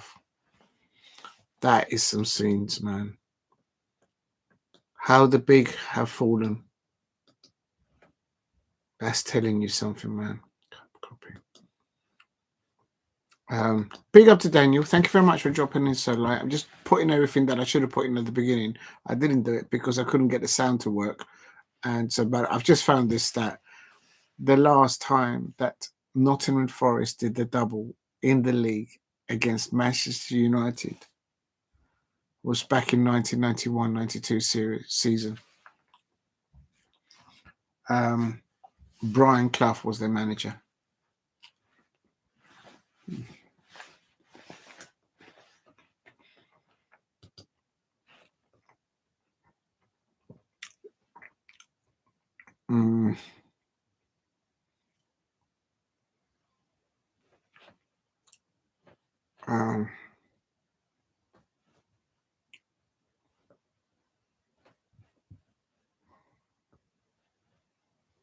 Right, that's going to be the last comment on the Manchester United. My mouse is not working now. Why does it do that? Maybe it's the surface that I'm using the mouse on. I don't know what it is. I've got to get a problem mouse mat, if that makes sense. Maybe that's what's causing the problems. Just coming to the chat now, Daniel. I'm just...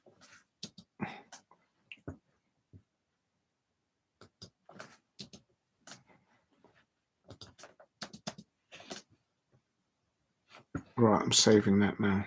Big up to there. Daniel, big up, good evening. I hope you're doing okay, Daniel. And it says, Diego, another little stat. It's that first time Tottenham Hotspur have done the double.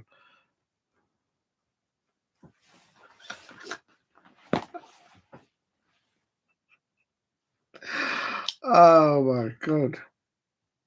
You see, I'm not joking about this, but at the beginning of every season, for the last 3 to 4 seasons, I expect my Crystal Palace to get, at the very least, 4 points of Manchester United because of the disarray that they've been in.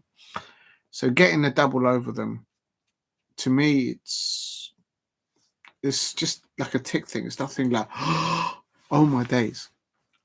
But yeah, how big the fallen have done. Another one, little stat. The first time Tottenham done this, 1990. Who was your manager back then? Terry Venables. Who was your manager in those times? Probably could have been. It might have been Terry Venables.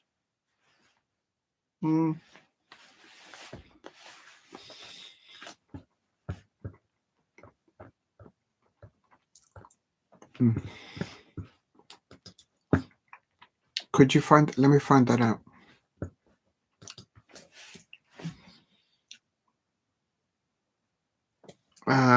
Who was the Tottenham manager? I think at my Crystal Palace at that time it was Peter Taylor. I could be wrong, but I think it was Peter Taylor. I think that's when I think it might, was it Pardew?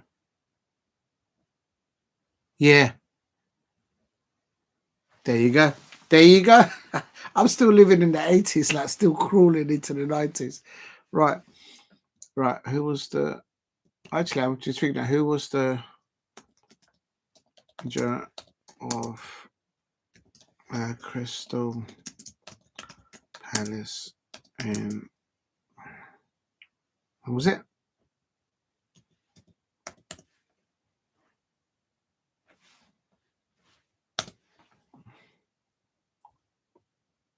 It was Steve Coppell. What am I talking about, Pete Taylor? It was before that, yeah. Steve Coppell, yeah. Yeah, he was Steve Coppell. And then when he stopped being the manager, they gave the director's lounge, was still called the director's lounge, and then they called another director's lounge, but they changed that into the Steve Coppell lounge, and I got a season ticket there. Yeah.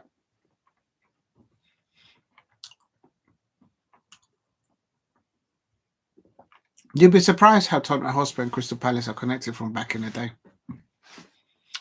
I think the ownership of the football club of Tottenham Hotspur and Crystal Palace back in those days, where they were exchanging managers, Ray Wilkins and all those people.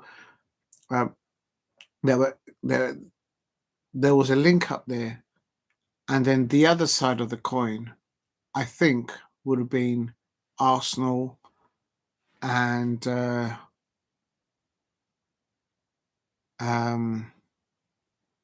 on the other side of the coin.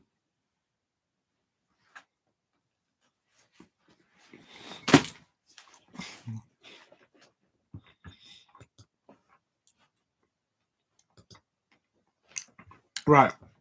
I need to find the Arsenal lineup.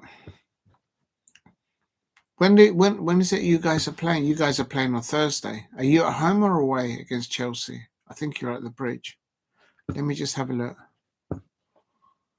I think you're at the Bridge. Thursday. Yeah, you are at the Bridge. Oh, that's a big one. That's a big one, man. What's going on with you lot? You get 3 points, you'll go above Manchester United. If Everton beat Liverpool tomorrow, they'll also go off at Manchester United. Oh my God. We played over 130 games for Tottenham. Peter Taylor. We signed him from yours. Yeah, that was before my time. So when you if you signed him as a player, yeah, that was before my time. In that sense. But then a lot of the players stayed on in the management. I know Venables, he played for Palace and he played for your club as well. I'm pretty sure I'm right in saying that. Imagine what football would have been like back in those days. No VAR, no mobile phones, just CFAX and teletext and the tabloids.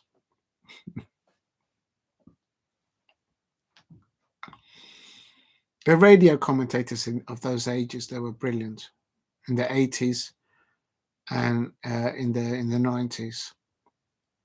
Proper. Right. Okay, so let's get back to order where I was quickly because I need to round off. I haven't done the description. Oh no. Listen, Daniel, you know what? I'm worried. There's two things that happened today. Yeah, I've put in the description. Bayern Leverkusen, they lost today. And to some small club. Big up to this guy who's got his own channel, Kuchen con Pebre. Arminia, Bielefeld beat Bayern Leverkusen. And if they now release Xabi Alonso, they could be looking out for a manager. They will try and nab Oliver Glasner. He's under talks with Crystal Palace right now for a new contract. I've got Jurgen Klopp at RB Leipzig already trying to poach Oliver Glasner. If Vincent Company doesn't win the Champions League and vacates that job, even if he wins the Bundesliga, that's not going to be enough. That's another team that's going to be after Oliver Glasner. And then fourth of all, if Liverpool lose to Everton tomorrow, and then Arnold Slot starts to do a big wobble, make no mistake about it, I reckon FSG. If Liverpool don't land the Premier League and they do a wobble now between now and the last 10 games, Arnold Slot's going to go. They're going to come in for Arnold. They're going to come in for Oliver Glasner. So, my head hurts. My head hurts. And then on top of that, I've got Manchester United fans fighting for Eberechi, Manchester City, Manchester United, and Tottenham looking to bring in Adam Walton. My head is hurting, man. My head is hurting. We'll talk. I can't cope with it. I heard guys might go to yeah, I know, that's what I mean. It's because Jurgen Klopp. It's Liverpool fans. Why doesn't he take the man? Okay, why doesn't I tell you something? There's a point. Why do you think Jurgen Klopp at Leipzig, RB Leipzig, is not trying to land Arnold Slot? There you go. Because if Oliver Glasner had landed the Arnold Slot job at Liverpool, Liverpool will still be in the Champions League right now. 100%. Eze's Tottenham signing. Groundwork already. Yeah, I think so. And from what other information that you've given me, you can certainly afford it. It could be a proposition for him. I think I would like Eze to go to a club that's going to be in the Champions League next season. Not looking to get into it, but it could work for him. And I would also say to Eze or any Crystal Palace players, before you go to Tottenham, don't jump until Tottenham Hotspur has decided who their next manager is. Because Iraola, he only lost the last few matches because he lost today. Was it today or yesterday? He had 2 defenders suspended. And they play tomorrow, actually. Sorry. Bournemouth. The Bournemouth manager, Iraola, he's had two defenders suspended, and they're going to be available tomorrow against Ipswich Town. I will say to any Crystal Palace player, if you're going to think of going to Tottenham Hotspur, don't discount it. But before you jump, make sure you know who the manager is. Because I don't think they know themselves. I don't think you know yourself. I don't think, you know what I mean? I don't think the people at the top at Tottenham Hotspur know what the deal is with Orange Postecoglou, depending on Europa League final or not, and the outcome of that. I would hold horses. I think where Tottenham Hotspur will fall short of lining Eze is that if Manchester City get rid of Grealish and say he goes to Chelsea or something like that, they're going to want another player down on that left-hand side to be able to come in and be able to ping balls over to the other side. And Eze's got that in his locker. Yeah, Daniel. Listen, if Daniel Munoz glands for you, he will do a job for you, and he will look for a better player. You're going to get 2 types of player there. You're going to get a player that's always goes as the wing. Yeah, you know what? He reminds me a little bit. Your Lennon, that player that used to bomb it down that right-hand side and cut balls across the park to Gareth Bale and all that back in the day. That could be because he will get paid more at Tottenham Hotspur. Everybody gets paid more at Tottenham Hotspur. It's just the injuries. You'll get a good player, defensive wise. But then again, before any Crystal Palace player considers going to Tottenham Hotspur, you've got to find out what kind of style of manager they're going to have, what kind of style of football they're going to play. Yeah, no, there's been Listen, the reason why people are talking about Munoz, talking about Palace players in general is because they got momentum going into how can I put it, into the league and into the FA Cup. But furthermore, I think what Tottenham Hotspur have lacked in consistency is Premier League ready players that don't get injured. Daniel Munoz, I've seen him get injured while I see him on the pitch at Selhurst Park. Man, the man is a soldier. He gets up and he just, so what, carries on. Or if he misses one game, that's it, but he's back. And he's back on a run. So you need if Tottenham Hotspur can land Premier League ready players and players that are just not susceptible to getting injured week after week, then you might be onto something. And then that might be a good proposition. But I still say you need to, the Crystal Palace players, if they're going to jump to Tottenham Hotspur, don't jump until you know who the manager is. I don't think it's unreasonable to say that.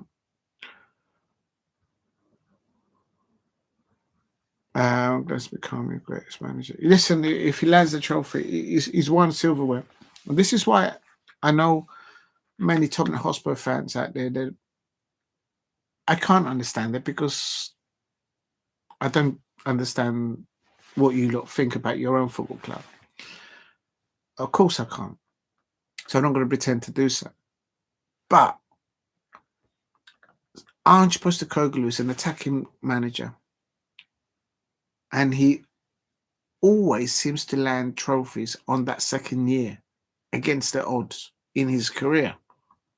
Okay, at different leagues, yeah, I have to say. So just bear with the man.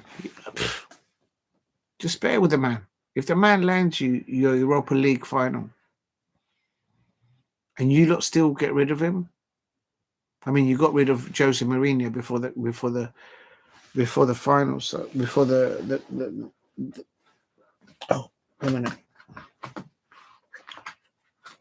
Yeah, but I mean, the Jose Mourinho was just a different situation there. What's going on with this lot?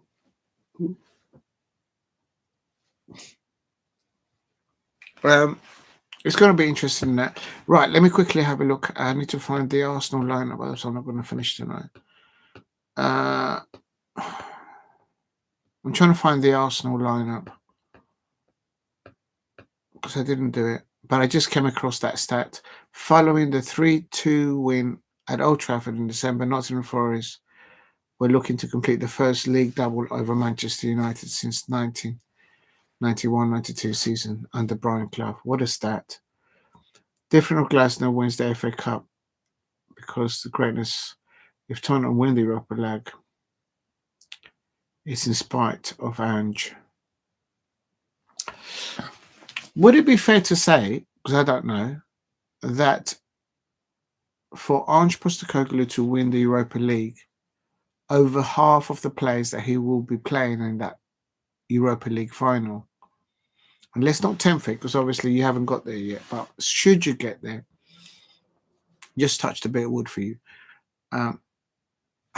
over half of the starting lineup for Tottenham Hotspur, did Ange Postecoglou and Daniel Levy, did they both bring those players in? Or was it a squad that Ange Postecoglou inherited? My understanding is Ange Postecoglou has inherited a squad in depth. Nuno, Jose Mourinho, and who was the other manager before that?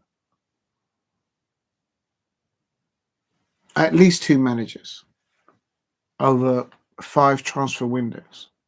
But I don't know, are they his players or is it players that he's inherited?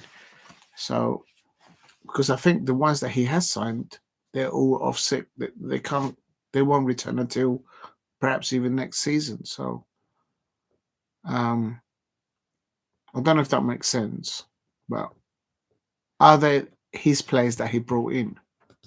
Is it his legacy? I can't find the lineup. I'm trying to find Arsenal lineup and I can't find Jack. I know I have put the Arsenal. Hold on. Oh, my back is hurting me. I've done the Bayern Leverkusen. They've won.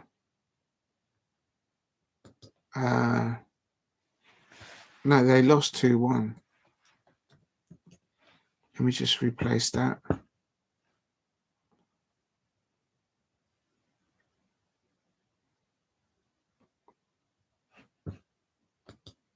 Okay. It's not much because there wasn't that many matches. I just got to find the lineup for Arsenal, but I can't find the damn thing. It's doing my head in. If I don't do it now, I won't do it at all.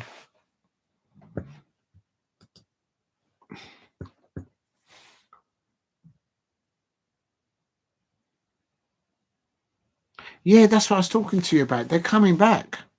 Just be patient. You're not going to get relegated. And I know that Tottenham Hotspur fans know that. That shouldn't be enough for your football club with the structure, with the stadium, with the investment, with the fact that you make money on match days. You make between 3 to 3.5 million every time you have a match at Tottenham Hotspur. So putting that aside, I expect the Tottenham Hotspur fans would want to be finishing above clubs like Crystal Palace. I get your point. But it's the injuries. Your manager's been fighting with no players. So if you get them back between 85% to 100% fitness for that Europa League semi-final, and when you get, hopefully, if you do, to that Europa League final, throw the kitchen sink at it. Throw everything at it. You certainly haven't got a manager that's just going to play 4-4-2 and just play defensive. That's not his style.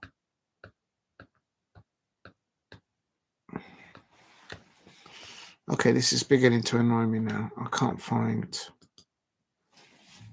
Why can't I find the Arsenal?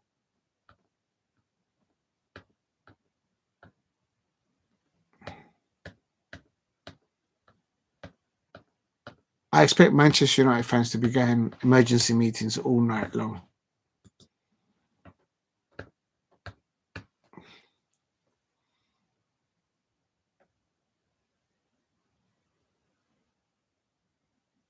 Yeah, I can believe it.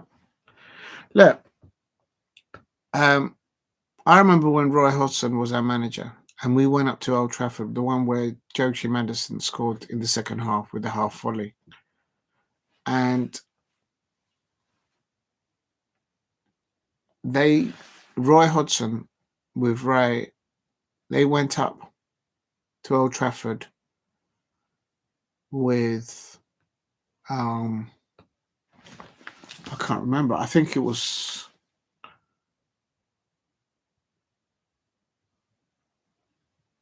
in double figures. I can't remember. I think it was 14, but we had 14 squad players injured. 14. And a skeleton amount of players that I found Wolves, I found the lineups. So there is a way to get results at difficult venues in the Premier League. But if I'm not mistaken, I've seen your manager, Ange Postecoglou, put not under 21s, but under the unders, the kids out there. It's mad. Right, I found Wolves quickly. This won't take long. I'm just going to quickly move this over because I've got it ready. I've done the Manchester United information. Now I'm just going to quickly... I just think it's inappropriate not to put at least the lineups of the teams that I've mentioned today. So that's quickly what I'm trying to put. I put Wolves in there now. Oh, it helps if you can spell Wolves. Okay. versus Wolves played West Ham. That's a big 3 points for Wolves, for West Ham. Come on.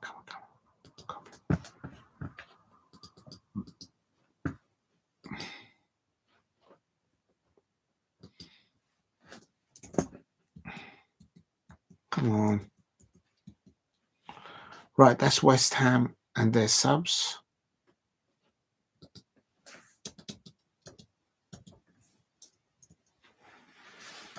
I'm not going to put all the goal scorers and all that, but at least if I can put the lineups. Right, the last one I'm looking for is Arsenal. It's got to be here somewhere. Got it. Arsenal versus Fulham. Got it. Right. Then I can just round it up. Copy. I mean, Saka started on the bench. Man come on the bench, and the man scored for them. Copy, paste. He adds the pressure on Arnold Slot tomorrow. They should win over Everton, but boy.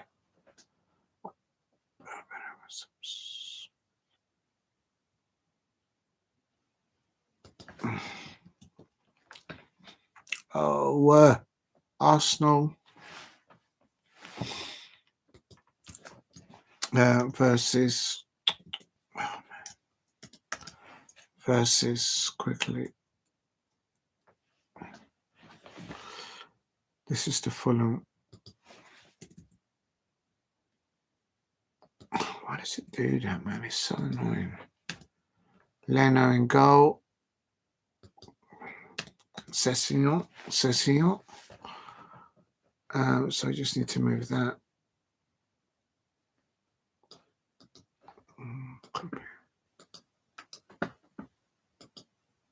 Okay. Yeah, I think I finished now. Oh, I just need to cut this now. Cut. That's better. Okay, Fulham, subs, and then some description, and then let's just round it off. I've already done the Real Madrid, Real Sociedad, which is fine. Please keep hitting the likes and subscribe at Diego C. Palace if you are new. Real Sociedad. I've also put Arminia, Bielefeld. That ended 2-1. That's what I need to check. I'm not on here.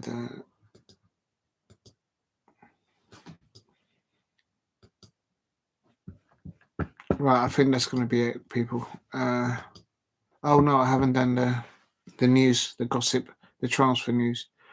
Oh my god! But it's 1 o'clock. I thought it was around 12 o'clock. No one told me to put the clocks forward. Oh my days! All right, quickly. Yeah, tomorrow I'll do Liverpool versus Everton, or not tomorrow, today, later on today. Liverpool versus Everton. But of course, I'm going to keep a beady eye on Southampton versus Crystal Palace, no doubt. But I think Liverpool, Everton will give me more traction on my channel, algorithms and all that jazz. I'll be wearing colours tomorrow or later on.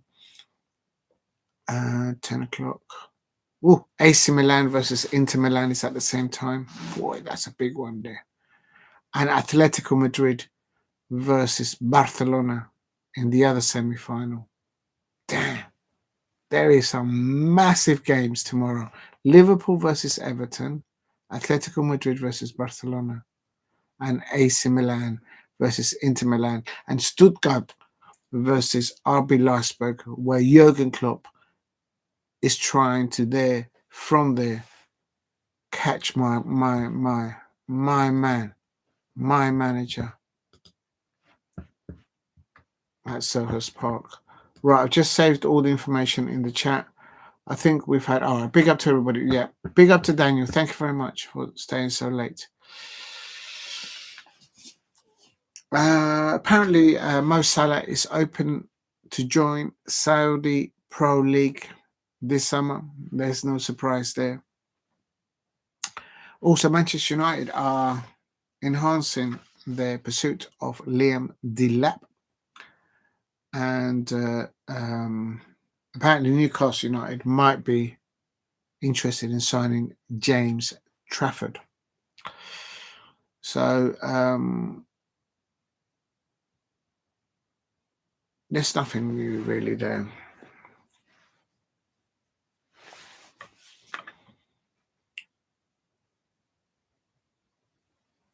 Oh man, they're going to give Brighton another £100 million.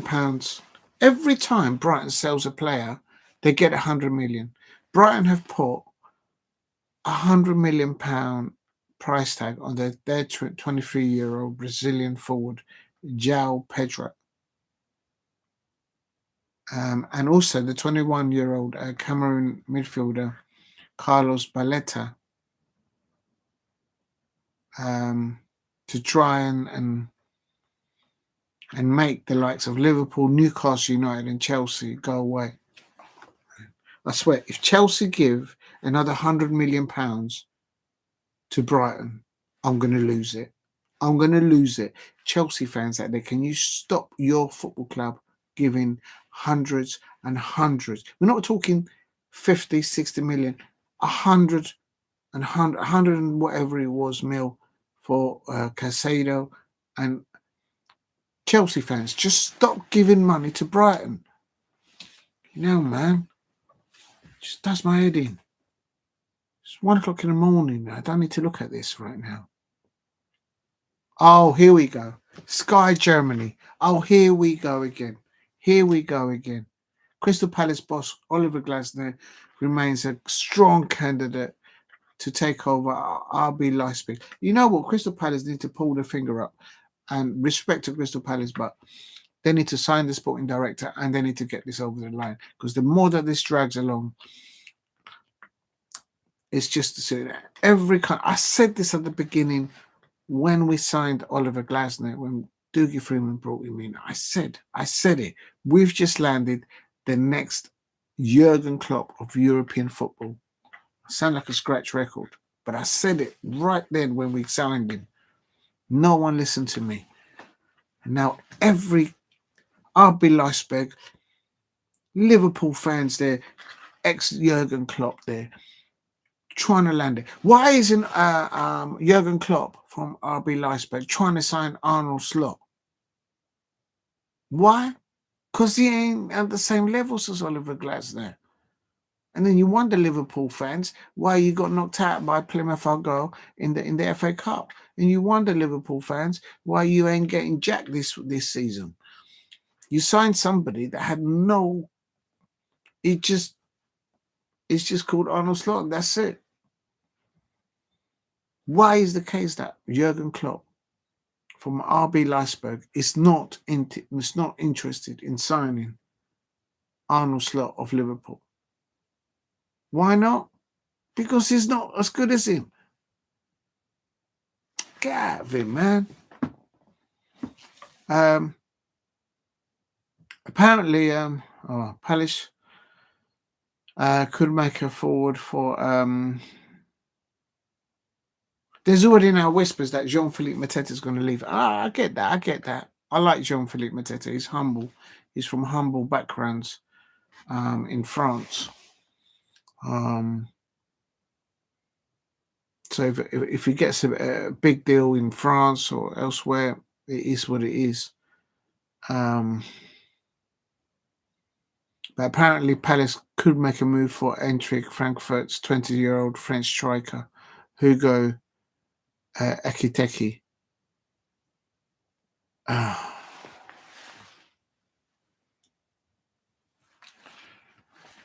They're just like, has anyone seen a for sale sign outside Selhurst Park?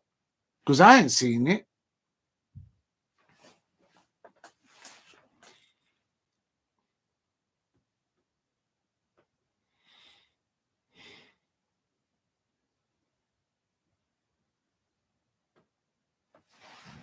Right, I'm going to do that. That might give me something to talk about tomorrow morning, because Sky Germany now are doing that. They're all jumping on the bandwagon now.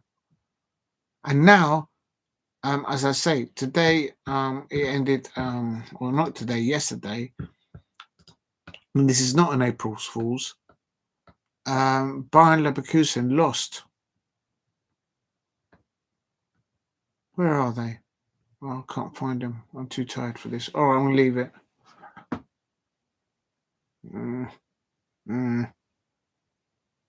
There it is. Arminia Bielefeld. Arminia Bielefeld. They beat Bayern Leverkusen 2-1.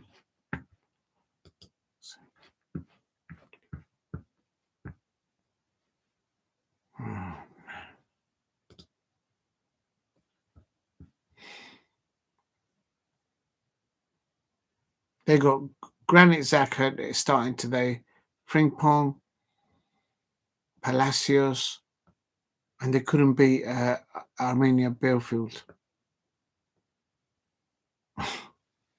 Oh man, that manager's so leaving there now. I don't even want to think about it. Okay. Right, let's round it up. Big up to Daniel 90 there at the end. Let me just quickly put, if I can find it.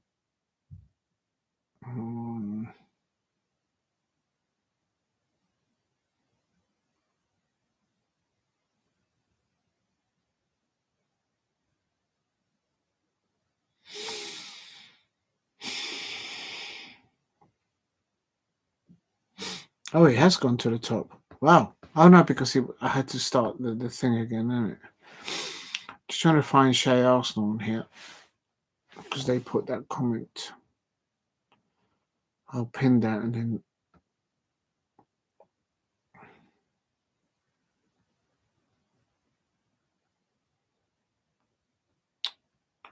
All right, if I can't find it, I can't find it. It is what it is. Oh, was that on the previous watch along?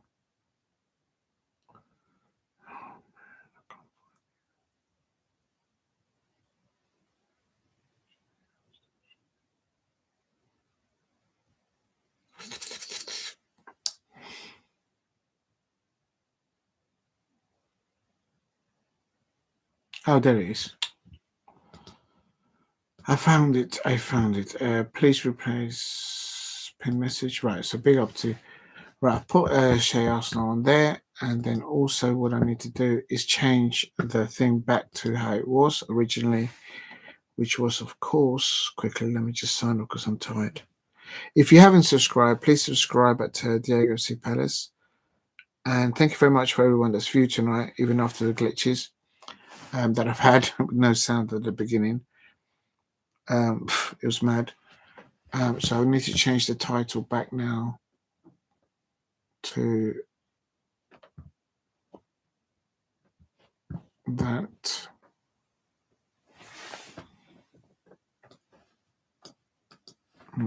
Copy.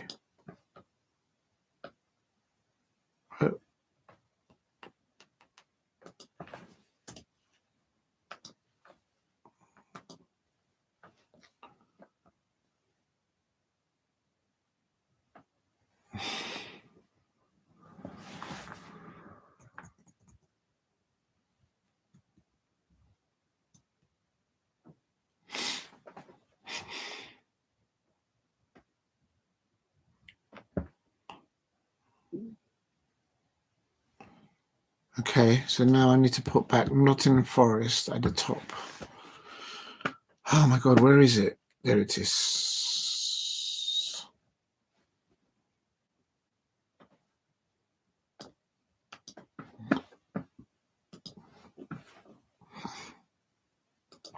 Oh, I'm just going to delete it or put it back in. Oh, come on. Okay. Oh. Okay. Why doesn't it fit? Oh, it's too big. So I need to remove Nottingham. Oh my god. Okay, now it fits. If you haven't subscribed, please subscribe at Diego C. Palace. So I put Nottingham Forest 1, Manchester United 0, live watch along, Diego C. Palace, #football, and #Manchester United. I don't know if that fits.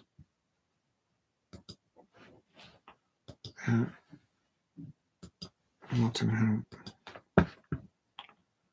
Real Sociedad.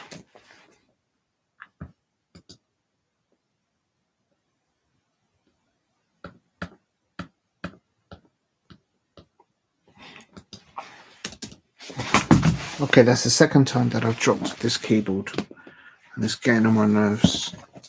Really getting on my nerves. Okay, I need to sort that out. Unbelievable. I'm going to break the keyboard for crying like that.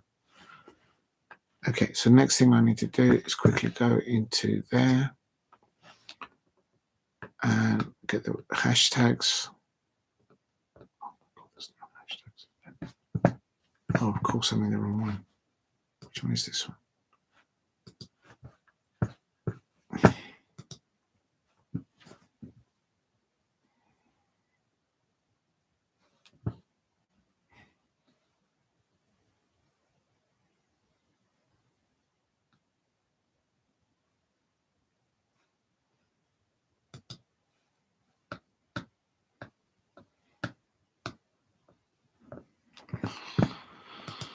Oh, I can't find it. Which one is it? Is it this one?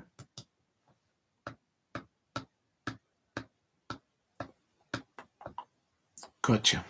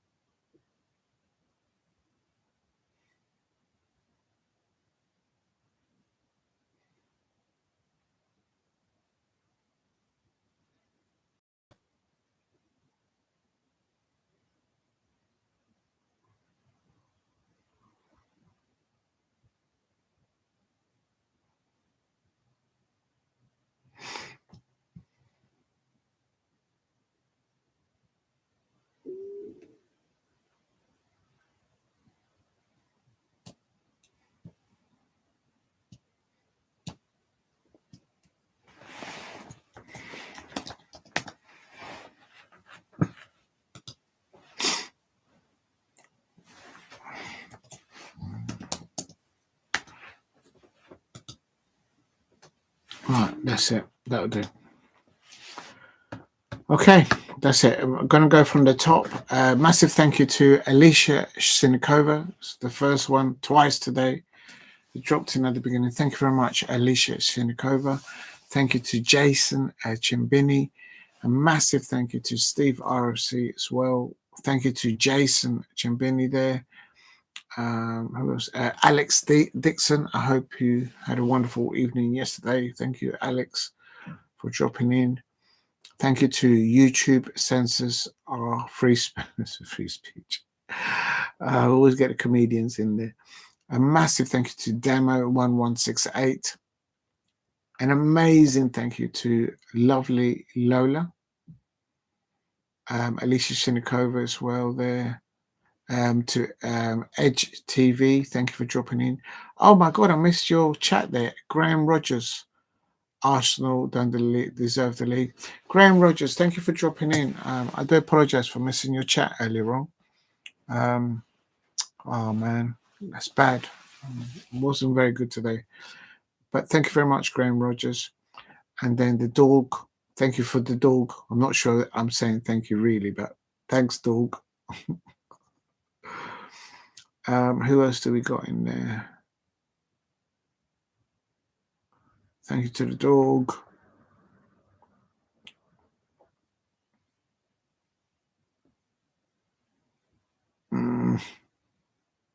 Thank you to Day 0000 also as well. Big thank you to Skibbity Rizla as always.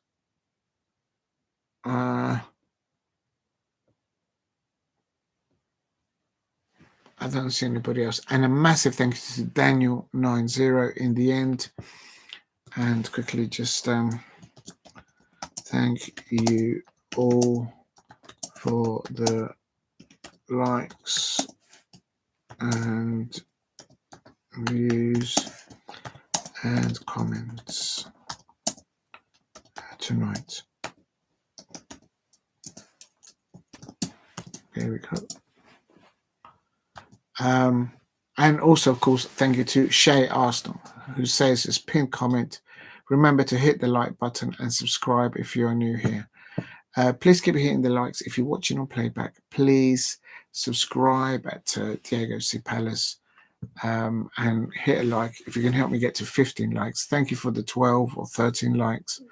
And again, I do apologize at the beginning. And the first watch along, I had no sound. I could not rectify it. I do know what I did wrong. So then I had to restart the whole thing. Yeah, apologies for that. That wasn't too good. Quickly, let's just check one last thing. I'm just going to quickly check.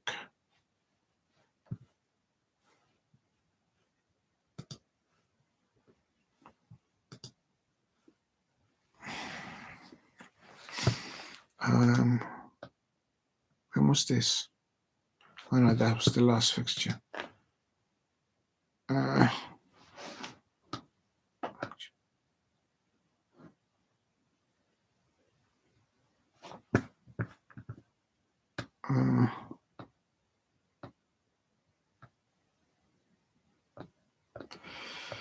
Okay.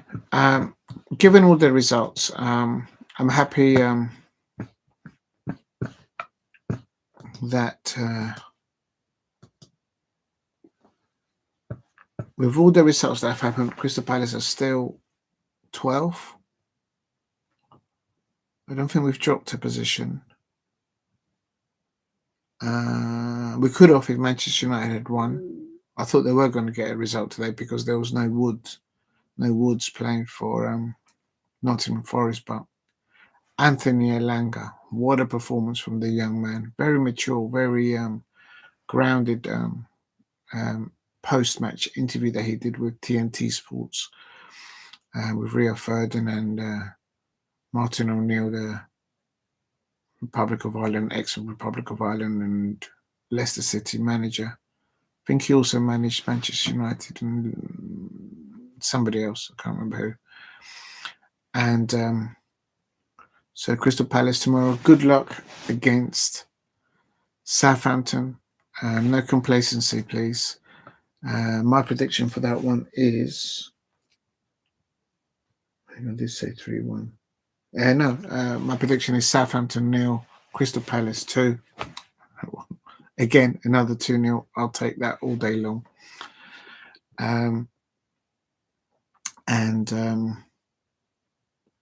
Another 3 points. That will take us 39, 40, 41, 42. If Brentford loses tomorrow, who's Brentford got? They're away at Newcastle. Yeah, we're not going to catch Newcastle anyway. Yeah, so if Newcastle can win tomorrow, which is what I predicted because they've got Alexander Isak.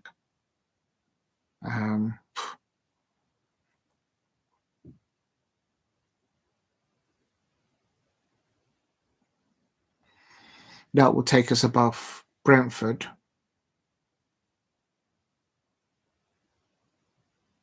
And we still have a game in hand. Oh, yeah, we got the Newcastle game in hand. Of course it is. Okay. 5 hours. Thank you very much, everyone, for dropping the likes, for viewing. If you're new to the channel, please subscribe at Diego C. Palace. And I can't thank you all enough for all the likes, all the views.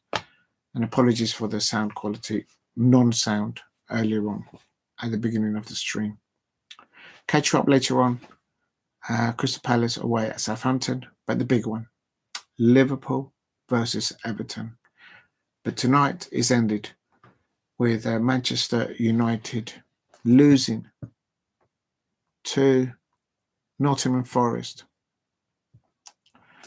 Following their 3-2 win at Old Trafford, Nottingham Forest, in December, Nottingham Forest have completed their first league double over Manchester United since 1991-92 season under Brian Clough. And man of the match, or player of the match, Anthony Elanga. He absolutely bossed that. So it is what it is.